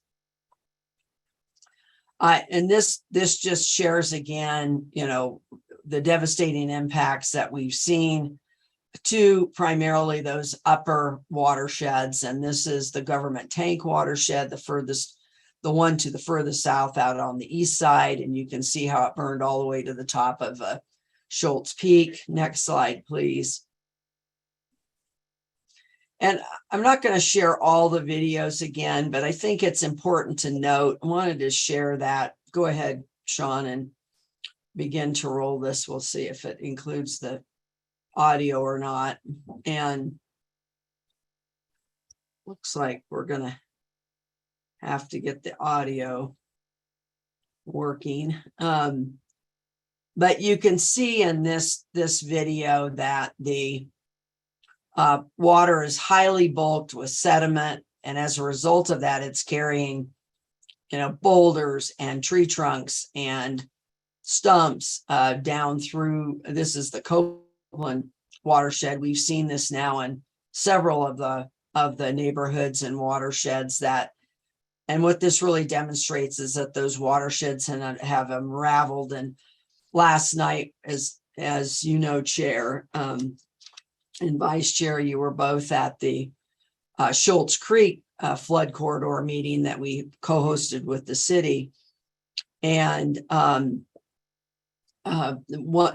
Hayden with Natural Channel Design shared with me that he and his staff have been up in the watersheds more recently, even with the rainfall events we've had over the last several weeks, none of which have created any real flooding downstream, but they're really seeing the results of the major events that we had this year, and that the magnitude of impact to the on-force watersheds is really extreme and crossing from one watershed to another. So North Paintbrush is now impacting Campbell and Copeland's impacting Peaceful. And so getting this work done, what this really highlights in the long-term plan is getting work done and jumpstarting a little bit of this work on for us is really going to be critical. Next slide, please. And this, of course, is what it looks like after that event. That video was taken from the porch of the Victorian. Next slide, please. And this is just downstream of the roadway in front of the Victorian. And then you can see all the rock and debris here as well, but also major head cutting, which we're seeing throughout several of the neighborhoods where they're particularly in those areas where there was no pre-existing mitigation that was completed during the Schultz effort. So next slide. And this, Sean, we don't need to show the video here. This is, though I think you remember, this is a family's home. Oh, go ahead and run it. It's a short video. We've been working with the owner of this home and his family. He's really determined to re-inhabit the home. He's been out since mid-June, and we're working with him on a mitigation plan, a longer-term mitigation plan, potential plan, of which would be addressed if the short-term plan was approved today. What we frame this is, and I'll talk more about this later, we frame as individual lot mitigation. This property, although with the long-term mitigation, we expect to reduce down the impacts to this property and many of the rest within Upaki trails that have been impacted significantly. We think we can reduce those impacts. We will have to, though, plan for events that exceed the design storm for this corridor, and that design storm won't be set until we know how much money we have. But we know that this home will likely continue to be at some level of risk going forward for mitigation, much like we did during the Schultz efforts, where we did individual lot mitigation in the paintbrush area. We did about 15 homes in paintbrush and a few other areas where homes remained at higher risk for flooding. So next slide, please. And then this next slide shows the impact of the flooding on the property and on the home there, sustained interior flooding of 2 to 3 feet. Next slide, please. And I think what's important to tie back to the short-term plan that'll be discussed today is the impacts to the existing flood mitigation. Again, flood mitigation that was constructed to address post-Schultz fire flooding. And you'll see a number of the projects really focus in on that to try to, I'll say, reclaim the capacity and restore the capacity to the existing mitigation system in the 5 corridors that were mitigated during Schultz. So next slide. Another example of the impacts. This is on Upper Brandis. The prior one was the terminal trench on Wupaki Trails. This is the upper end of the Brandis Channel on private property within the neighborhood. You can see the erosion. Next slide, please. Madam Chair. Supervisor Fowler. Thank you. Lucinda, I just want to make sure I understand when you use the term existing mitigation plans. Those are projects that were already from 2010 projects, mitigation that was done back there, and today it's being damaged. That's what we mean by that term or that. Correct. That's Okay. correct. That these are mitigation. This is mitigation infrastructure and projects that exist today that were constructed largely between, well, some as early as 2011. Most of what you're going to see was constructed between 2013 and 2015. As part of the Schultz long-term mitigation effort. This is the channel also further downstream on Brandis after one of the major flood events there. And both the upper end of Brandis and the lower end of Brandis have been damaged by the increased flows. Again, we're seeing anywhere from 7 to 26 times the increase in the volume of water, of course, increase in velocity of water as well, which is creating the damage to existing mitigation. But thankfully, we do have that mitigation because it's also performing a very, very important job out in these corridors. Very important, contribution to reducing the impacts to homes and private property and reducing the threat to lives. So next slide, please. And impacts to Highway 89. Although the short-term plan doesn't include any of the projects related to the highway, we continue to work with ADOT and federal highways to try to address some of those impacts because the breadth of the impact of closures to Highway 89 is significant for our entire county and the region. It affects travel into Utah, Colorado, certainly very much impacts travel from Navajo Nation, other tribal lands, to Flagstaff, into Phoenix and other areas across the state. So next slide, please. That just shows you some additional, and the cars lined up there as the highways closed. Next slide, please. So a quick update on our response efforts from this last monsoon season. We produced over 1 million sandbags. We set a goal and we did accomplish that. We placed upwards of about 4 miles of concrete barriers, both within the city and outside. And I want to note that those sandbags, a significant portion of those sandbags also was utilized within the city of Flagstaff as well. Some of the other things that we accomplished, but want to highlight here what's highlighted is that the cost now, I think when we met with you last time on September 20th, the cost at that point based on the invoices that had been received to date was about like 7.9 million. Now we're up to 8.2 million. So that cost continues. And I think we've now received most of the invoices. So we should be hopefully nearing completion of those invoices and be able to understand what was the full ramifications of the 45 flood events that we did experience. And in total, we expended of that $8.2 million, we expended 3.5 million on sandbags and barriers, of which sandbags were the lion's share of that cost. And unfortunately, we have to remember that most of the rainfall events, although we had a lot of rainfall events, we did not have any real intense rainfall events this monsoon season. The largest storm that we experienced was a 10-year storm. And so, unfortunately, I think, nature could bring us much more devastating flooding than we have experienced to date, unfortunately. So next slide, please. So now moving into the short-term plan. And, first, I think the first key question, of course, we want to try to help answer is why now? Why should we pursue these short-term flood mitigation, smaller scale short-term projects now?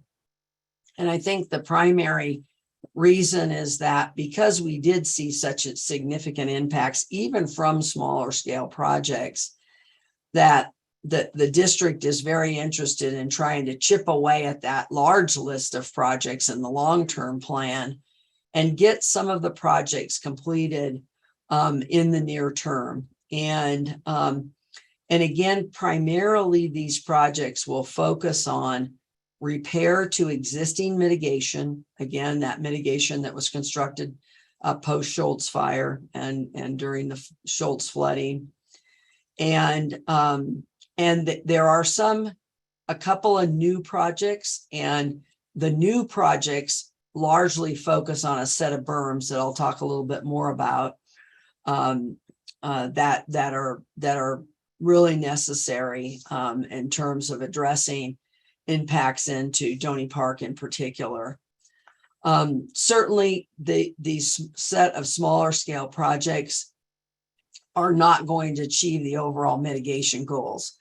Unfortunately, we can't accomplish that in this set of small, but it will reduce threat to lives and reduce impacts to private property and public and utility infrastructure. So we will see a benefit to this, particularly in restoring the capacity of the existing mitigation that's in the area.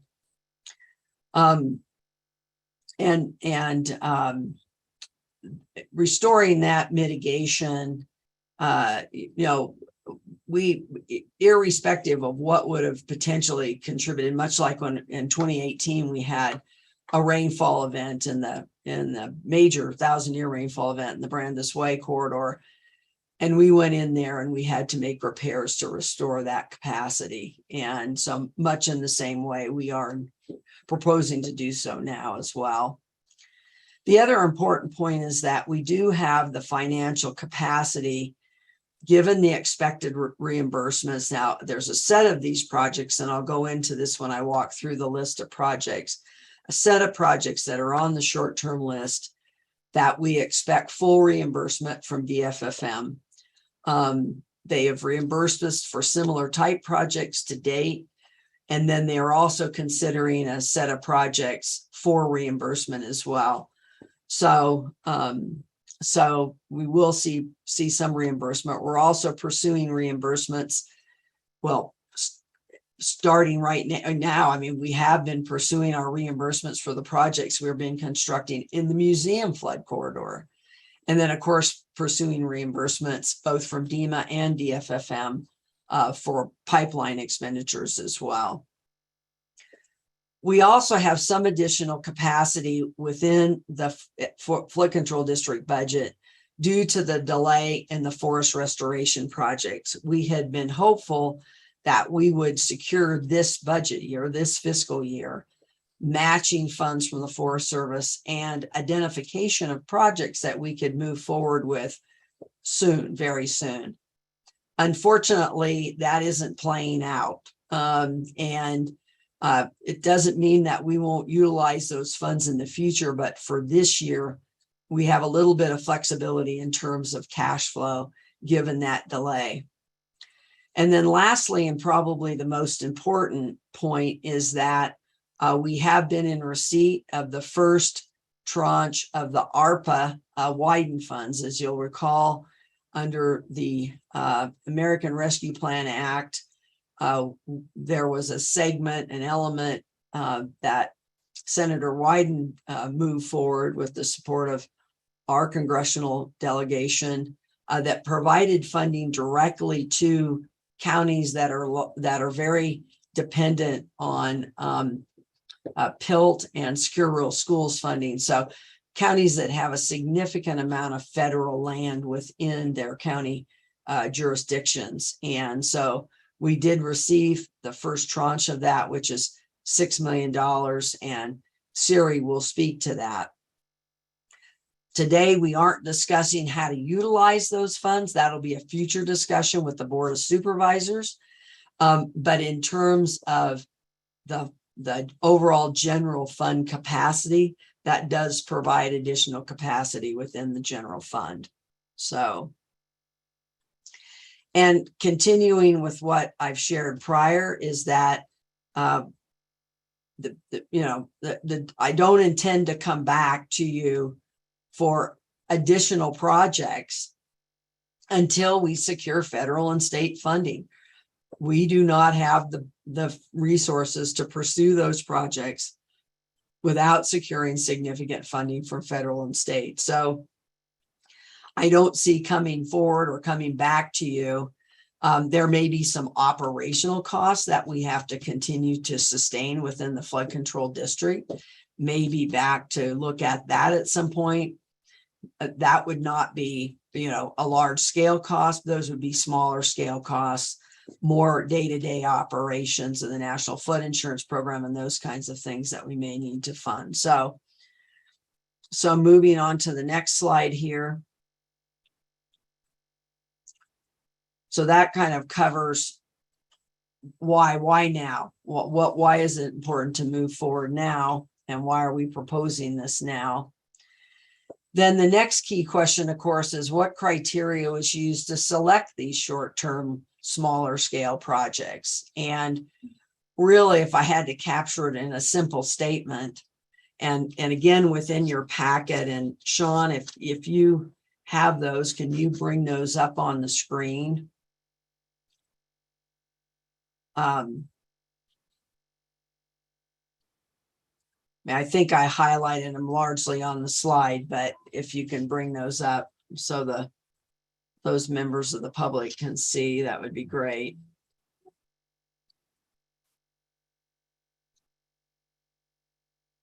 No, that's the project list. This is a Word document that's criteria used for selecting short-term projects.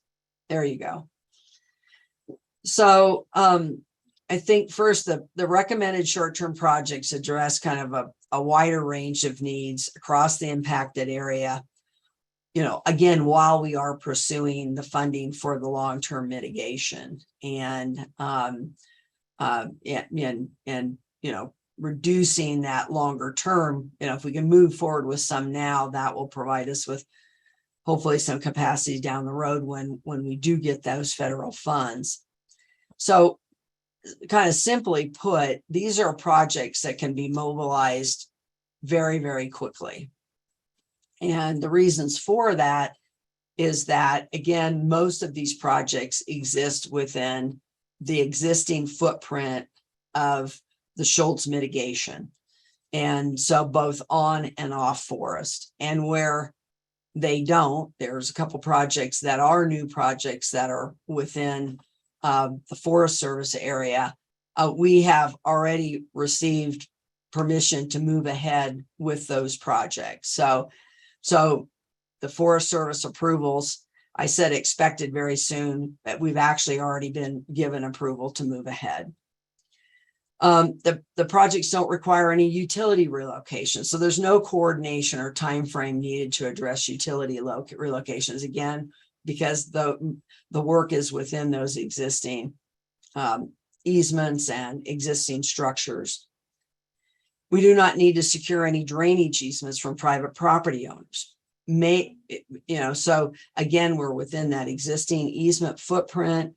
The projects are all within existing drainage easements and an existing right-of-way. And again, we already have the responsibility to maintain those facilities and have the legal ability to access those.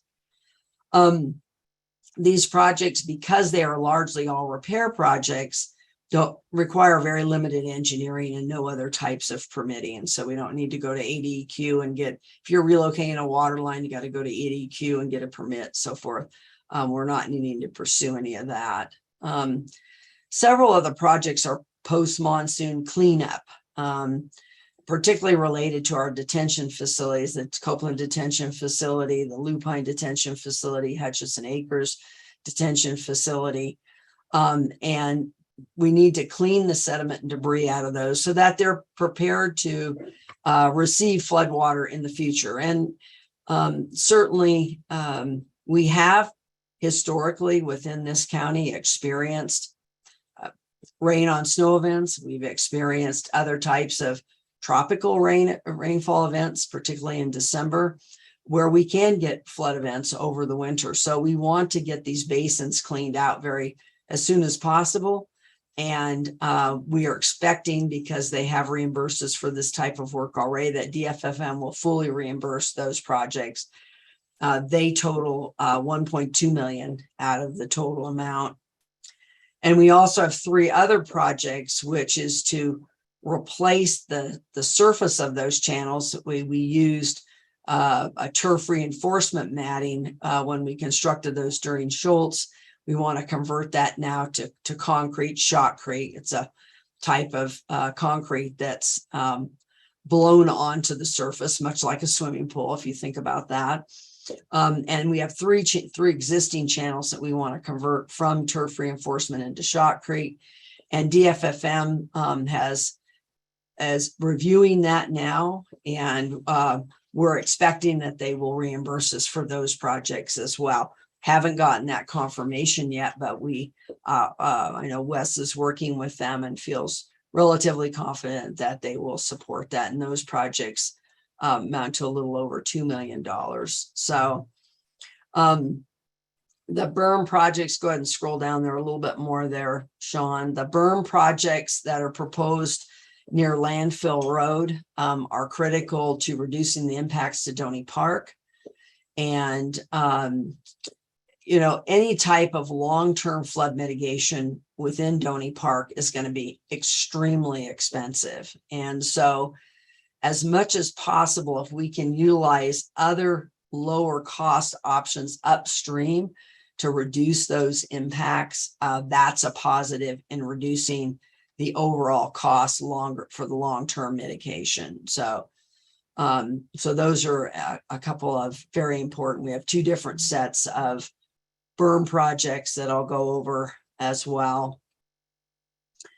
And then importantly, the Museum on Forest Watershed Restoration Project, which has now been completed. They just recently completed the last section of the East Tributary. We're expecting that to come in about $1 million under budget, and the Forest Service has agreed to transfer those funds directly to support the berm repair and construction on Forest Service lands. And so they've already agreed that whatever is left over in that fund will have that additional funding available to contribute to those projects. So most of these shorter term projects have, again, overall lower cost. So we're not foregoing a significant amount of reimbursement if we were to have received grant funds for these projects. And again, within the corridors that they were being constructed, they will have a positive impact in reducing those flood impacts in those corridors. And but certainly we're not going to gain a tremendous advantage over the flooding without the long-term mitigation, but this will definitely help maintain that existing mitigation to perform during the future while we secure the longer term mitigation. So that covers the criteria that were used for selecting the projects. Then next, I'd like to turn to the project list there, Sean, that you had brought up a few minutes ago. There you go. So with this, so this is what we're proposing in terms of the short-term potential projects. The ones that, and I know it's hard to see that they're in green, the on-forest projects are colored in green here, and I'll walk through these so that you can understand which ones they are.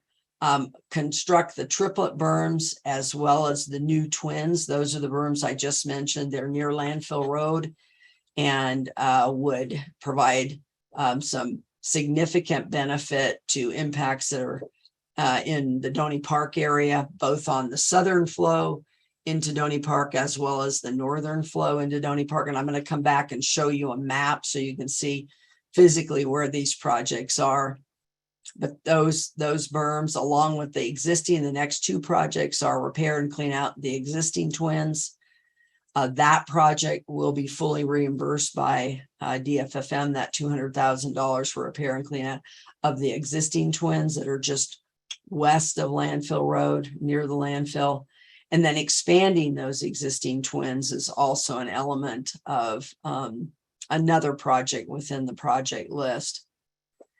Then moving to the Brandis, and we've got a set of watersheds here, 5 watersheds: Brandis, Lenox, Campbell, and North Paintbrush and South Paintbrush, all of which those measures that are existing on forest within the existing footprint, mitigation footprint, there's an opportunity to both repair and do some level of expansion to those existing.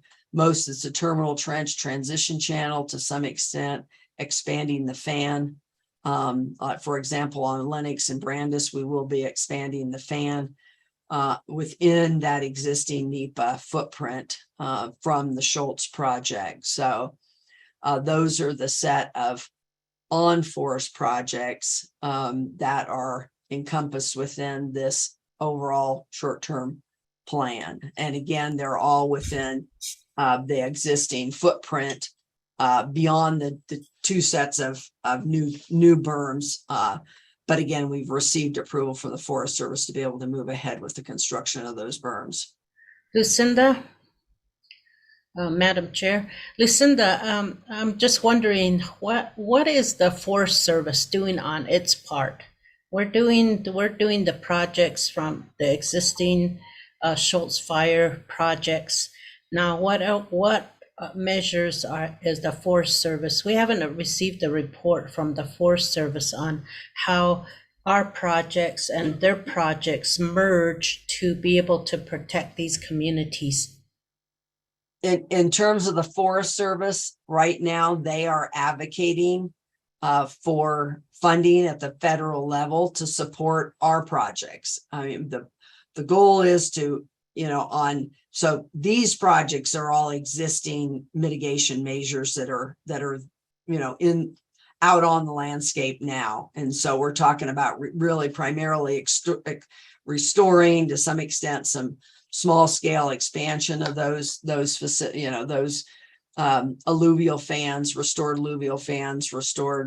channels and so forth that are already there. Again, measures that were constructed during Schultz. Yeah, I understand that, but what measures are they taking instead of just advocating? We're advocating as well, but are they doing some construction work? Are they putting some dollars to these projects? They also intend to pursue projects, but primarily they're going to pursue projects that involve their roads on forest.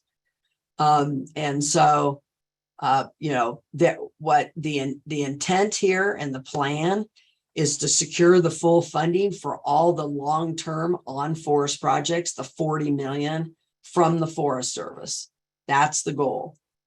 And so we're working both with the regional office. I'm working with Wendy Jo Haskins at the regional office, as well as the local office here, as well as with Chris French at Chief Deputy at the Forest Service, to make sure that when they are appropriated those disaster relief funds, that we're able to then secure those funds and move those funds to the district so that we can develop these projects. So the long-term projects. That sounds like a long shot. So really the Forest Service is not doing any projects. They are not taking any measures where the forest and the fire happened in the forest, and then the flooding came from the forest into the communities. So they're not doing any kind of measures to, like what the county is just allowing the county to do what it's doing. So anyway, thank you. Yeah, I mean, they're funding all the NEPA to support all these projects and, the other steps that have to be taken so that these projects can be constructed. But the goal is, much like we did with museum, is to secure the full amount of the funding from the Forest Service, and they are supporting that. But again, that's going to take, they don't have access to those funds now. They have to have a disaster relief appropriation to be able to then provide those funds. So, and we're not alone in that situation. Others who have sustained fires are in the same exact situation. So moving from the on-forest onto the flood mitigation within the neighborhoods, the next set of projects here, which are in red, keep scrolling down there a little bit more, Sean. There you go. You go one more.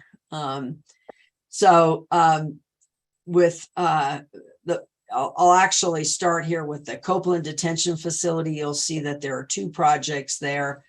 Copeland Detention removal, there's a total of 77,000 cubic yards of sediment and debris that has accumulated in the Copeland Detention Facility that needs to be taken out again to restore the capacity of that facility so that it can mitigate impacts to Highway 89 primarily and to some downstream communities as well.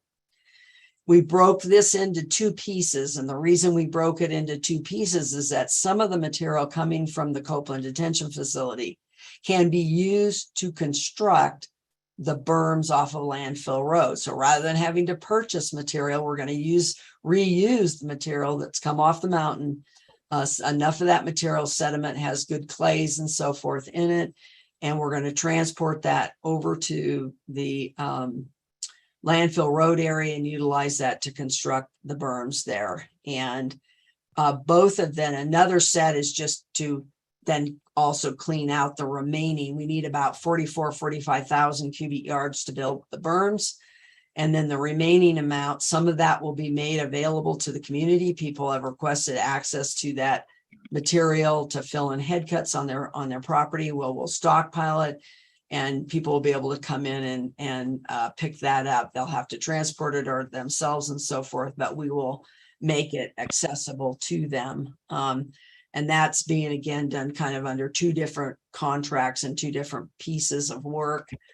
But both of those projects are fully refundable by DFFM, as is the other one here that says clean out detention basins. These are the smaller scale detention basins.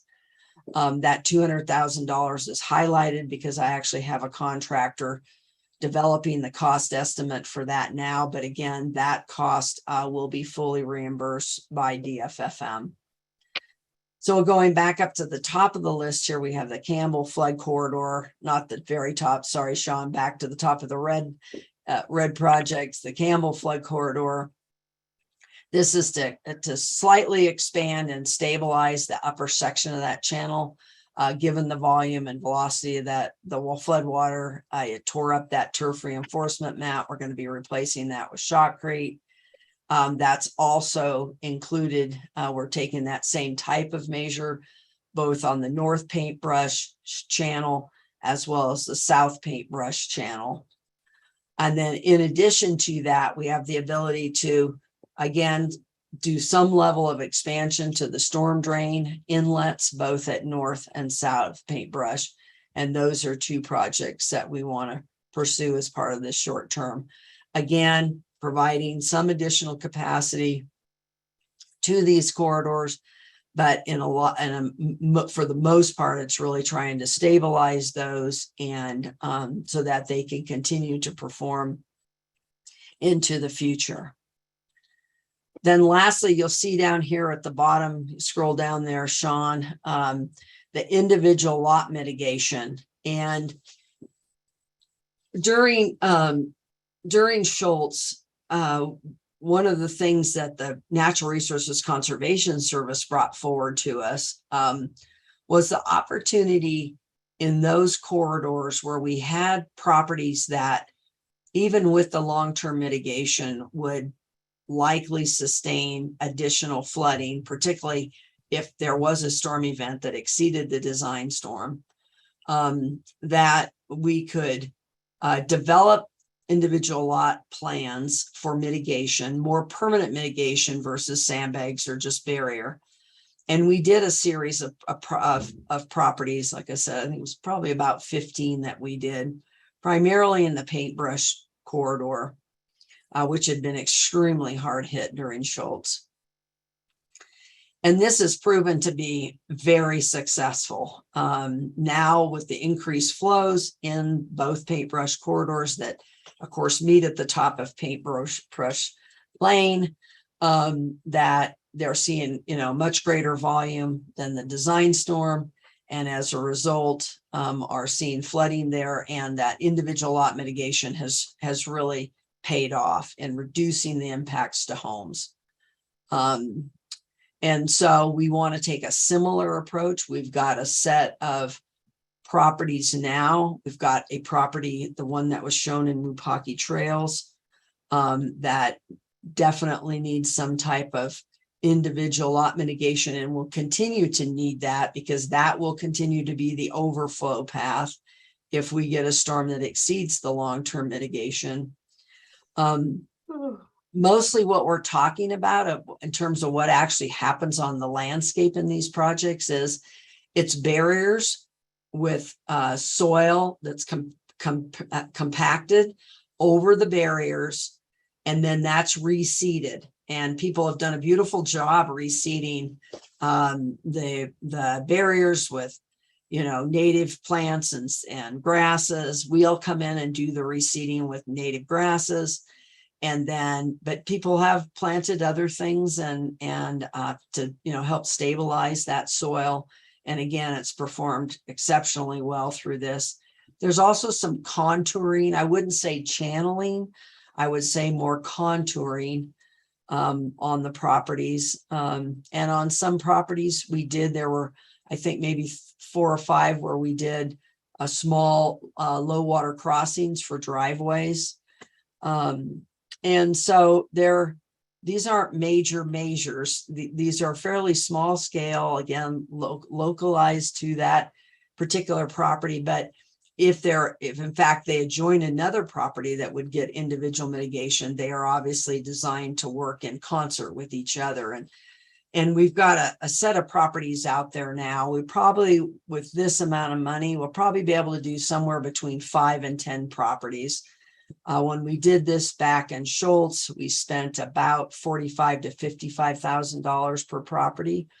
So, you know, I'm expecting we'll spend upwards of 75, maybe 80,000 per property in these cases. But these are properties that are being very hard hit now, either have tremendous amount of head cutting and or just significant amount of flood impacts threatening the home, even with short-term mitigation. So this will help them weather through whatever, you know, however long it takes to get the long-term mitigation. Again, it won't be an end-all be-all. It will mitigate to a certain level of flooding, and then there will still be impacts if we get flooding that exceeds that. But we have a property owners out there now that can't even get into their properties given the head cuts, for example. So this would go a long way to helping some of these people try to restore some level of normalcy in their lives and access to their homes, and minimizing the impacts that they're seeing to their homes right now. So then if you scroll down there, Sean, I noted the $1 million coming over from the museum project. I noted that DFFM is also looking at reimbursing for those Shot Creek channels.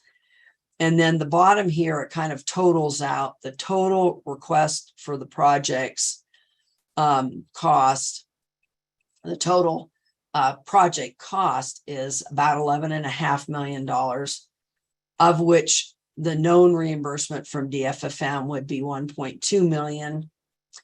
Then if you minus that, then that comes down to $10.2 million, then minus the $1 million that from that, as well as with the assumption that we will get the DFFM reimbursement on the Shot Creek channels, it comes down to $7.2 million is what the total project costs minus the reimbursements and the $1 million coming from the museum project.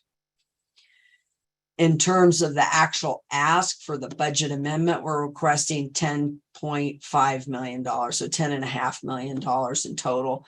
We've got to be able to cover that entire, even though we will get reimbursed for a fairly good amount of this, like a third of the cost, a third or greater of the cost, we have to account for the full cash flow because we will get reimbursed. We have to submit that. Now, fortunately, DFFM reimburses pretty darn quickly. So we would fully expect to have reimbursement easily within this fiscal year. So, and those projects that we're pursuing reimbursement for would be the first projects we would also move ahead with as well. So then lastly, and then I'll open it up here for questions on the projects. I'll come back to Sean, go ahead and bring up the project map and I'll show you where these projects are located. You can see down the center of this map is Highway 89. starting at the north on the west side of the highway is the Brandis corridor. Yeah, on the left-hand side of the map is the Brandis corridor, and what we're seeing is there's two sections of channels that need to be stabilized there, as well as the Brandis on forest expanding or repairing and it's a small expansion to the alluvial fan on the Brandis fan. And then next, following down there, going to the south, you can see there's the project that was mentioned to stabilize the channel, upper channel on Campbell, as well as the terminal trench and the transition channel into the neighborhood coming off Forest. Those both need to be, can be somewhat expanded and stabilized. Next is North Paintbrush, very similar set of projects in North and South Paintbrush with both channel work and some limited work on Forest. And then turning to the right-hand side, the very north there, you've got Wupaki Trails. We can expand the fan that is above the neighborhood there within the existing NEPA footprint.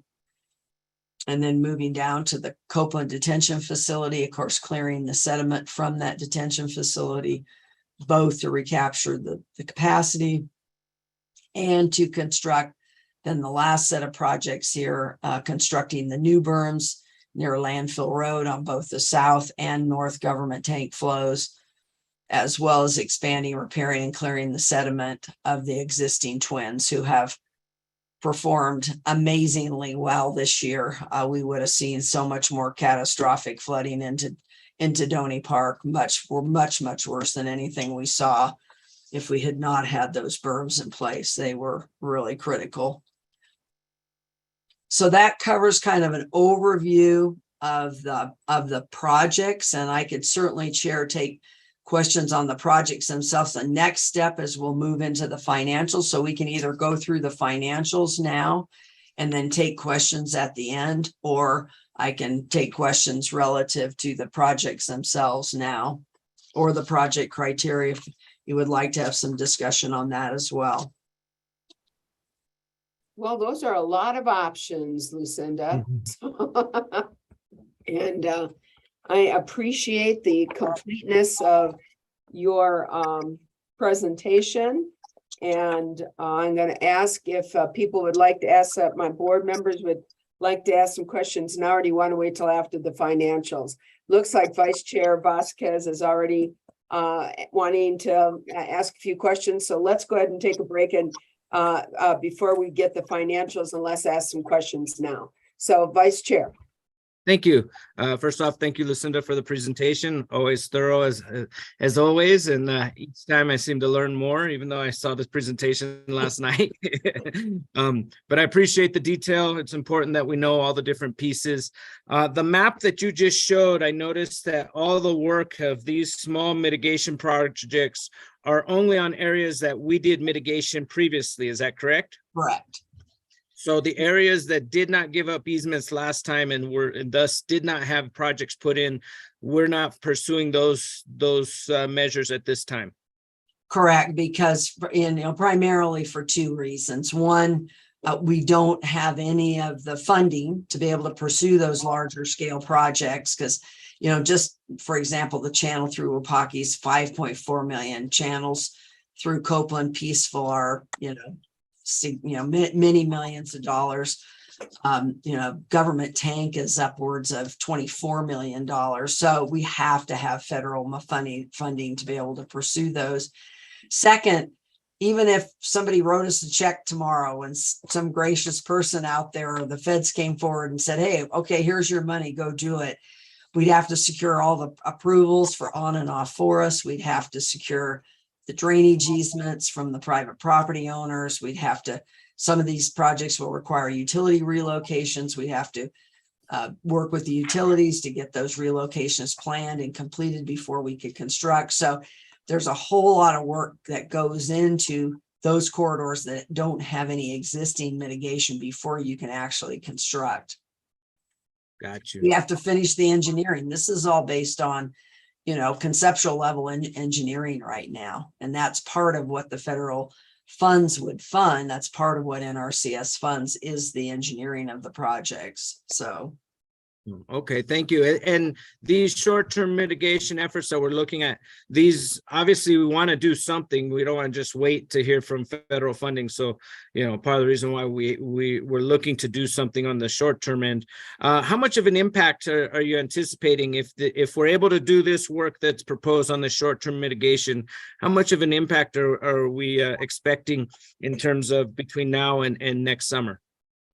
I think we will have a fair amount of impact because these corridors, do have some level of mitigation, and our ability to go back and restore that capacity and to some extent do some expansion will provide, additional mitigation into those areas. It's not going to be a dramatic reduction, but these corridors, for the most part, other than I would say Wupaki Trails, which has been just devastated. As you well know, you've been out there with us many times during the flooding. And Brandis to some extent, but even Brandis has really weathered the events pretty well. But I think we're going to see that these improvements will make a difference in restoring and or providing some additional expansion to that capacity. So they're going to be important, knowing that we could get even bigger events, next year. Great, thank you. I appreciate all the hard work and clarifying that for the community. So we understand why these are the projects that are being chosen first. Thank you. And it's mostly what could we mobilize, Frank, literally tomorrow. And that's really the hope, is to get going and not lose the precious time we have right now. No doubt. Thank you. Other questions? Supervisor Fowler. Thank you, Madam Chair.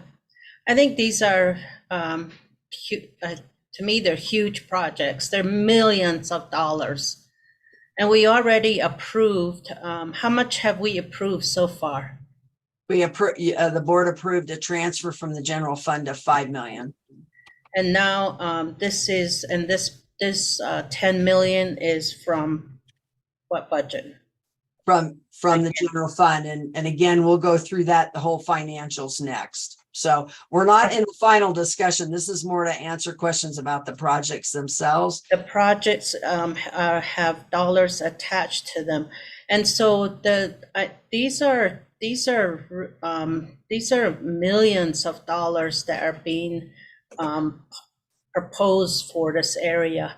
We already put 5 million in there. The Forest Service is not doing anything to help.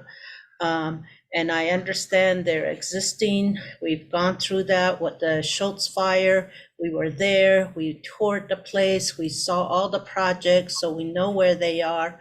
And but this is a flood district for the county. I just need to see the bigger picture as well.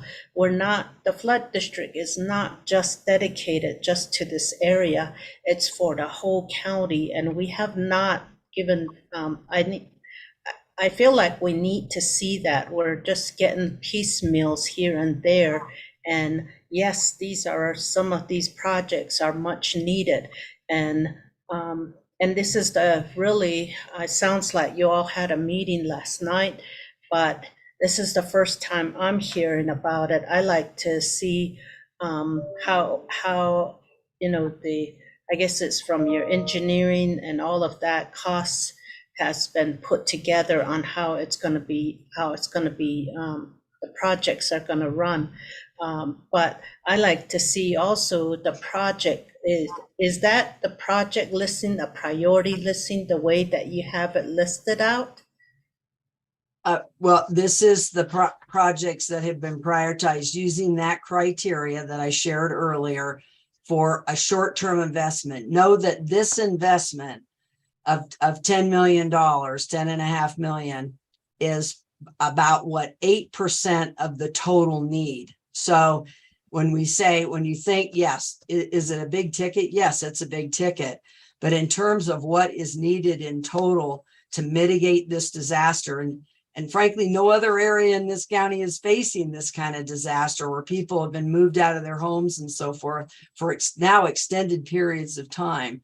This is just a catastrophic disaster. And this is what we're proposing for this short-term set of projects is less than 10% of what is needed overall. So this is just an attempt to try to move forward with a set of smaller scale projects to get something now and not lose the precious time that we have now while we work to get the federal funding for the longer term projects. Yeah, you know, I think at some point we really need to look at the systemic. I understand it. This is this is a great impact to our communities, individual lives, their homes. However, as from the county perspective, we're at the county level here, and how do we look at this from a systemic view? That's what I like to see. That's what I'm trying to just visualize, like the overall, and then this is just a pocket of the overall. So that's what I'm looking at. Yes, I know there's no other impact in the county. However, when we talk about these projects and millions of dollars going into one area, I'm just wondering how is there like a I'm trying to really understand if if the dollars can be reduced to these projects. And if so, could that happen? And how could we reduce the dollars that are going in there? Is that something that we can look at? Well, certainly with the long-term projects will match to the funding that we get from the federal and state governments. I mean, we will only be able to effectuate the level of mitigation and the number of projects that we have funding from outside sources, because we're going to be limited. And that's a future decision and discussion about if we get federal funding, then how does the board want to set those priorities and make those decisions about what level of investments? And I would suggest that we move on and allow Jeremy to share the flood control district 10-year plan as well as Ceres 10-year plan. And I think you can see at least the scope of this small scale set of projects, how that fits in overall, and and you can see the impact of that financially. So. And before we move on, I think there are some questions. And so I'd like to give the board an opportunity to do that, Lucinda. I'm anxious to move on as well, but I do have a couple of comments just to make on this. First of all, Lena, I don't want to give a false impression to you or to the public. Actually, my district, District 1, had a corridor meeting yesterday, and it was a joint city-county meeting because, of course, much of the west side of District 1 happens to fall within the city limits. So we were at a corridor meeting for my flood-impacted community in my district. And since I've attended many of the corridor meetings with our District 2 supervisor, Vice Chair Vasquez, he came to listen to what we were doing with my corridor meeting for District 1. So it wasn't a special meeting or anything else. It was part of a corridor meeting that was an open public meeting. So I don't want you to believe you've been left out, because no, I didn't mean it that way. I just Geronimo just mentioned that you had a meeting. That's all. I didn't mean anything by it. So I just I just want to make you understand it wasn't. That's all it was. So, but it was very informative and very well attended. So, and I appreciate all the efforts. So, and I do have more questions. Yeah, and a couple of comments I want to make. And I understand I understand the need. I mean, that's first and foremost. Having been out there and seen the devastation in these communities, I mean, it's absolutely unbelievable. And I want to make it very clear. I want to do everything that is within reason and within our abilities here in Coconino County to do what we can to help to mitigate and assist in recovery for these devastated neighborhoods. And I also share Supervisor Fowler's concern when we talk about, you know, what standard of mitigation and recovery are we setting, not just for this east side or even the west side, you know, because whatever we do, you know, we're setting certain standards for our response throughout Coconino County. And at some point, and I think we've talked about this, I know, Lucinda, at what point is it just beyond the county's capacity to continue? And I certainly don't want to throw in the towel now. I want to do everything I can to get this done. But I think that these are important questions as we move forward. Absolutely. And then the other thing I want to just say is we cannot assume we're going to get federal money. I mean, and you know, we are all working as hard as we can and advocating as hard as we can to get federal money. And we have our representatives right now here with our representative and our 2 senators. They are there with us and they're doing everything they can too. But things could change here in a couple of weeks. Yeah. And so we cannot assume we're getting federal funding. So whatever we choose, taking another set, we've done 5 million, that had to be done. That was an emergency response for people that had direct suffering and devastation going on. And that is a responsibility of local government. And I also don't want to spend all of our money doing all of this emergency response and because of devastation and not get to the problem. And I know that's what you don't want either. I know that's why we want mitigation. But I think we have to realize that this 7.2 million you're asking for to come out of the general fund, you know, that may be all of the mitigation that gets done. And we've also got to look long-term as we look at short-term, at least to this point. We may do what you're recommending. And quite frankly, I'm kind of on board with doing that because I don't know what else to do. But we also may be in a position where we have also got to take other action without getting any more federal funds. Now, certainly, it's not the kind of action or mitigation which we would like to see in what you have outlined. But it may be, for example, some of the on-forest work where we have to come up with a couple million here, a couple million there for on-forest work to help the devastation, to help the city of Flagstaff, which, you know, they just built a sediment basin for 2.1 million. And we got to get that on-forest restoration work done for another 2 million up in the forest, or their sediment basin is not going to be very effective. So that's an example of other things and other projects that we may need to look at. So, and the reason I'm saying that is that we have tried to hold money back for forest restoration. That's the Holy Grail. But if we lose an ability to get federal funding for some of this mitigation, we might lose that ability for forest restoration. So I'm saying that. I don't want to say that. It would put us in that vicious cycle over and over again. But we also have to face the reality. I mean, you're asking us to go forward, and I think we need to. So I think we need to act.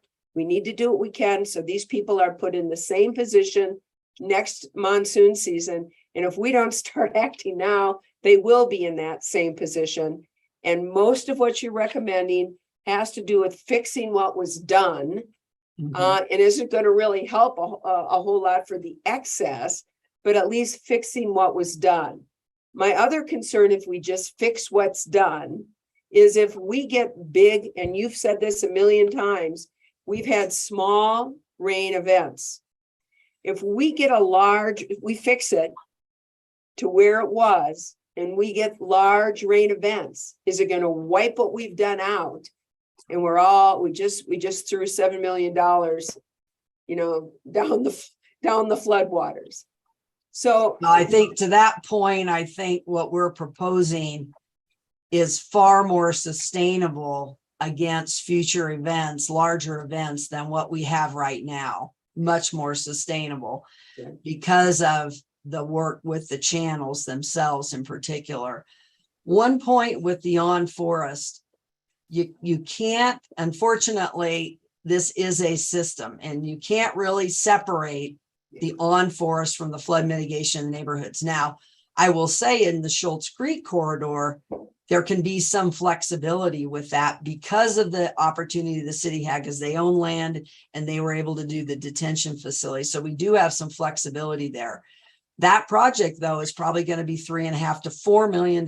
So that's a significant investment, and one that we fully expect that we will get funding for, right? So we don't want to forego that, because then that means we can't do something anywhere else, probably. We better right? get it, so. Yeah, and I have two questions, but I'll let other board members have comments as well. And again, we still need to go through the financials, because I think when you know. see where the flood control district, if you've looked at the 10-year plan, and you see where we are in turn, when Sean presents how much we've spent and what we're getting reimbursed, we've done a good job on reimbursements, that it doesn't look as bad as it may sound on the surface as well, particularly when you look at the general fund as well. So and I have to tell you just real quick, I know that we've got ARPA widen money coming. That makes me feel much better about this. I got to tell you, we got our first $6 million. It's in the bank. but you're still asking us to take money out of the general fund, and we're responsible. That general fund, it funds more than the flood control district. It funds roads. Right. It's going to run salaries. It's going to fund, the court system. It's going to fund, and all we hear about needs. And by the way, I think we do have those needs. I don't think we're being told anything that's false. So we do have to be careful when we're talking about taking millions and millions of dollars out of our general fund for one purpose, and quite frankly, for one part of the county. So it's not saying that we couldn't find it somewhere, but it's going to have an impact on the rest of our decisions in Coconino County. So, I don't think any of us are losing sight of that, but I just need to state the obvious. So, yeah, of course. Yeah. So, any other comments? Supervisor Ryan. You're on mute. There we go. Yeah, I'm trying to grasp different pieces, because I understand you get into inductive, deductive. You have the whole picture, or do you lead up to it? And the picture is so big and it's very complicated. And each piece has a cause and effect. And that's a piece I think we're all struggling with on that. So if the money is being suggested to be used in a certain area, you have your criteria, and we kind of, from a peripheral sense, pick up on it that you went through, and this is what you use for criteria. Like, for instance, if we talk about the twins and the protection of Donny Park on the east side, the understanding of how many homes would be underwater and the effect of the twins is an element of the recommendation that you have, and why you're making the recommendations associated with the twins on that. And then the cost, obviously we ran into it during Schultz, which is a piece of that discussion, would be, once we had that puddle there, it sat there forever, and there weren't many solutions of resolving that puddling that occurred to affect that. The costs, showing those costs, and you don't have to come up with a full engineer piece, but those costs are pretty substantial. Here's why you're making that type of recommendation for building the triplets, reinforcing the current twins and the additional twins on that. And that's just one example. So as you point out these projects, if we see the cause and effect on it, it helps us understand the criteria with that. And that's trying to see the bigger picture, because again, if we're putting a big chunk of money for this one area, we see the cost benefit. Or if we're doing it and we save one house, we're putting a lot of money into it. That's a piece of the cost benefit type of discussion also on it. There are houses located in areas they're low. And we wish we could affect a benefit to the individual, but from a systematic perspective, there might not be an appropriate cost benefit for the greater community.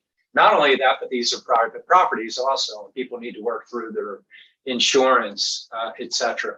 We're trying to come in and see if we can come up with remedies and structure it in a logical way for that. So as we're trying to look at the big picture, it's hard to follow the logic because we have so many areas that are being affected. And that's where, I see your criteria. A lot of it makes sense, but it kind of begs for that explanation as you use it associated with these recommendations. I think part of your question as we paused here was, do we look at the criterion? I think for now, the criteria is we're caught in a transitional state.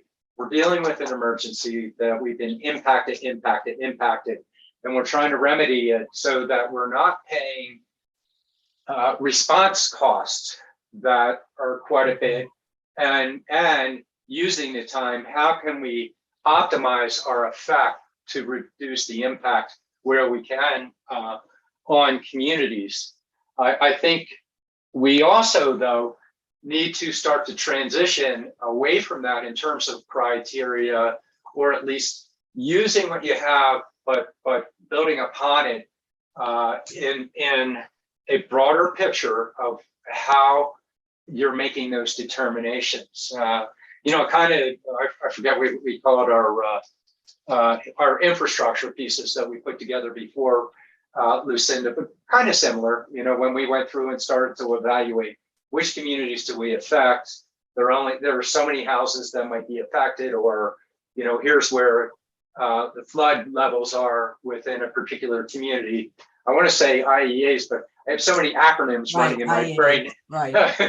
It's like, oh my gosh, I'm starting to lose track. And I think that's really important because we're, as we've said all through this, we know that we're not going to be able to get all that federal money. We're not going to be able to do the full build out of what's here, and tough decisions need to be made. The more that we see the application of that type of criteria where we place the money, the easier it is for us to understand why we did that for the sake of the community as well, for that.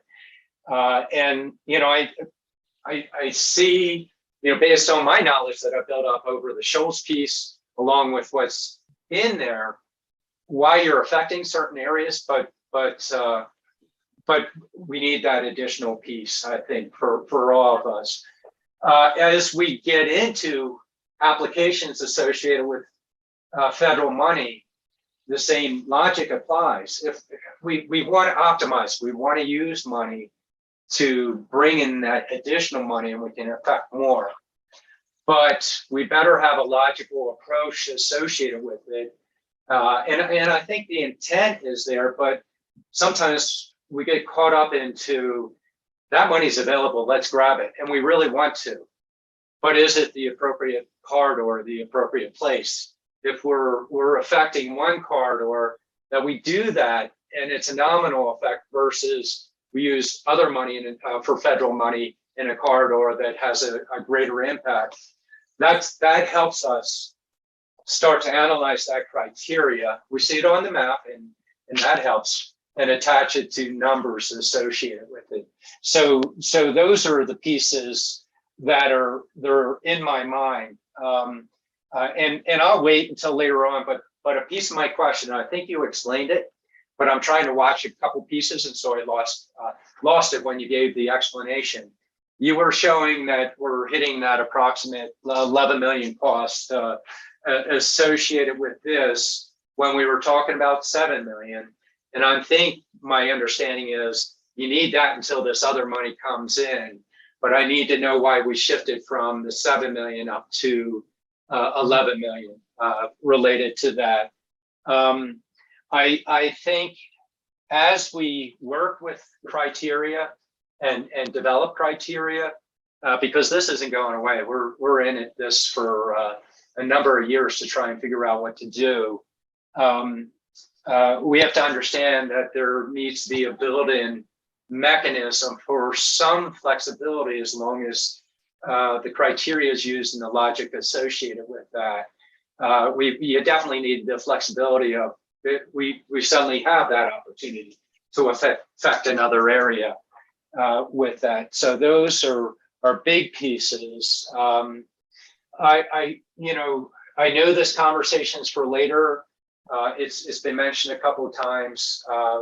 I'm also interested in the broader discussion associated with the flood control, because yes, the emergency is here, and yes, we're pouring our resources here, but we need to be really thoughtful on the long-term impact to the broader flood control.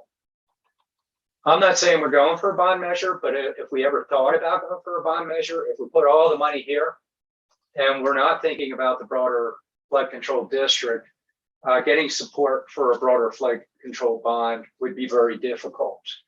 And those needs are out there in the communities, not as high a priority in terms of flooding impact at this point, but maybe from a longer term picture for the whole system, the whole flood control areas. So, I mean, this is going to take time. I know it's a big presentation. You've got a lot of information you still have to go through. I am interested and I understand you're going to bring forward a potential repayment program, because the interest in protecting the general funds, very, very important, for everything else that we do in the county. And so I'll hold it at this moment, but I hope we can continue to work on these pieces here. Thank you. Steve, did you make some comments? Madam Chair, did you want to call on the vice chair before I comment? Yes, The other board members, I don't want to. Yeah, I still have a couple of questions.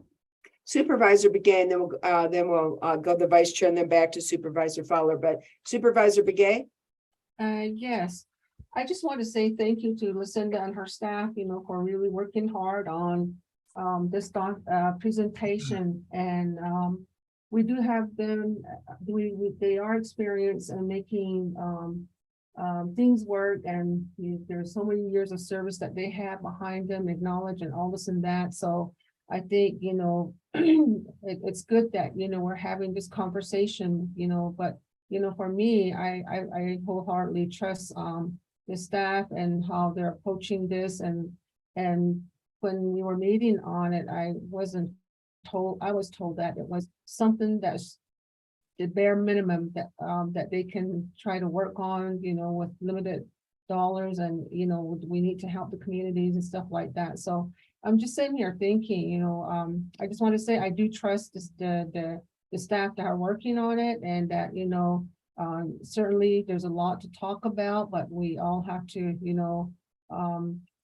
I think we really just need to accept the presentation, and I was given a chance to speak to it, and I asked my questions during that time that we met, and with the staff.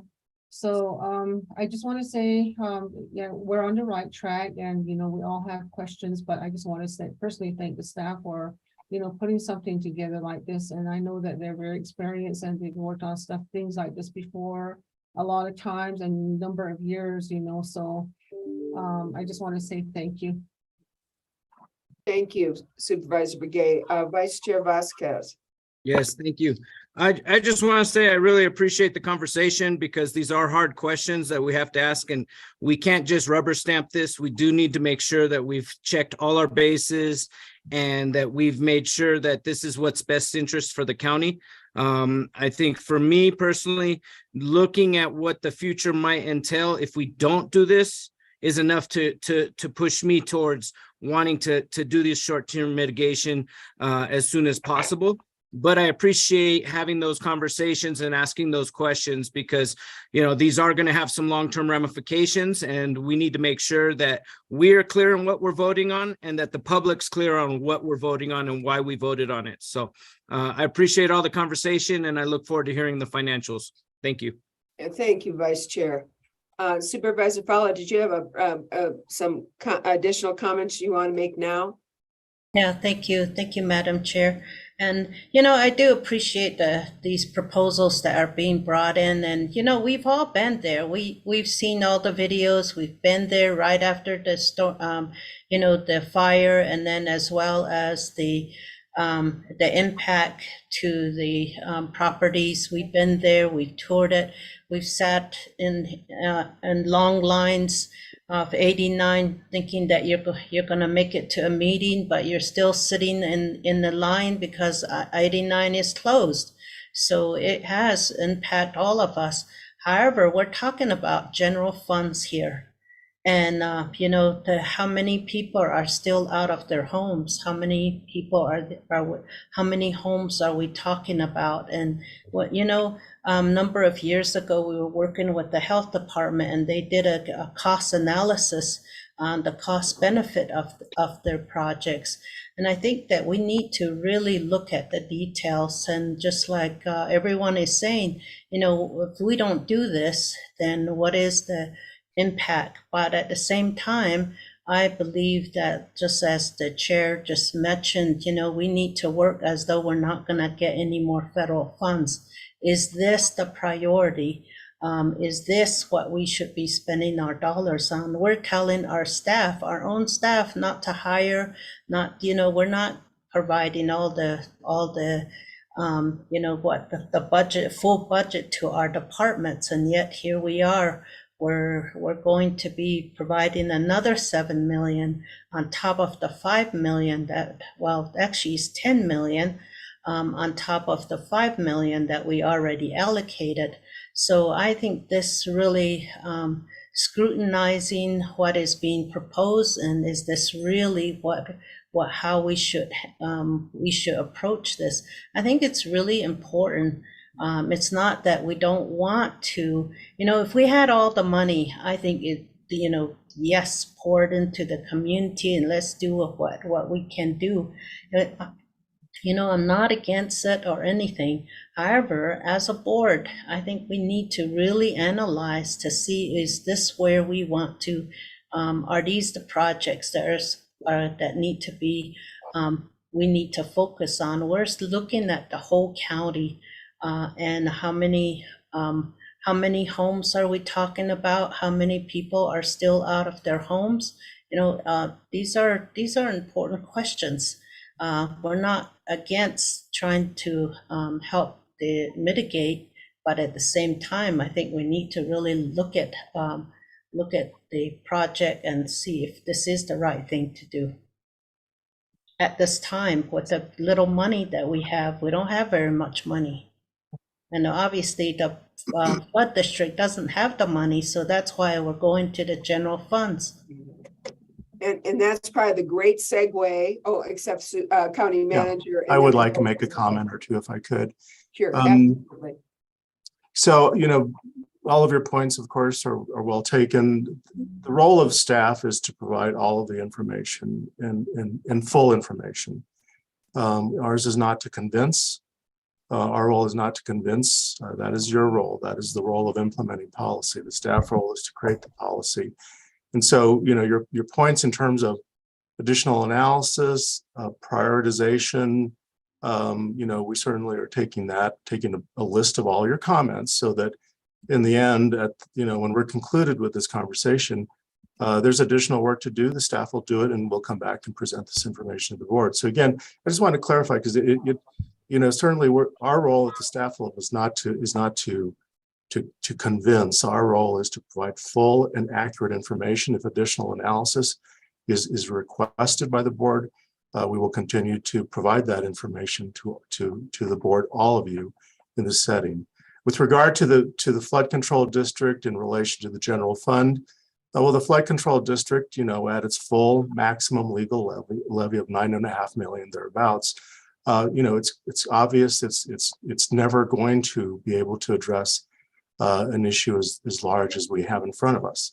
And so with regard to the general fund in terms of risking the general fund or putting anything that would put some risk to the general fund, certainly my role and the role of staff and finance and Lucinda, all of us, is to balance that. We certainly would not be bringing a recommendation to the board that would have a higher risk to the general fund. However, having said that, as we've said numerous times, that many of these larger projects that you see on the list here will not continue and will not happen until we have additional federal support and state support. I'm going to include both of those in this discussion because it is both a state as well as a federal opportunity.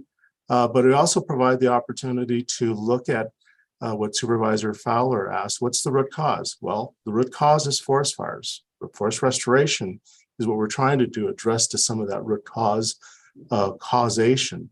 In terms of the partnership with the Forest Service, I think we need to look at what is the evidence or what is the proof of partnership? And I guess that's the best way to, what is proof of partnership and what does that mean? We have, of course, have ongoing relationships with many of our stakeholders, and we look at, okay, what is that yielding? And I think we have some active conversations taking place with the Forest Service related to what that partnership really entails. And those are ongoing conversations. I know that board members have had, discussions with the uppermost ranks of the Forest Service to indicate this is what's occurring in our neighborhood. What are you going to do to help us out? So I guess the partnership, the advocacy, that is the role of primarily the board to help we staff up, we support the advocacy work, but certainly that active work that happens at the elected level is within each of your purviews to do that. So again, we're here to continue to provide information as requested and related to the standard. So what is our standard? Well, the first time we did this, and it really is the first time we did this, was in Schultz.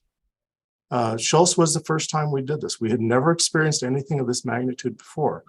And so when we look at the work that we've done in Schultz, in a way that is by default standard. Now, that's not to say that it's going to apply for everything, going forward. Making adjustments to that standard is important. And when we look at one of the standards, looking at the criterion, cost benefit analysis to look at, okay, what is the cost and what is the benefit, the ROI, if you will, of investing, funding in any project, not only just this project, but any project we hear about the county is a balance that we always have to strive for. So again, my point being is that we'll continue to provide all of the information and each time we come to the board of directors or the board of supervisors, if there's additional information that's needed, we'll continue to provide that information as requested by the board. Thank you.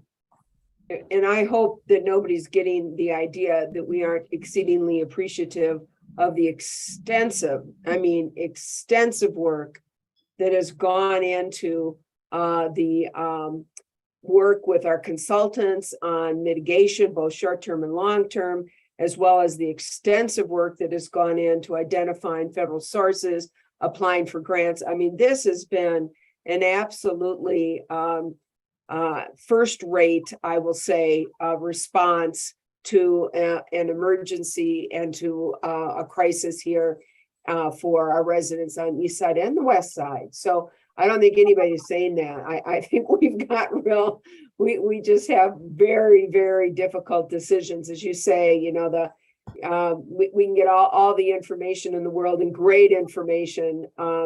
And when you've got limited resources and too much work to get done, it's really, we have to make difficult decisions and prioritize.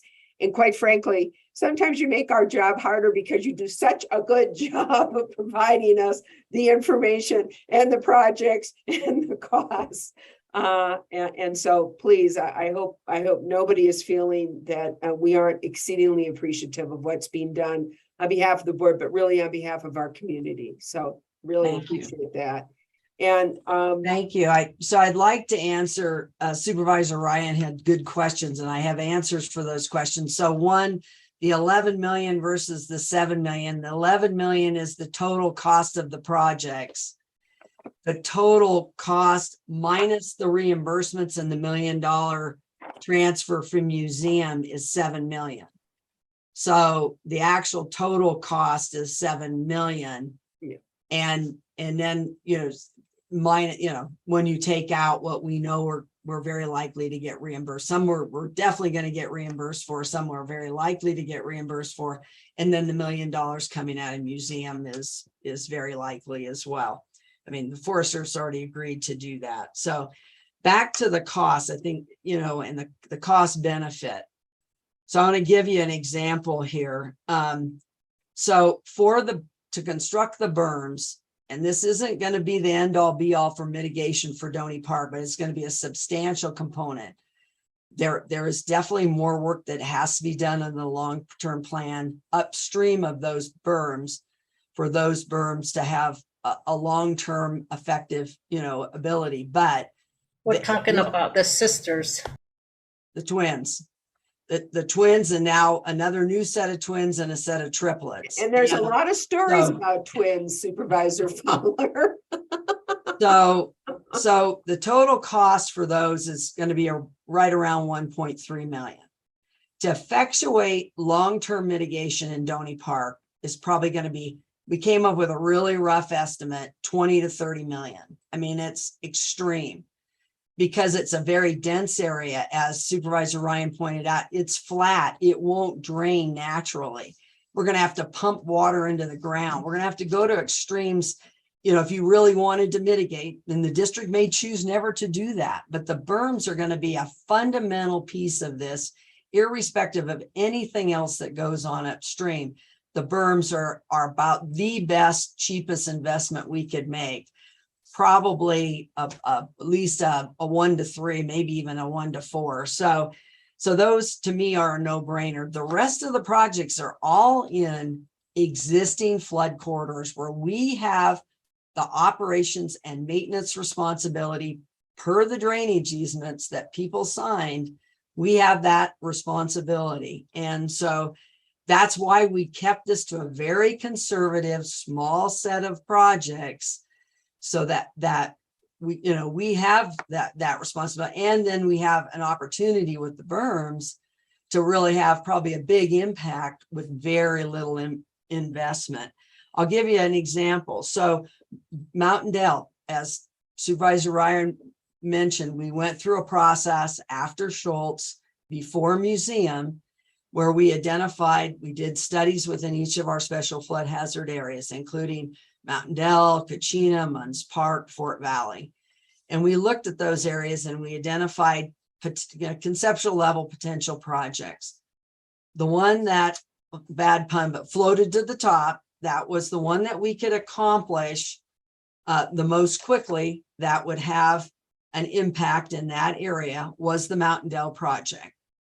And we spent 2.2 million on that to mitigate a 100-year flood storm. Now that no fire here, right? I'll say more normal conditions, under normal conditions, not post-wildfire conditions. And I think the total number of properties that were taken out of the floodplain, or will be when we finish the LOMAR process with FEMA, will be around 25. In the number of homes within the Donny Park area alone is over 600. The total number of homes in all the east side flood corridors, the 8 flood corridors on the east side, is 1,729. The corridors that we're focusing on for short term, Campbell, Paintbrush, South Paintbrush, those corridors house the lion's share of that population. and they all feed into Donny Park very directly. So back then to the berms. So we're really focusing the short term one where we already have O&M responsibility, and we're trying to get those channels to perform as best they can to provide the level of mitigation. And that standard was set by the board during Schultz. And to again, try to help meet that standard. Maybe we're going to push a little bit more water through there, probably not a whole lot more, but a little bit more. And then the berm project. So I think, from that cost benefit analysis perspective or overall benefit, there's a significant amount of benefit at very limited costs. And again, probably about 5 to 8% of the total cost of mitigation across the entire flood area. So, that's where the numbers stand. And that's kind of why we selected this small number. I will also say, and don't take this negatively, but if we don't start soon, if we have to continue to analyze, then we might as well just push it off to the spring, because at this point we're running out of daylight and we're running out of ability to get this work done within the temperatures that we need to be able to do things like pour concrete, get sediment and debris out of detention facilities and have it actually dry and be able to be used in berms. So we're running out of the technical capacity to be able to do the work. And so we do need a decision soon. And so when we get to the end, we need to talk about that, come back to it. We'll come back to it, but let's walk through the financials. Sean, why don't you go ahead and pull up the financials and let's walk through those now. I think you're going to see that the impact both on the flood control district and the general fund doesn't look nearly as bad as one would expect. I was pleased to see where this ended up, to be very honest. And not that there is an impact. I'm not diminishing that I'm not saying there's no impact. There's an impact, but we're getting a pretty big bang for our buck here. And it's clear that we have the resources to be able to do this. So go ahead, Sean. Okay, thank you, Lucinda. Good afternoon. Thank you, Madam Chair, Board of Directors. Again, my name is Sean Fuyama. I'm the Flood Control District Business Manager. Just wanted to take a couple minutes to kind of go over just a little bit of a recap. What I wanted to kind of start with was just to provide an update to how our response costs have ended with regards to Schultz Pipeline. This number that you see, the 8.2 million, is just the response cost. This does not include any other projects. This was just as a result of the county's response in terms of the mitigation that Lucinda shared about earlier, and then some of the debris removal that was done. Now, Lucinda mentioned that the last time we came to the board to share this information was back in September. And at that time, the cost was about 6.3 million. So you'll see it increased almost about 2 million since then. And that was a lot of the invoices that were lagging from the work that was done. Right now, this is, at my best estimate, about 98% of the invoices. We may have a couple that are lagging. So I feel comfortable sharing that the 8.2 is what the cost for response was when it comes to Schultz Pipeline. The next slide, just to kind of highlight, was just, I also wanted to kind of share a little bit about the museum costs. For the past 3 years, since 2019, the response cost for museum over the course of those 3 years is about 3.0 million. But when you compare that to what we've done for Schultz, which is the 8.2, looking at that over the last 3 years, we've run up a cost for just response. This is not including any of the projects that we did, any of the projects we did with Forest Service or NRCS. This is just response. We were looking at having the total cost of response at about 11.2 over the past 3 years. And I think this number is important because it kind of gives us an idea of what the costs are if we don't do what we're asking to do, if we don't get the mitigation done. These are estimated costs that we will be getting every year if we have events. So this is important information to keep in mind as we talk through what is the cost for response going forward. One of the things that I wanted to talk about as well is to kind of share a little bit. I know we've been talking a lot about the budget amendments and what that does and how it ties into some of the reimbursement piece. I know in the last presentation we shared with the board, we did talk a little bit about what our estimates were for reimbursement and how that process plays out. And this is just kind of a recap. One of the things that we do want to highlight is the fact that when it comes to receiving federal and state reimbursements, particularly from NRCS, DEMA, DFFM, a big part of what we have to do is we have to do the work ahead of time. In order to qualify for reimbursements, we have to submit invoices. And that's where the budget authority and the budget amendment becomes so important for us, because in order for us to even issue POs and do the work, we need that budget amendment to be able to function and perform the work that needs to get done in the field. Once that's done, then we use those invoices to submit reimbursement. And like Lucinda shared, reimbursement based on the different agency can be, the timeline can be a little bit different. DFFM and NRCS are pretty quick, which is important because as we submit reimbursement requests for Schultz Pipeline, we are anticipating that that will be revenue that will be coming back to the district within this fiscal year. So the next piece is to kind of show a little bit about what our hope is with regards to reimbursement. So as I shared, the total cost of the response was about 8.2. When we presented a couple months ago to the board, our reimbursement numbers had changed a little. We had actually had some success with talking with DFFM and having some of the on-forest costs moved into that bucket. So now our numbers have changed with about 2.8 being reimbursed from NRCS, 3.5 being reimbursed through DFFM, and 422,000 from DEMA. As I shared in our past presentation, DEMA again is about 18 months to receive those funds, whereas NRCS and DFFM are usually 30 to 60 days from the actual submission of reimbursement request. But what this slide shows is that out of the 8.2 that we have come up with cost, 6.8 of that is what we hope to have reimbursed. And this is important because it shows that that leaves us with a total cost to the district of about $1.3 million that we think will be charged to the district and to the county for response cost. The last slide that I have to share is kind of just a recap of those numbers. And what's important to note is that 1.3, we did talk a little bit about the 5 million we borrowed from the general fund to get through the emergency response. Once the reimbursements come in, and it's kind of a timing issue, really what we're going to end up seeing is, again, this is what will actually be charged to the general fund. So the 4 million or 3.7 million that was part of that 5 million that's left over can be used going forward with some of these other projects, because again, it's part of a bigger bucket that now kind of refills itself as it gets filled back in with revenue from the reimbursement.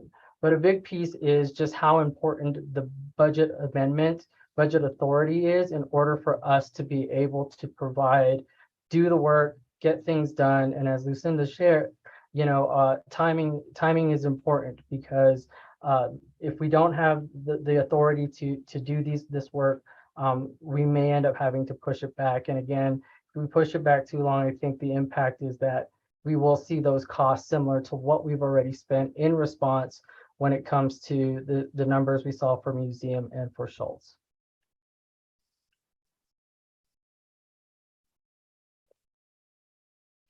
Just to build on what Sean said is that, these are the expected reimbursements. I mean, I think this has been pretty borne out pretty clearly to us through this process. There's no guarantee, but very likely we'll get a significant level of reimbursement. And, you know, I think as we move forward, again, I really appreciated Sean pointing out, what is it costing us, you know, in response? And, you know, how, again, going back to this set of short term, at least within those corridors that we have some level of mitigation now, if we can shore those up and reduce down the response in those corridors, that will help reduce that cost. There will still be a cost going forward, just like there'll still be a threat going forward. And certainly that also relates to, you know, how many and the significance of the flood event. So now I'll turn it over to Jeremy, and he's going to walk through and show. Before you move on, yes. Madam Chair, I have a question. Yes, Supervisor Fowler. Thank you.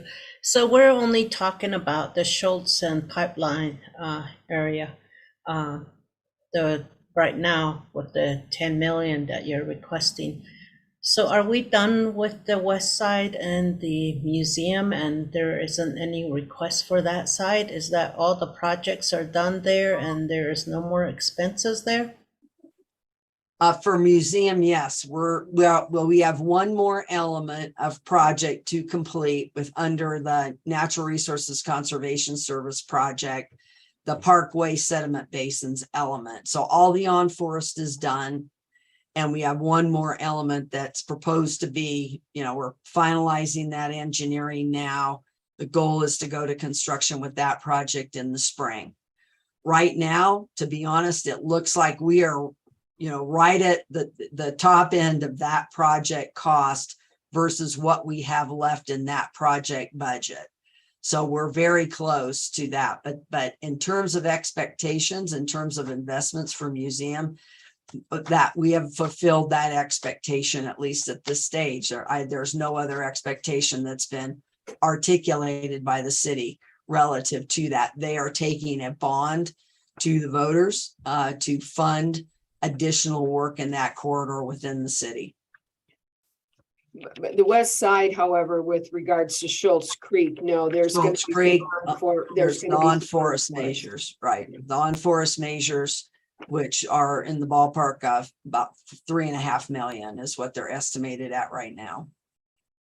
And and those dollars are not going to be being requested from the county. That's going to be the Forest Service providing. Correct. That's part of the long-term plans, not in the short term. See, this is why if we can see the big picture, like maybe a time frame. And yeah, well, that was the information that has been provided. It'd be really good to see that big picture. Yeah. And that way we can understand where everything falls in. That would be very helpful. This document that was shared with you, it's all in this document, as well as the document shared at the last meeting as well. The big picture's all there. It's here.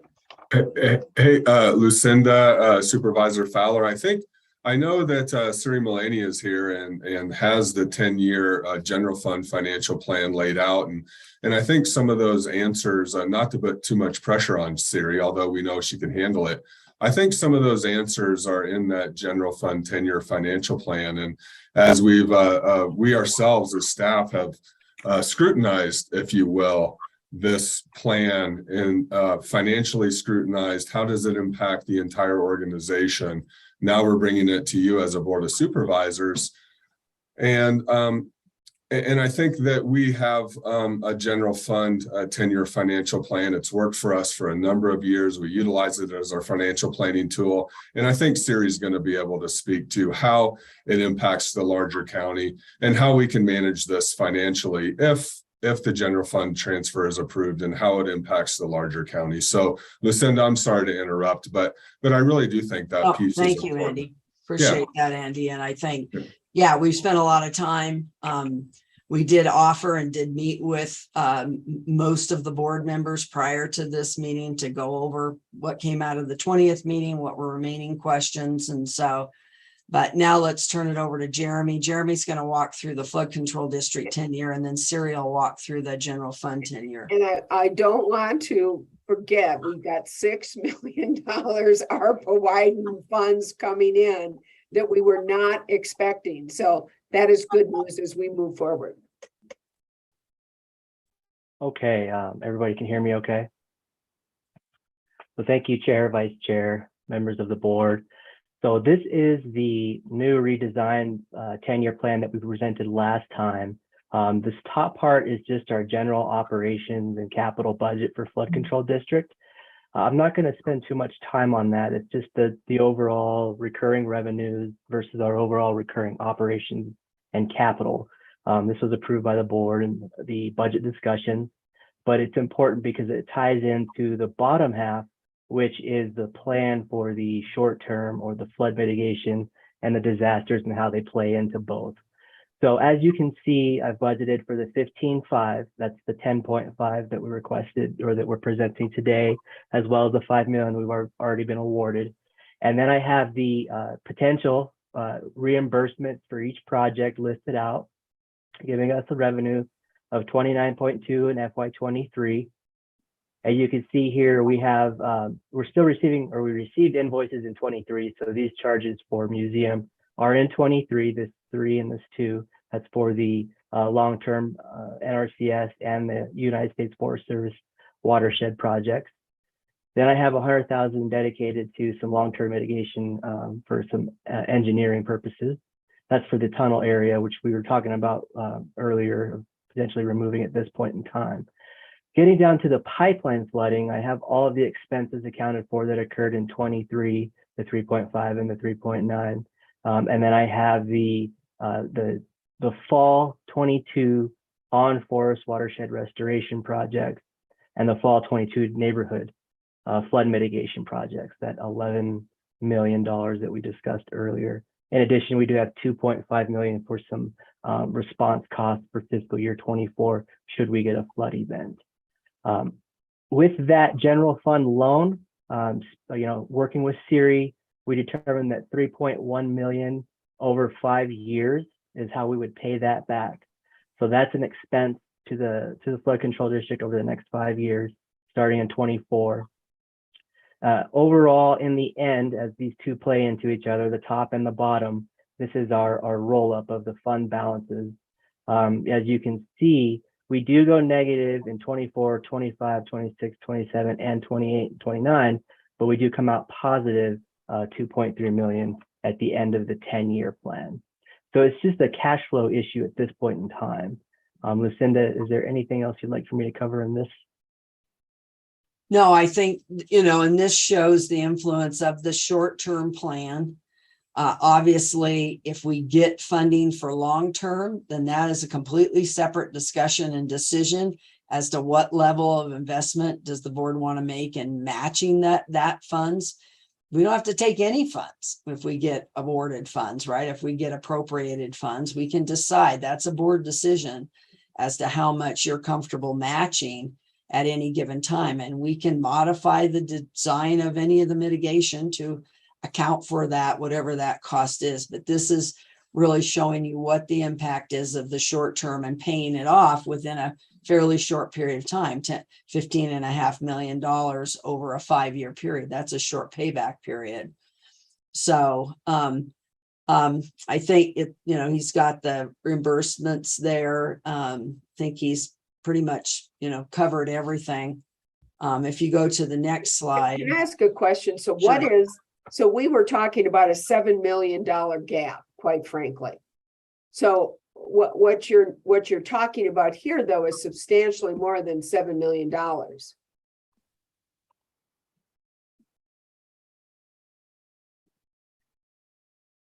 I guess I don't understand if we are talking about a $7 million gap for the short term. Right, but that's not the only gap. The gap is also in the response costs, as well as we built in $2.5 million in response for next year as well. Okay, so that's important then to underscore, which really wasn't underscored. So it's 7 million plus what, 3 million gap, plus another 3 million in terms of response costs for next year? 2.5 is what we built in. And by the way, what you gave us is absolutely impossible to read. So I'd love to get what you're showing us now. So that'd be great. definitely. And it should be set up to print on 11/17, but I don't know what was printed. I apologize. Yeah. It was printed on 11/17. It's just still hard. They're small numbers. Yeah, yeah. So that'd be great. All right, so that's important because you're asking for more than the 7 million for short term. Okay, Well, yeah, yeah. I mean, what is being paid back in the loan, what is not going to be covered by the revenues of the flood control district is the 15.5, which is going to be paid back over 5 years, 3.1 per year. so 15.5 million is what you're asking. Well, that's the total of the 10.5 for the short term for the cash flow. Again, cash flow, this is to cover all the cash flow, right? 10.5 plus the 5 that was already borrowed.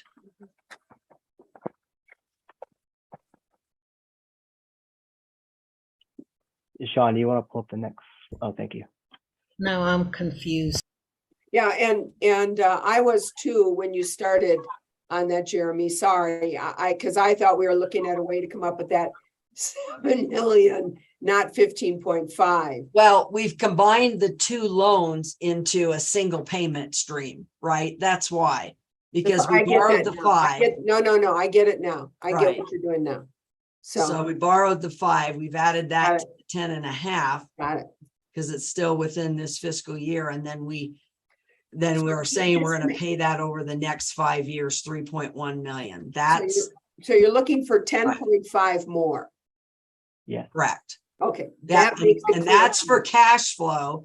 Got Of it. that, we will be reimbursed, Got it.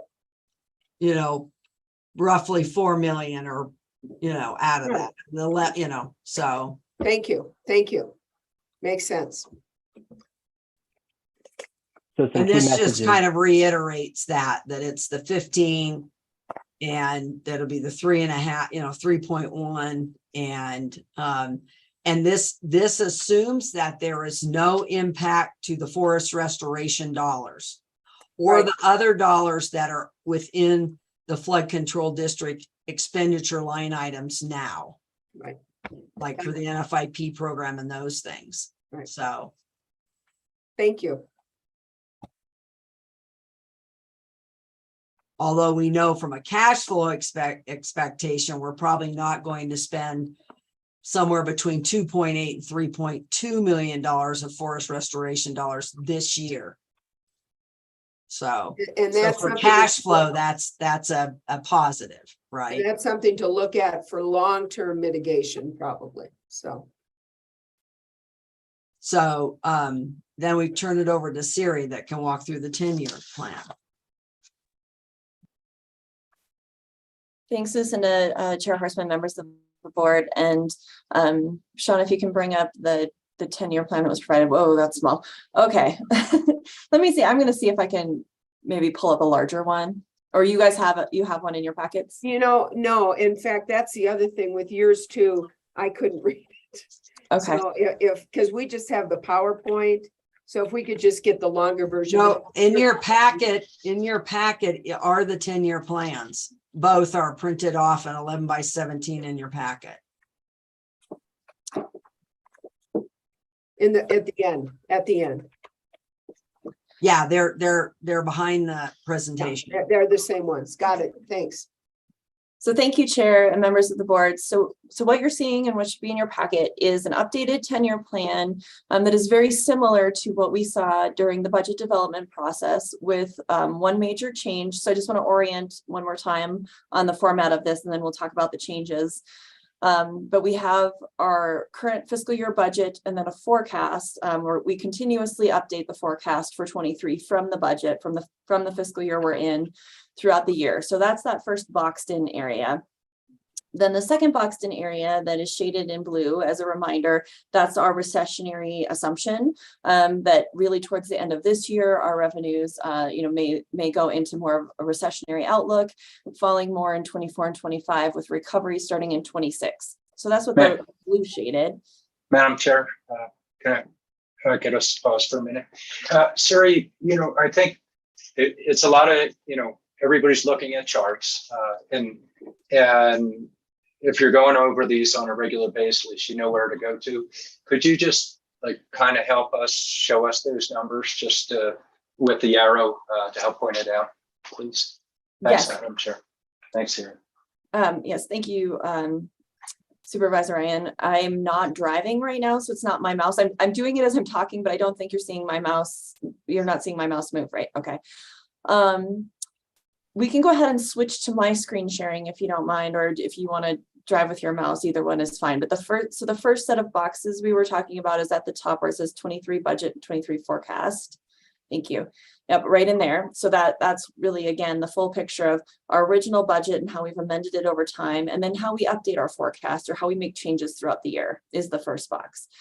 The second box, it's shaded in a light color, but it's 24 and 25. It says forecast together there. And that's the recessionary years that I was talking about, where we sort of point those out as the lower years or the lowest years in our forecast for revenue assumptions. So we have 24 and 25 as our recessionary assumption. Then as we just look at the overall format, the very top section, if you can go over to the top left where it says revenues and transfers in. So these are all of the general fund resources, by various types. We have our different revenue sources, intergovernmental being our largest one, even in the general fund because of the state share sales tax revenue that comes in. But across the top, you can see the trends in our revenue expectations. Then the second section, we have expenditures and transfers out.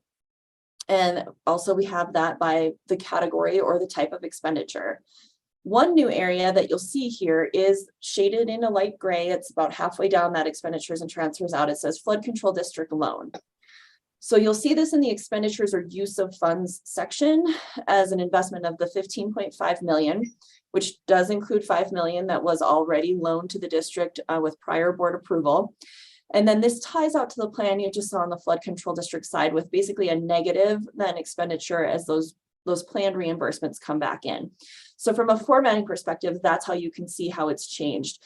We didn't have it in the original budget, so that column is blank when it comes to a flood control loan. But in the meantime, we have asked for approval for the 5 million, and then today are asking for an additional 10.5. So I'll come back to that in just a minute if we want to move down. So again, just a reminder for the full sort of outlook or how this is laid out. Then we have our net change in fund balance, or what's the activity for that year? What's the net resources in minus resources out?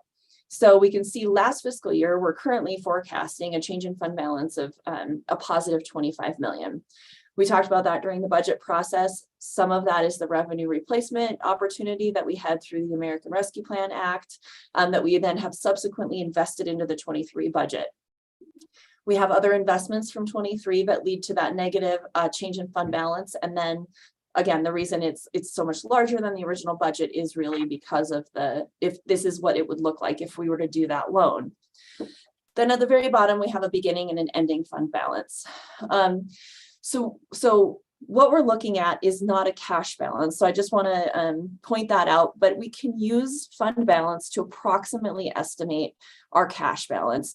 Throughout the year, it's going to vary. It's going to vary quite a bit. So for example, included in the 23 budget, we have a fairly large facilities project for energy replacement.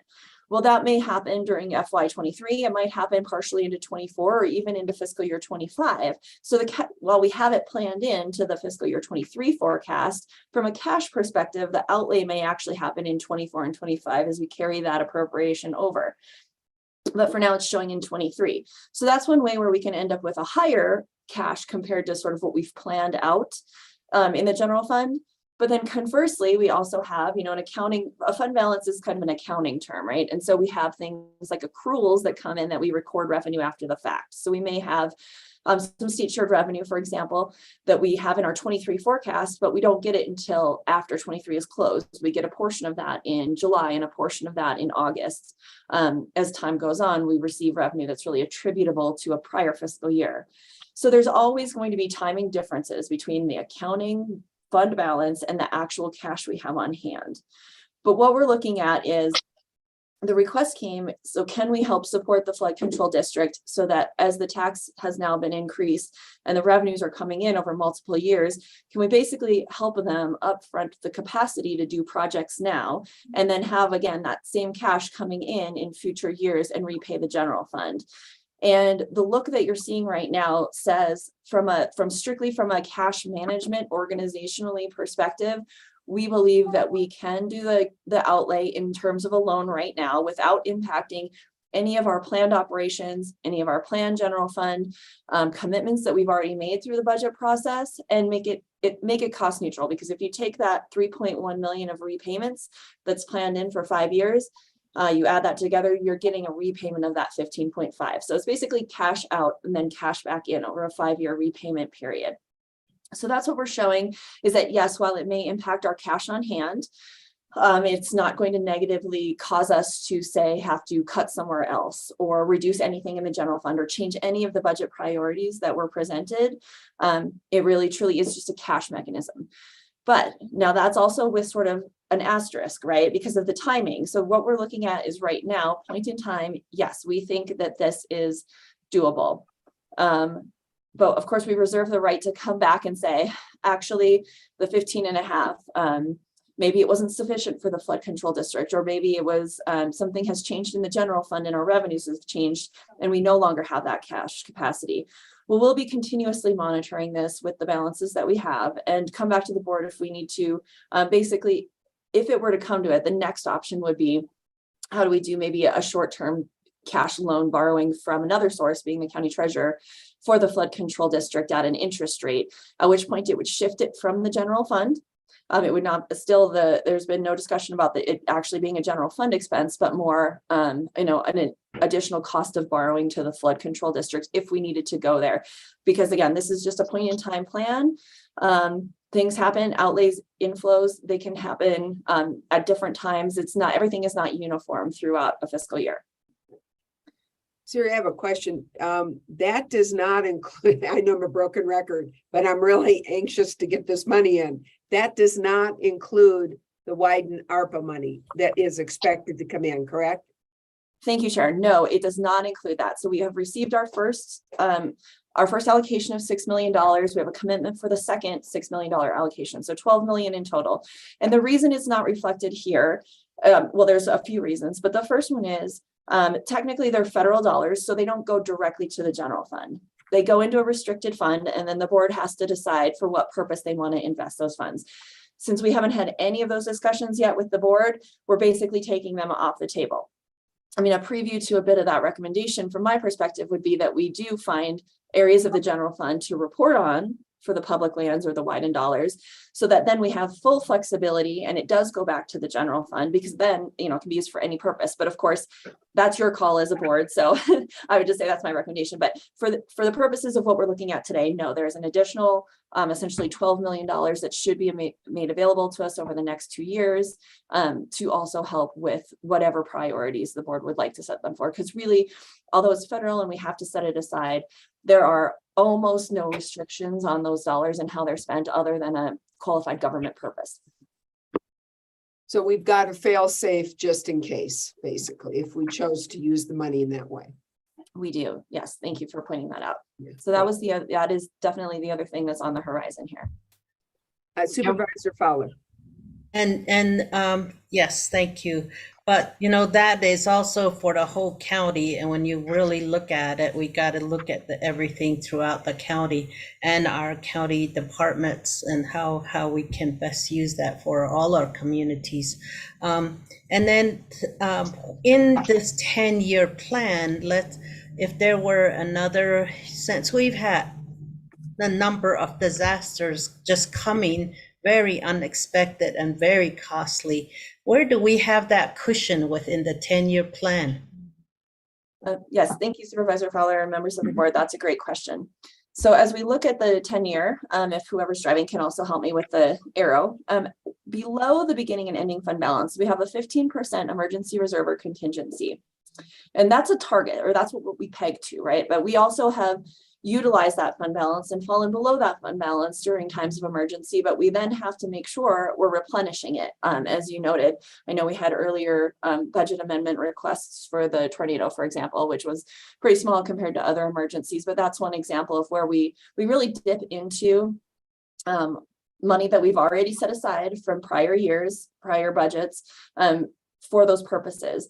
But it's a moving or continuous management as well, because when we dip into it, when we use it for emergencies, then we just, in order to have it available in the future, need to have then that plan to replenish it. So how we do that is when we look at budget discussions and when we're discussing things with the board, and we look at how much do we have available for other one-time investments, so capital projects or facilities or infrastructure improvements, IT, those kinds of things. First, we take into account trying to replenish our contingency back to that target percentage, that 15% for emergencies, so that again, as we need to, we can dip into it and have it available for community response.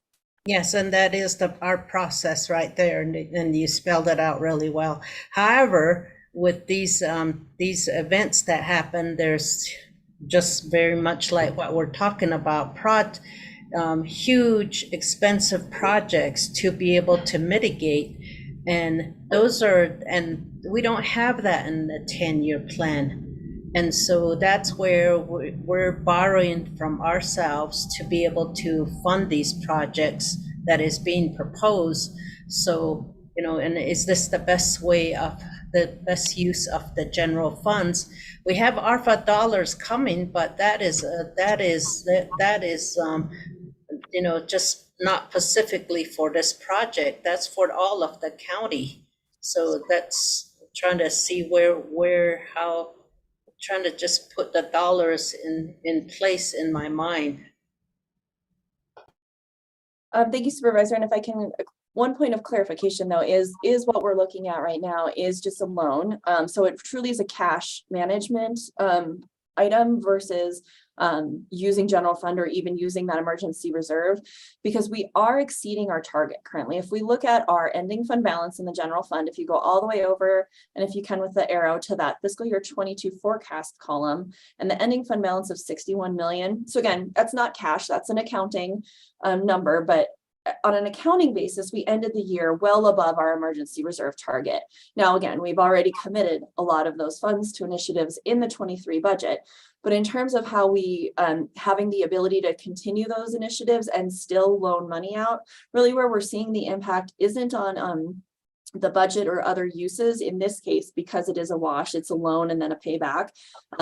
Where we really would see any impact is lost investment earning on holding on to that cash in the general fund and getting some return on our investment there. However, our return on investment in the general fund tends to be not as high as if we were to go in the flood control district and borrow the money. Even a short-term borrowing from the treasurer, we'd be looking at a rate of between 4 and 5% to borrow, versus sort of lost interest income in the general fund that can be anywhere between 0.5% and 1%, usually not sometimes more, I mean, just depending on a lot of things, but usually it's much lower than a market rate. And so it makes more sense to forego interest on cash that we have that we could invest in order to avoid paying interest from another source within the county at a higher rate, if that makes sense.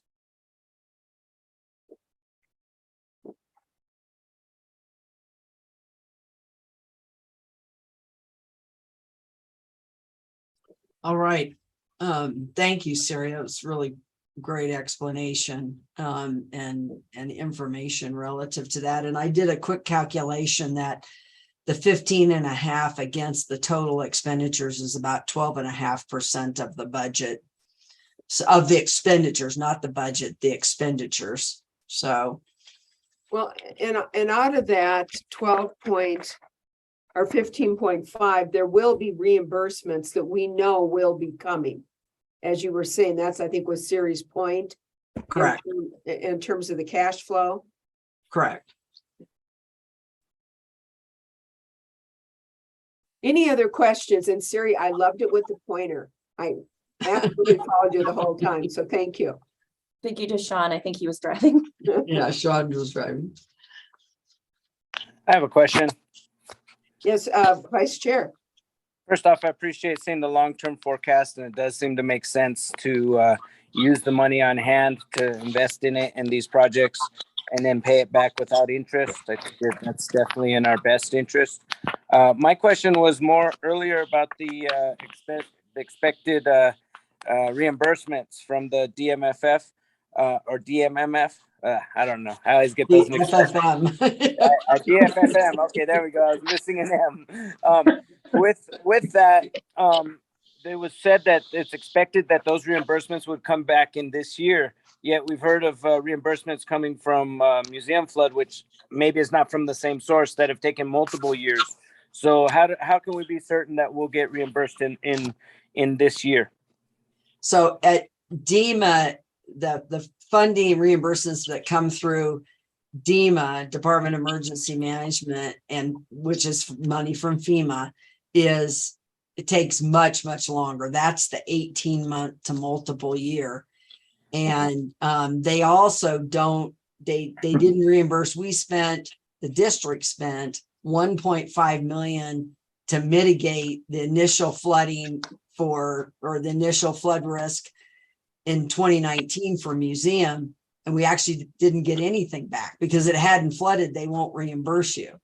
And so, I mean, that's frankly something I'm focused on at the federal level policy to change that here we mitigated, we reduced down the impacts of the National Flood Insurance Program, but they won't reimburse us for that cost, even though it did bear out that mitigation was instrumental, right? We would have had hundreds and hundreds of homes mitigated or flooded if we hadn't done that. But anyway, that's a whole nother issue. But so there's different funding sources. That's why the time frame. The DFFM happens much more rapidly. NRCS reimburses pretty rapidly.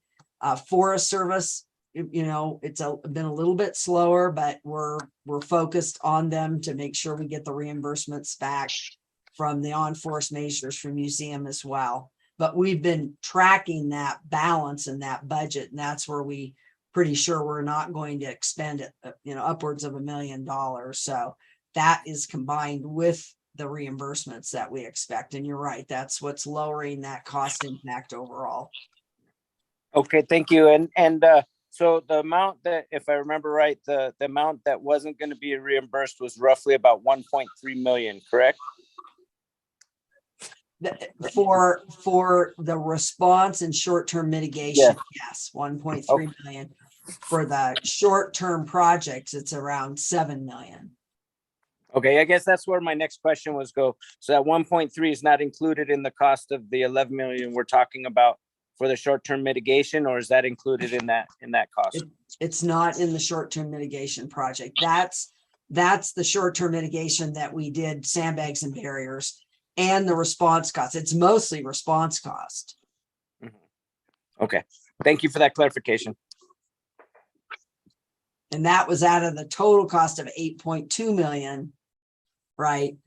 And so that we're going to get back a lot. And that has been the result of this DFFM funding source, which we don't know in the future. Right now, they're down to probably somewhere between 20 and $25 million that's left in there. So frankly, that's another reason to move forward with the projects that we're going to get reimbursed from DFFM, because that money is being exhausted through other asks to that fund from other counties, city, others that are tapping that fund. So the sooner we can tap that fund, the more apt there'll be funds there to tap. And how much is that money that's reimbursable from that 11 million from the short-term mitigation projects?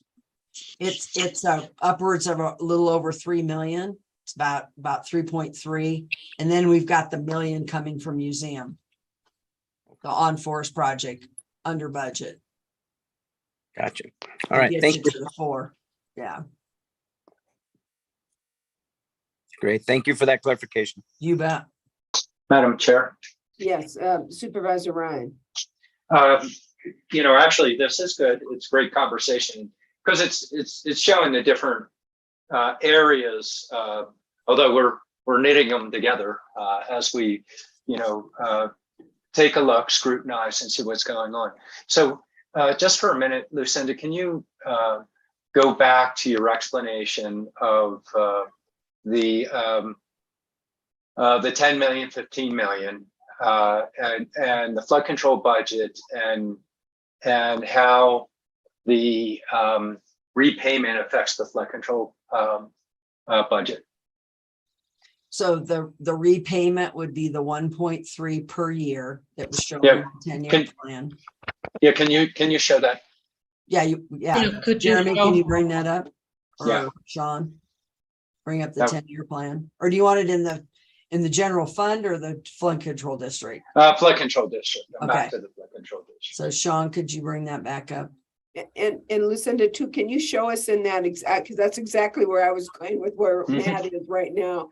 And what of that 15.5, of which is a 5 million loan that we already did for response, and an additional 10.5 for short-term plan, how much of that is expected to be reimbursed to the county or for the flood control district of that 15.5? So, it's hard to put it all together because we've expended 8.2 million in sandbags, barriers, and response. Okay. Okay, the 8.2. Okay. The district borrowed. So this is where you get the difference between what you've expended and revenue versus cash flow. Got Okay. it. Can you show us with the arrow where you're going also as we look at this? Thank you. So we borrowed the Can you 5 enlarge that, please? Thank you. So Sean, it may be, so you can see there's the overall revenue from the borrowing from the general funds, the 15.5. Right. Okay. That includes the 5 for the emergency, right, work. We spent 8.2, but Sean's estimating that will be reimbursed. What's the total? Was the total reimbursement, Sean, was you had it on that other slide. I'd have to pull up the slide. The estimate that we have for reimbursement is about 6.8. 6.8 million. So that's what leaves the, what was it, 1.3 million remaining, right? 1.3 cost of the That will district. directly hit the flood control district budget, right? And the 5 million that was borrowed, okay? Would that then mean, since we borrowed 5 and we're going to be reimbursed we had 8.2 reimbursed 6.8. So we have 1.3 remaining. So does that mean that we'll get approximately, 3.7 back as part of this loan, if you will, the 15.5 loan? We get approximately 3.7 million back. Well, you're going to get all of it. The general fund's going to get all of it back. No, over I'm the sorry. 5 years. Flood control district, okay? So That we would not have expended that, right? But remember, we had the 8.2. I know, so you've got 8, so this is what we need. We've got So 8. Jeremy, why don't you walk through those numbers? Because you're the one that owns the 10-year. So why don't you We're walk through trying that? to see how much of this is going to end up coming back, okay? And I came with 3.7, but based on all these numbers. But anyway, let's see.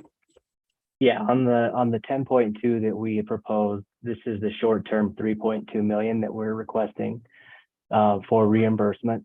That's on the short-term mitigation projects. And then these numbers up here are the reimbursements associated with the pipeline and RCS reimbursements that we're expecting back. Well, it's not So- just NRCS, it's also DFFM and Right. FEMA. And then I guess what's confusing is that we do have other grants that we're applying for reimbursement or have already applied for and have actually already received the funding here. So Sean, the difference, I'm sorry, I don't have that number for you right now, but we can pull that up Sean, can you calculate that real quick?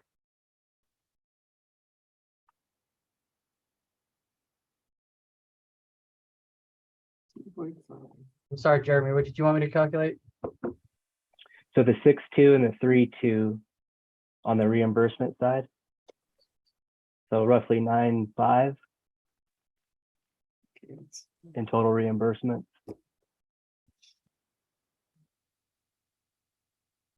But the reimbursements go to the flood district. It doesn't go automatically go to the general funds. It stays in the flood district. But the reimbursement to the general fund is just set throughout the year. You're not gonna be like, money comes in, go repay general funds. You're gonna keep it within the flood district. And pay back It'll the be loan. paid each year. It'll be And budgeted. then the transferred general each year. fund will just be paid every year. Correct. At 3.1 million for the total 15.5 million. So, let's say you got, the flood control district got 5 million in. Is there any reason why you couldn't prepay that loan? No.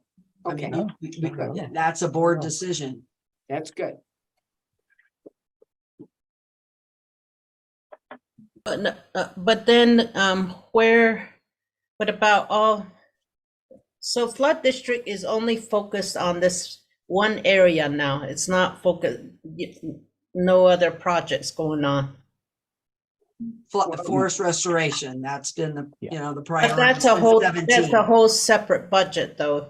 That's not within this budget. Right, but it is within this budget. But it doesn't It's tap being into maintained. that, or are you taking money? No, we're out of not that? tapping into this. This and That's now, what I thought.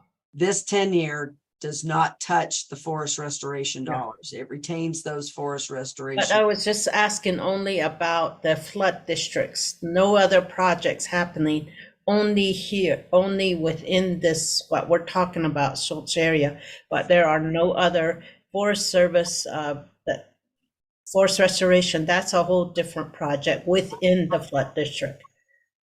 Right, and that's been the priority since 2017, right, is to fund those projects. And so that priority has been maintained, so. If I may, Madam Chair. Yes. So, and that's a piece that, we've set that as a priority, but we've also had these emergencies come in. Now we're rectifying them associated with loans. And we're talking short term, but we have an anticipation of a discussion long term. So that's where it does beg the question of just to revisit, reaffirming, is this where our priorities are? It also begs that question of where you have that subtotal capital projects that show nothing on it, of looking at the broader flood control. Understanding that if we affected that in any way and move money from somewhere else, it would delay or could possibly affect other proposals related to the emergencies. But I think it's an area that we definitely need to get into as we're having these discussions of what are we looking at from the big picture, the solvency associated with the flood control districts. Where are our priorities with that? Are we still consistent with that? And I think, I really think we need to get into those conversations in the future. It does affect these type of decisions that we're making. As we make these decisions, I think I'm hearing from others, I know I have it in my mind of what is the broader impact to the flood control in a long range perspective. And so those are the areas that as we talk about it, we need to consider and say, okay, we're still there, or no, let's pause for a minute. Where's our long-term plan with this? That's where I come back to the prioritization and the matrix. I think when you came back and started explaining the impact of Donny Park, you were starting to bring that validation that's occurring, at least for these short-term projects. Lucinda, when we were talking about the berms and what's happening with it. I think as we get into future discussions, and the board's concern, that we all are weighing out is, what's the impact to the general fund? I think Siri's done a great job of showing, okay, if we gave a loan and we're not paying the interest rates that we would pay to the treasurer, here you already have outlined, Jeremy was just showing it slightly above this, I believe, or maybe it's down below, the return on the, because it's with the loan repayment. There's the 3.1 million that Siri also showed. So we are paying back through the flood control, the general fund. So we're not affecting the solvency or potential impact to the general fund. So that's a reassurance that we have associated with it.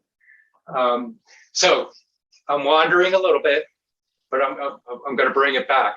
I'm seeing validation of what we have for the proposal of the short-term projects. The implications, though, are leading into our future discussions. I think by showing the general fund can handle the loan, it reduces the interest rate and the impact both to the general fund, well, a little bit, not fully to the general fund, but to the flood control district. That we protect the solvency of the flood control district there.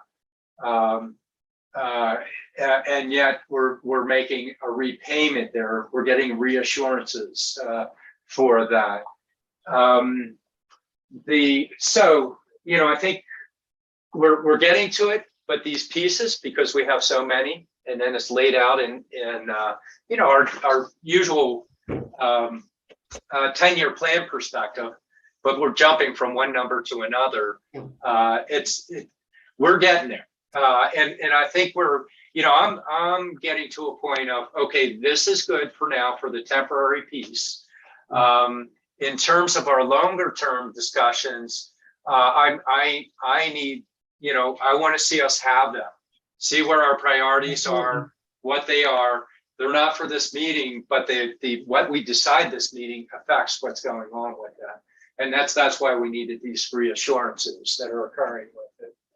I think I'm getting closer to, what's being asked with us, Madam Chair, now that I'm seeing the validation here. And part of the equation that you have to build into that discussion is going to be, and you'll remember, Supervisor Ryan, because you were there, and so was Supervisor Fowler, that the decision to move ahead and take the NRCS funds during Schultz and match those funds and implement the mitigation was because we were continuing to have the response impacts, right? And we were continuing to suffer those response costs over that term. Yep. And we were fortunate within Schultz that once we implemented that mitigation, other than the one-time event in 2018, we didn't have any mitigate. We didn't have any maintenance response, any costs or any. We had very, very, very low, virtually no costs. We did a little bit of weed abatement. We did a little bit of monitoring on forest per those agreements. And so how you have to tie that emergency response cost and continuing mitigation into short-term mitigation. Sandbags have to be replaced, et cetera. And the maintenance responsibility for the existing mitigation, which is going to continue, right? Irrespective. And the further that mitigation devolves and unravels, the more costly it's going to become to repair, right? That's part of what we're trying to stem with the short-term projects. Yeah, you're right. That whole conversation, it's a whole big bucket that has to be considered in that longer term decision. And the longer term decision, the biggest factor is how much money do we get from the feds and state. And if I cannot, and I'm getting ready to be able to do something on the short term, but I want to just point out again that, and I think this is what you were getting at as well, Matt, and that is that we might be able to do this now. And I'm looking at the ARPA fund, 6 million now, 6 million next year as, our fail safe, quite frankly. And so I feel more comfortable with the short-term mitigation. But I also want to note that the bottom line is we may not get more. This may be it, or this may be the lion's share of it. In which case, I think we're going to then need to come back and say, what else needs to be done? What else must be done? And then I think, as much as I do not want to, because I think the Holy Grail is in fact forest restoration, but we may have to take a look at that. We may then have to take a look at a treasurer's loan. But certainly at this point, I think that with the short-term mitigation that you presented and the reasons and the justifications and the criteria, and the fact if we don't do this, then we're going to have these emergency funds that we're going to have to keep incurring, because if we don't do anything, what happened this monsoon season is going to happen in spades next monsoon season. And so we've got to do something. I think time is of the essence. I think we need to get this done sooner rather than later. And I do look for a more complete discussion with regards to the long-term mitigation. And we're going to have to be making hard decisions about where, if we don't get it from the feds, what we need to do and where that money is going to be coming from. So I'm getting close to being able to take a motion and a vote on this as well. Any other comments from the other supervisors? Madam Chair, if I may, just following up with that. So we've looked at it in terms of the general fund, loan can be made. With that, we've looked at it in flood control. We can see where the loan is being repaid with that. We've looked at the general fund in terms of where we are with our reserve that we try and keep related to emergencies. If there should arise an emergency that comes out of flood control, some level of general fund covers, but we see we have the repayment potential with that. So that's important. I'm not ready. I'm saying we need longer term, we need a broader picture of the flood control to come back to us to discuss what we do with forest mitigation. Do we keep it the same? Do we not? Same thing from the broader flood control district. I don't think we can continue and suggest that we're not going to consider the broader flood control. We need to have those discussions and make sure, are we there or are we not there? And if not, how do we approach that? So I think it's really important to have that. And part of it has to do with, if we respond to one area and we're not looking at the other areas in the long-term perspective, then we're not fulfilling our obligation to the broader district. So, that's that piece. Lucinda, I hear you loud and clear. We need to get the projects on the ground. I see the rationale associated with the Donny Park pieces, and then the mitigation that we're doing along those corridors. You explain, you didn't fully explain how many, but we get the idea. Most of the homes that are being impacted or that we're spending money on now that we can start to mitigate those type of expenses are in our currently existing infrastructure areas where we have an obligation, as well as you can reduce the impact to the greater population with the recommendations that are coming through.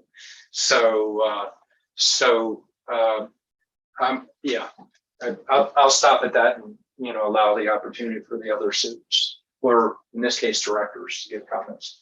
Thanks, Madam Chair. We're the Flood Control District Board of Directors. I forgot that. We're directors now. Any other comments from the other directors, or I'd entertain a motion? Oh gosh, Madam Chair, I defer to. I mean, I am perfectly willing to make a motion.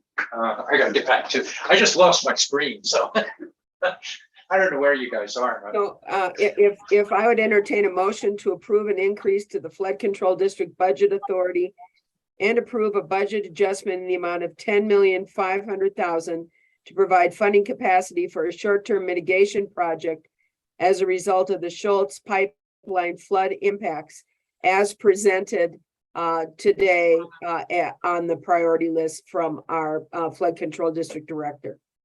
So moved. Madam Chair, We have a motion. Do we have a second? I'll second it, but there's an opportunity with discussion to have a second in Right, there. after there's a second discussion, Supervisor Fowler. yes, I am, I think that with the explanation of the, you know, the Donny Park and the twins there and how the impact there, I think that is something that I think that is important to know.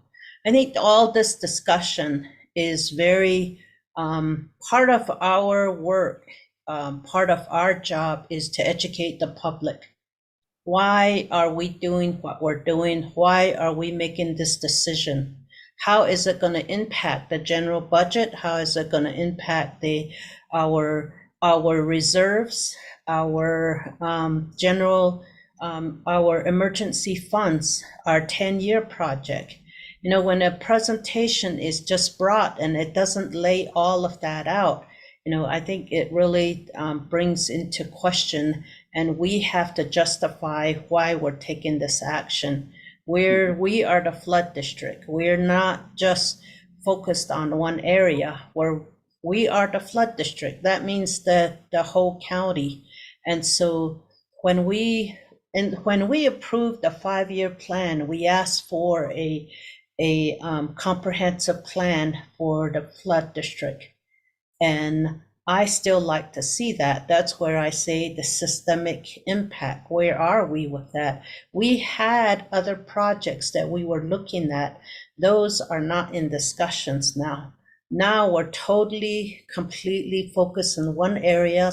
Now we're being told individual properties. Now those dollars that are being dedicated into individual properties, then could that be used elsewhere? But those are just discussions that, for our own understanding, we're setting a standard here. Should this happen somewhere else, what we're doing here, we're going to have to do there. And in the 10-year plan and in this budget proposal, we do not have another disaster and the after effect in there. So when we're looking at numbers, just like Siri says, we're just looking at numbers. This is the dollars and these are just projections, and they are. And we have to, right now, all we're doing is looking at one piece of a bigger picture that we don't have. And that to me is very troubling. And we need to have a plan that has to come to us so that we have an understanding as to what we're making decisions on. And yes, right now is probably about the only time really we can do this. We have ARPA dollars that our chair has brought up. We have potentially, you know, we have other reimbursements that may come in. But I still am concerned about our partnership with the Forest Service, and it's always been there, but I think we need to work on that even more. And then I am still concerned about the projection of the dollars that are being presented to us. I know the staff, I have every confidence in our staff in scrutinizing what they're proposing to us. But at the same time, though, we as a board, we have to be looking at the whole county. And so I like to see this project I know we're going to be getting updates, and these are huge dollars. If we can reduce any of that, it would really be good. You know, I mean, just a projection of all of these projects, they're just projected dollars. Are they really going to be that much? We're being told it's going to be, you know, X amount of dollars. Is it actually going to be less? If it's less, does that just come back to us? Is that how this is going to work? But it doesn't sound like it. It's going to stay in flood district and then will be paid every year. So not we, but the general funds. So those are just questions still in my mind. I know that we don't want to keep this cycle of flooding area in that area. And then the question still is, when do we say we can't do more? As much as we want to help every individual, when do we say that we can't help out? We have to make sure that we are really helping the whole community. So that's just something I just want to put out there, and I want us to really think about how we are addressing this. These are huge impacts to our county, and we want to make sure that we take care of everyone in our county. And how do we do that? How do we address these things? And that's just, I guess that's what you're trying to say. This is a piece of a bigger picture, and here's this one piece. And so right now, it looks like the board is ready to say a yes to these dollars, 5 million, and then another 10.5 million into the flood district. Well, yeah, I think that the motion is for 15.5 million into the flood. 10.5. And not another 10. In other words, I believe that it's a budget adjustment to provide a funding capacity. So I think we're talking about the 5 million we've already done, and now the 10.5 million in addition is what we're talking about 15.5, which we would like to get. I would like to get, because I'm trying to calculate back in. I have to tell you what we're expecting to be reimbursed from that. Would like to get, and I know it's speculation, but we have an idea of what's likely. I'd love to get that at some point. So, but what I think is before us is a budget adjustment in the amount of 10.5 million. Yeah. To provide funding capacity for short-term mitigation projects. This will be in addition to the 5 million we've already approved. Correct. So I want to ask a question. So Lucinda, you're saying these are going to be the twin projects at Donny, and then we have just the mitigation that has already been taking place in the Schultz area, not mitigating individual properties. Is that where we settled in, or is that still in there? No, there is a small component of that overall budget that is for individual lot mitigation to address some of the very hard hit properties, several of which, some are within. How much is that? That's $1 million out of the 11.2 million. So it's less than 10% of that total cost. And those are properties that, frankly, irrespective of whether we do long-term mitigation, will very likely have long-term risks for significant flooding. And that's how we judged that and did that and pursued that during Schultz. And it would be the same approach that we're using this time is, where do we expect to see, additional risk, even in a corridor after we would do the mitigation, even the long-term mitigation. So that there's a value to that investment longer term.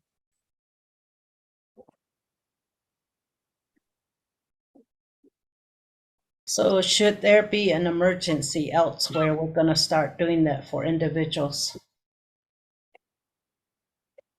Well, I mean, this isn't starting. We did this during Schultz.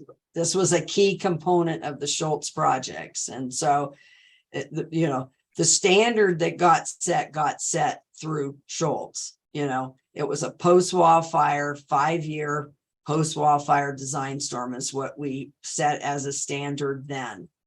And we'll make a decision as we move forward, likely corridor by corridor, because each corridor is so different now in terms of what the impacts are as well.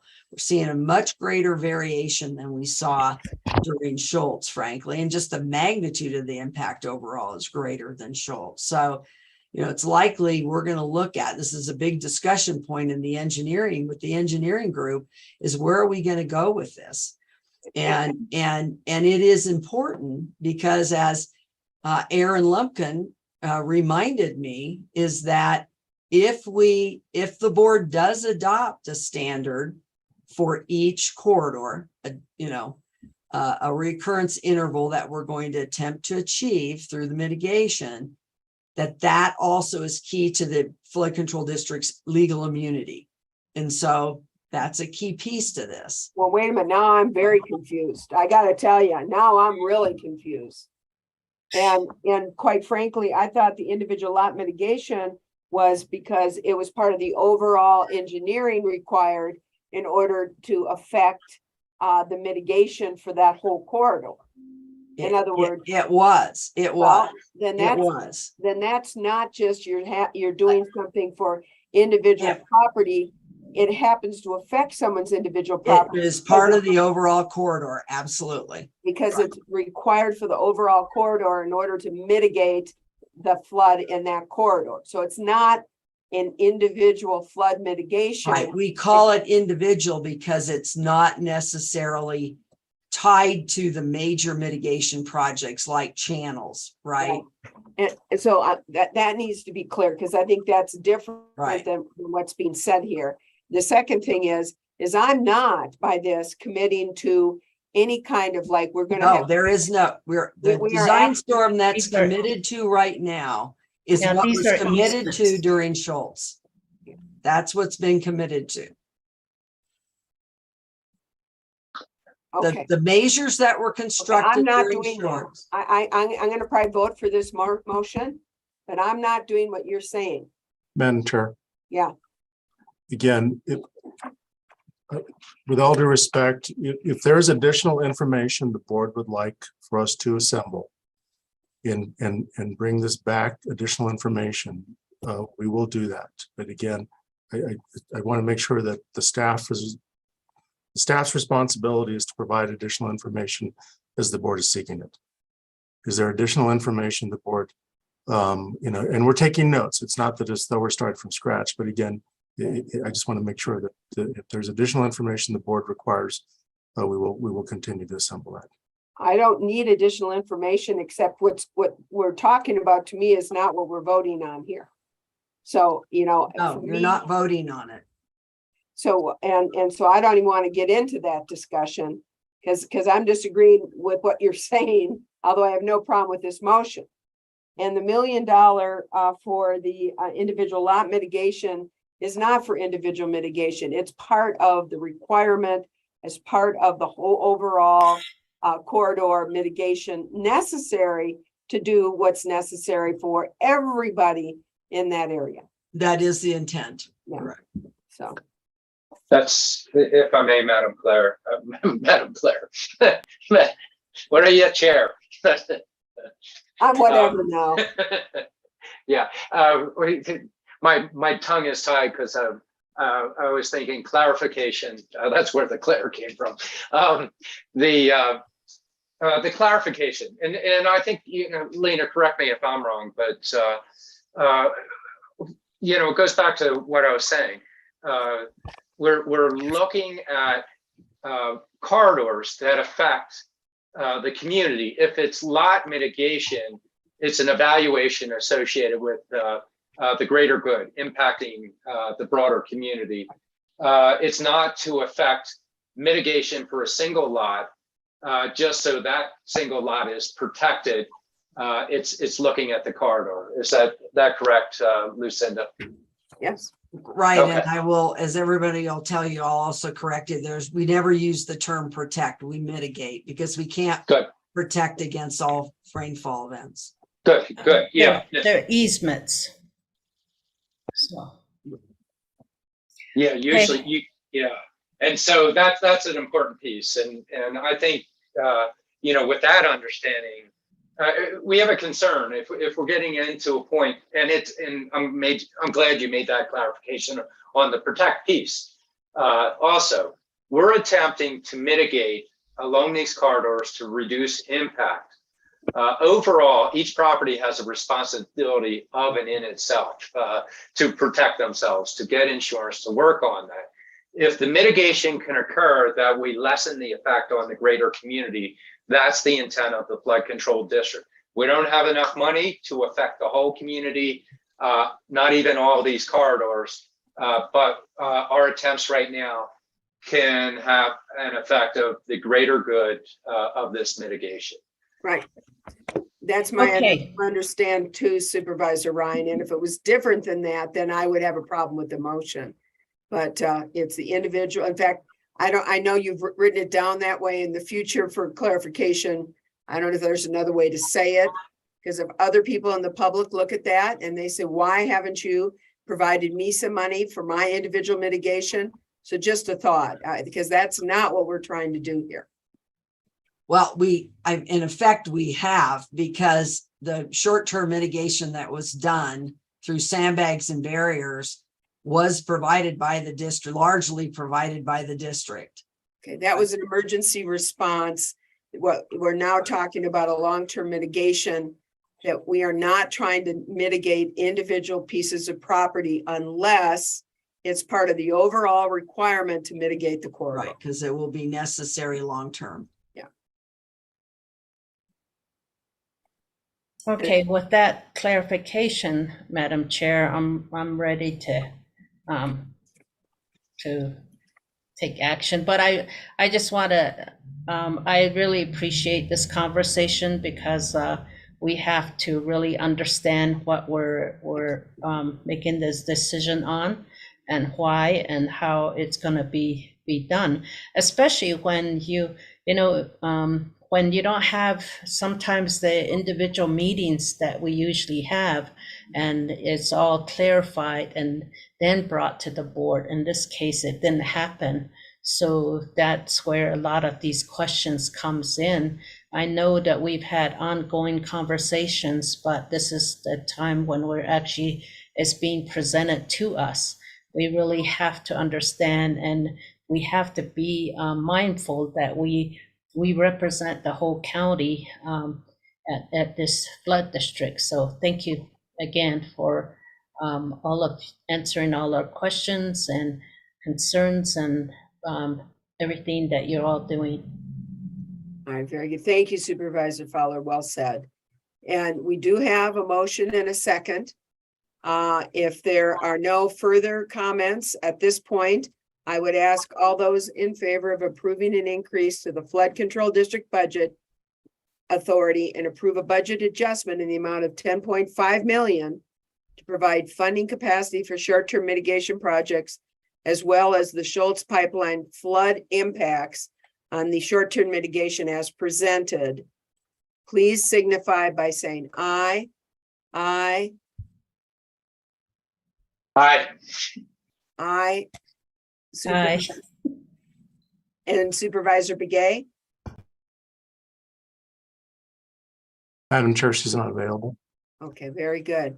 There are 4 votes in favor, and thank you very much. And, I just have to once again say, Lucinda, you and your team, what you've been able to do and what you've been able to put together is absolutely incredible. And it's legendary. I just don't see anybody in local government anywhere, quite frankly, not just in the state, but in the country, that has done what you all have been able to do for our community. So heartfelt thank you so much for you and your whole team. And that includes the wonderful consultants and engineers we have assisting you. Really appreciate it. Absolutely. It takes a team effort. Thank you for your support. Supervisor Ryan, would you like to say something? Yeah, if I could. Thank you, Madam Chair. Yeah, we're getting there. And this is hard. It's very complicated. We need to cross the T's, dot the I's, while we also have an unknown quantity as we try and do the best we can. associated with it. We know a lot of work's gone into it. It helps to go back over it. I know it's painful at times here, but even so, I think we've really gotten to a good point. I think there was also an opportunity. I had a conversation with Supervisor Fowler earlier. Get us out there again. Show us again. Where we're doing it, where we're prioritizing. Help build confidence amongst ourselves, or answer those questions where we have these. So, and then the other piece of it is, no matter what, this is a long-term discussion, that we have different decision points that we definitely want to come back to and reevaluate. So thank you. Appreciate all the work of everybody. Thank you, Madam Chair. Yeah, thank you, Supervisor Ryan. Any other comments? Madam Chair. County Manager. I'd like to comment, but after board members have made comments about their vote, I do need to do a follow-up. All right, very good. I guess Chris Duza has a hand up, I guess. I just was told by Lindsay Daly. Well, let me make a comment before, if I could, please, Madam Chair. Okay, sure. Throughout the conversation this afternoon, board members expressed several times the need for additional information. And so I don't want to lose sight of that, because each time we come back, and there are going to be multiple times we come back on this very topic over the next year, 2 years, 5 years, I don't want us to be like, oh, I didn't get the information I wanted the first time. So again, we took very good notes about all of the things that you pointed out today that you desired additional perspective on. And so we want to, of course, follow through on that. We probably will be reaching out to you individually to make sure we capture the essence of your questions and the analysis that you need going forward. So please be prepared for us to follow up with each of you, and then when we do provide that information, it'll come back to all of you, of course, as a body, so that you'll know, more equitably in terms of all the information and the follow-up that has been presented rather, so that then is a building block for your decisions going forward. Because again, I think there's some comments today that we certainly take all your comments to heart, but certainly with regard to additional information and analysis. Thank you. Thanks, County Manager. Chris? Yeah, thank you. I really appreciate being able to listen in and hear your conversations. And I just wanted to make the comment that it's very valuable for us as consultants to hear your discussions. And, as we move through this process, we will certainly keep all your comments and concerns in mind as we continue to work throughout the corridors. Thank you, Chris, and thank you and your team for the great job that you did during the emergency response and assisting us on these mitigation efforts. Really appreciate it. All right, thank you. You're welcome. All right. Well, I think we better take a break. So, in fact, I guess a question I'm going to ask is, we do have the legislative update. I know we've had a lot of that because we had the CSA. And are there things we need to address, or do we just want to adjourn and address these follow up at the next board meeting? Just a thought. So let me ask Gregory, is there any time? Madam Chair, should we become the Board of Supervisors? Oh, you are so good. Thank God you're on this, there to remind me. Thank you so much. Let's become the Board of Supervisors. Do I have a motion? So moved, Madam. I'll second it. All right. So we have a vice chair and made a motion, and Supervisor Ryan. All those in favor say aye. Aye. Aye. We're now the Board of Supervisors. All right. Do we, and I'll ask Gregory, is there anything we need, or is there? Thank you, Madam Chair. I just had a couple of things real quick. I can do it in a couple minutes if that's all right. All right, and let me ask the rest of the board just a question. Are you comfortable with just going through an expedited review with federal legislative updates, or would you like us to take a break and come back?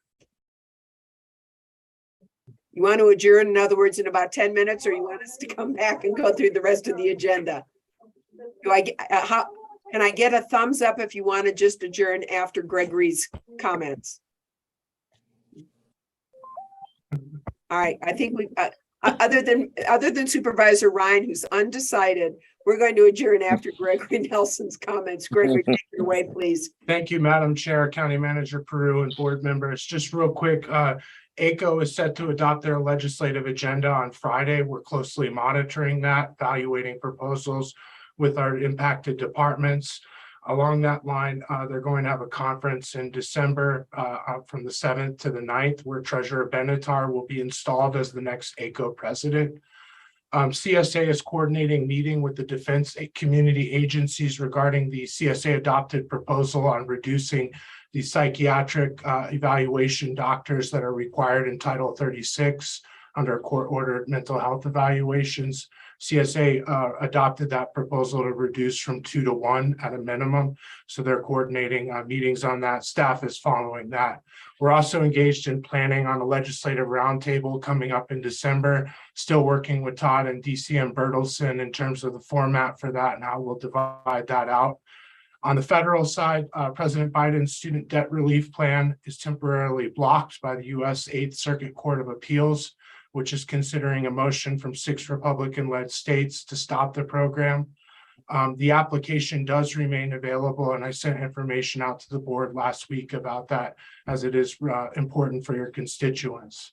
In terms of NACO, I just wanted to bring up the letter that I sent out on Monday and talk to you about, Chair Horstman, regarding key county behavioral health priorities and seeing if the county would sign on to that and vetting it with Director Musselman.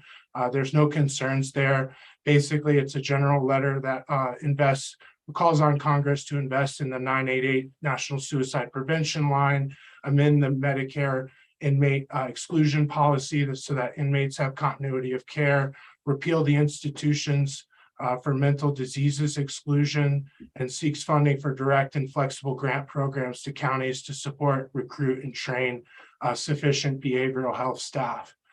So that would be really on terms of what I'd be looking for direction on today would be signing the board on in favor of that letter with NACO. It is a NACO letter, but we would be added to the coalition. And then also, just as a heads up, CSA is hosting on the 31st a discussion on the National Center for Public Lands Counties with WIR. More information will be coming forward with that. I know you're the leader on that, Chair, so I'll defer to you. We'll bring that up because it's a long story. Yes. So, and I know everybody's tired. And so if it's okay, I'd like to bring that up at our next board meeting Tuesday. So. Excellent. And We'll bring that. as for that letter, it is consistent with the position of the county and has been for the board's priorities. And so unless anybody has an objection, I'll just sign on behalf of the board. Madam Chair, I'm good with the letter and the intent of the letter. It is very consistent with where we've been on that. I just wanted to add some examples from our county, but I guess we're signing on as is. Oh, that always makes sense on that, Madam Chair. Problem. Yeah. Yeah, I don't think there's a problem, is there? In terms of that, they have a form letter and they're just asking us to put our name in the hat. We're not in terms of modifying content at this point. It's just the process that NACO is using for the letter. It's a generic letter on behalf of the association. That's right. Forgot. But we'll talk about our wonderful, what we have done here in Coconino County, so. All right. Anything else? Vice Chair Vasquez, did you have anything? No, I'm in support of the letter and getting it signed, and I think it's important for Coconino County to help push mental health issues. Very good. All right. Well, thank you, Chair Horstman and board members. And just one final plug. We do have the NACO Legislative Conference. The registration and hotel block is open. It's selling out very quickly. We're planning on travel day on Wednesday, February 8th with Hill visits on the 9th and 10th, with the conference starting on February 11th. just to coordinate flights, and I'll be working with your district directors, but recommending flying out on Wednesday on flight 3020 at 7:50 a.m. And I'll send this out in an email, and then down to Phoenix, and then there's a direct flight from Phoenix to Ronald Reagan National Airport. So with What that, time does it leave from Phoenix? I'll probably drive to Phoenix. I believe it's 9:30 or so in the morning. Good. EJ, if you could get us the information, that'd be great. So, and yes, and by the way, I think I got on the same day as we got the registration, and I am on the wait list for one of those days. So I think it's fine, blah, blah, blah. But what I'm saying, it's selling out quickly. Get your hotel reservation. So it's important. Or use the metro and miss half the things. Yeah. Yeah. Madam Chair, I know everybody's anxious to go, but CSA Vice Chair was fantastic on supporting everything we were trying to do, and CSA Summit, and if anything went wrong, I'm going to blame it on him for that. But I think we all, Greg had great information. Corey was there. Andy helped put it together. I think the summit went really well considering everything that we tried to do. And there are sometimes you win and sometimes you lose on some of these. Thanks, Madam Chair. Tried. We were Coconino County, and we raised the flag on some very important issues. Sometimes all you can do is raise the flag. I'm so sorry I missed it.